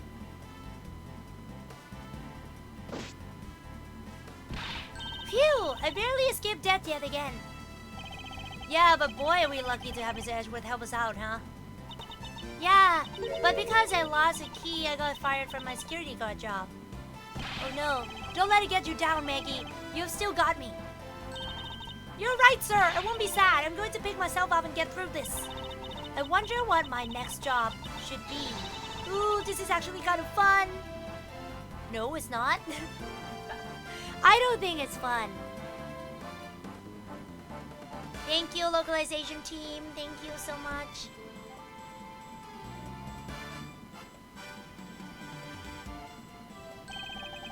Why don't come to Cordopia for your summer vacation? We have coupons aplenty.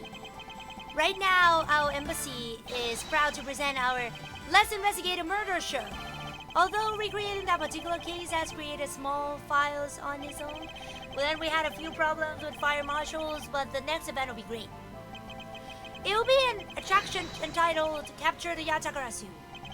Of course, I hope to enlist K's help in creating our latest attraction.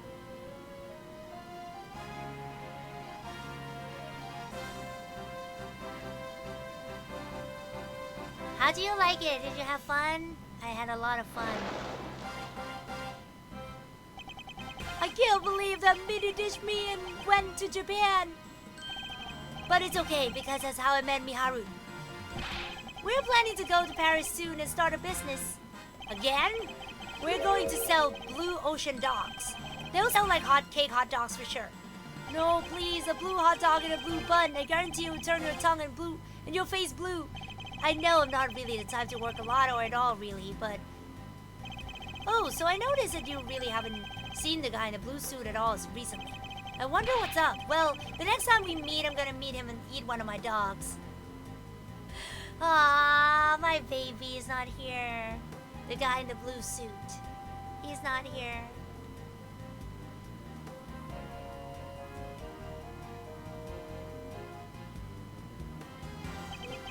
I gave testimony in court today as a member of the Yatakarasu.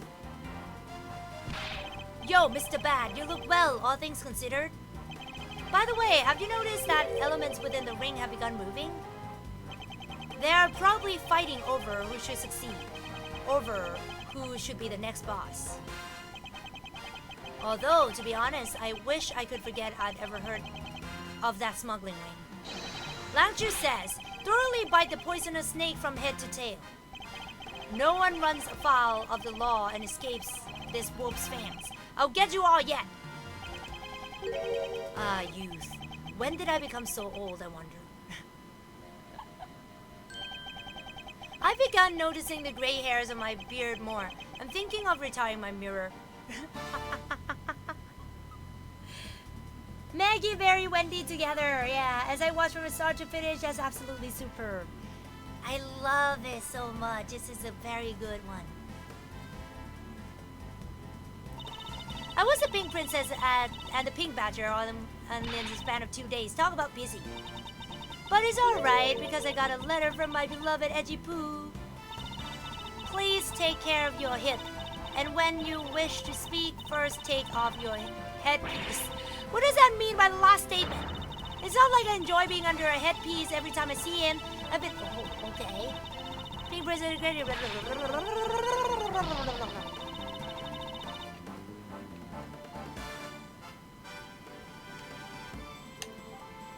Machine gun auntie, yeah. March 17, 4:33 p.m. High Prosecutor's Offices, room 1202. Whoop! I feel so much better now that the trial's over. And as always, your legal prowess was top-notch, sir. Yes, and nothing beat the look on Mr. Alba's face when you revealed the ring's secrets. I was amazed. You're a totally different person when you step into a courtroom. Mr. Edgeworth is always 10 times fiercer in court. Based on the information Mr. Alba offered out, they have begun large-scale operations to clean up the rest of the ring, which I'm happy to leave to Francisca and Agent Len. So, what are your plans now, Kay? Oh, well, we've taken care of Creep who killed my father, so I'm not sure. Hey, I know, maybe I just keep on being Mr. Edgeworth's assistant. Are you still trying to steal my job, pal? Just kidding, just kidding. I can't steal something so important to you, dummy. Phew, what a relief. Kay? Yes? Even after all that happened, are you still planning to become a great thief? Of course! But I don't want to tarnish the legend of the noble Yatagarasu.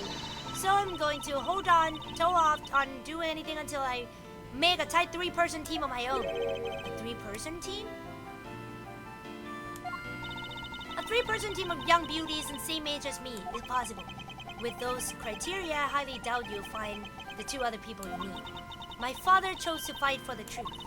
I think that's what was noble about him.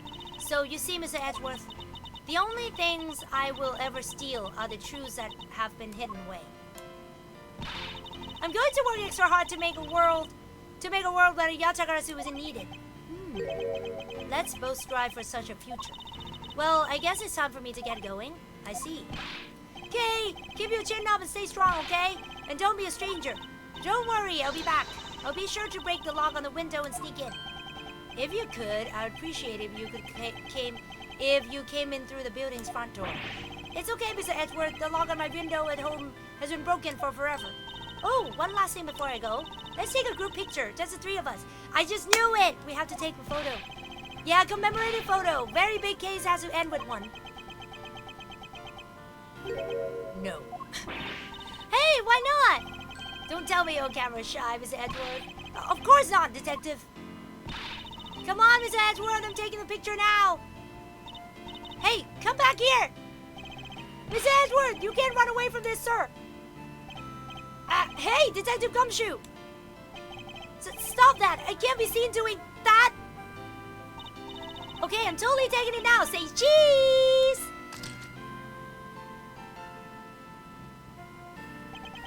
And thus, the long tale of the KG-8 incident came to a close.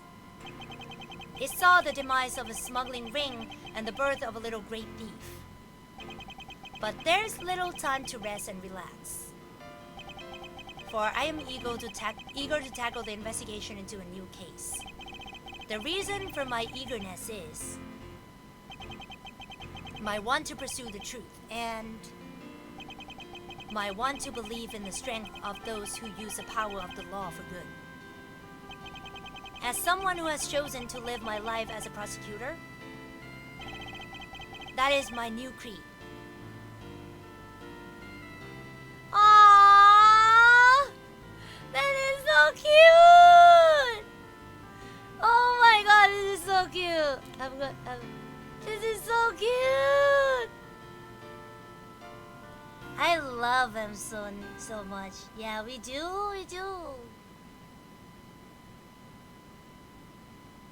So I believe we're done. Thank you so much, everybody, for coming to my stream and for finishing everything. I'm so happy we finished it all today because next week is gonna be my re-debuting week.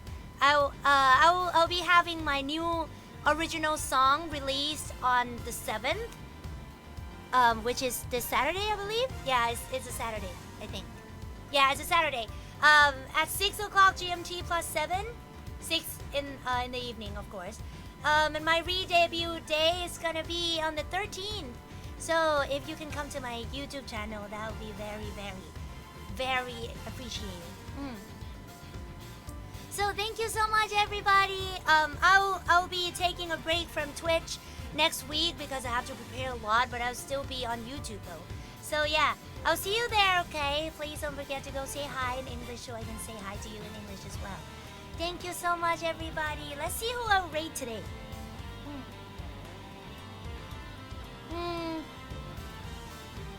What? What happened? Alright, see you next time, okay? Okay.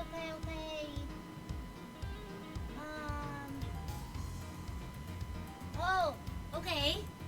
You sure love for me to confess your love to you, Pikong. And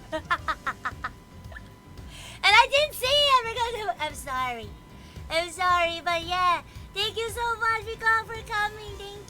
Thank you for staying with me through Ace Attorney Investigations. I know it's been a long streams.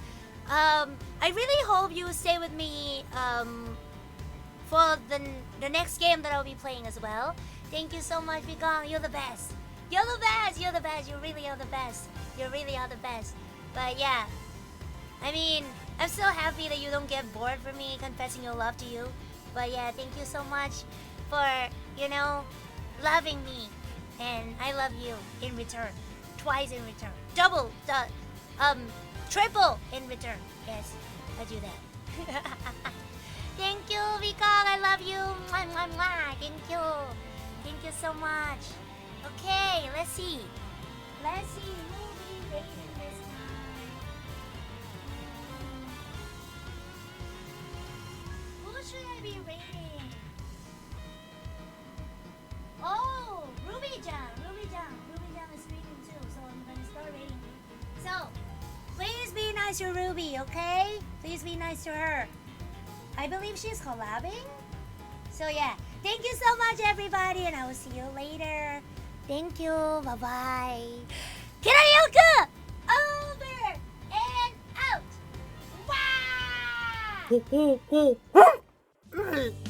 Wow!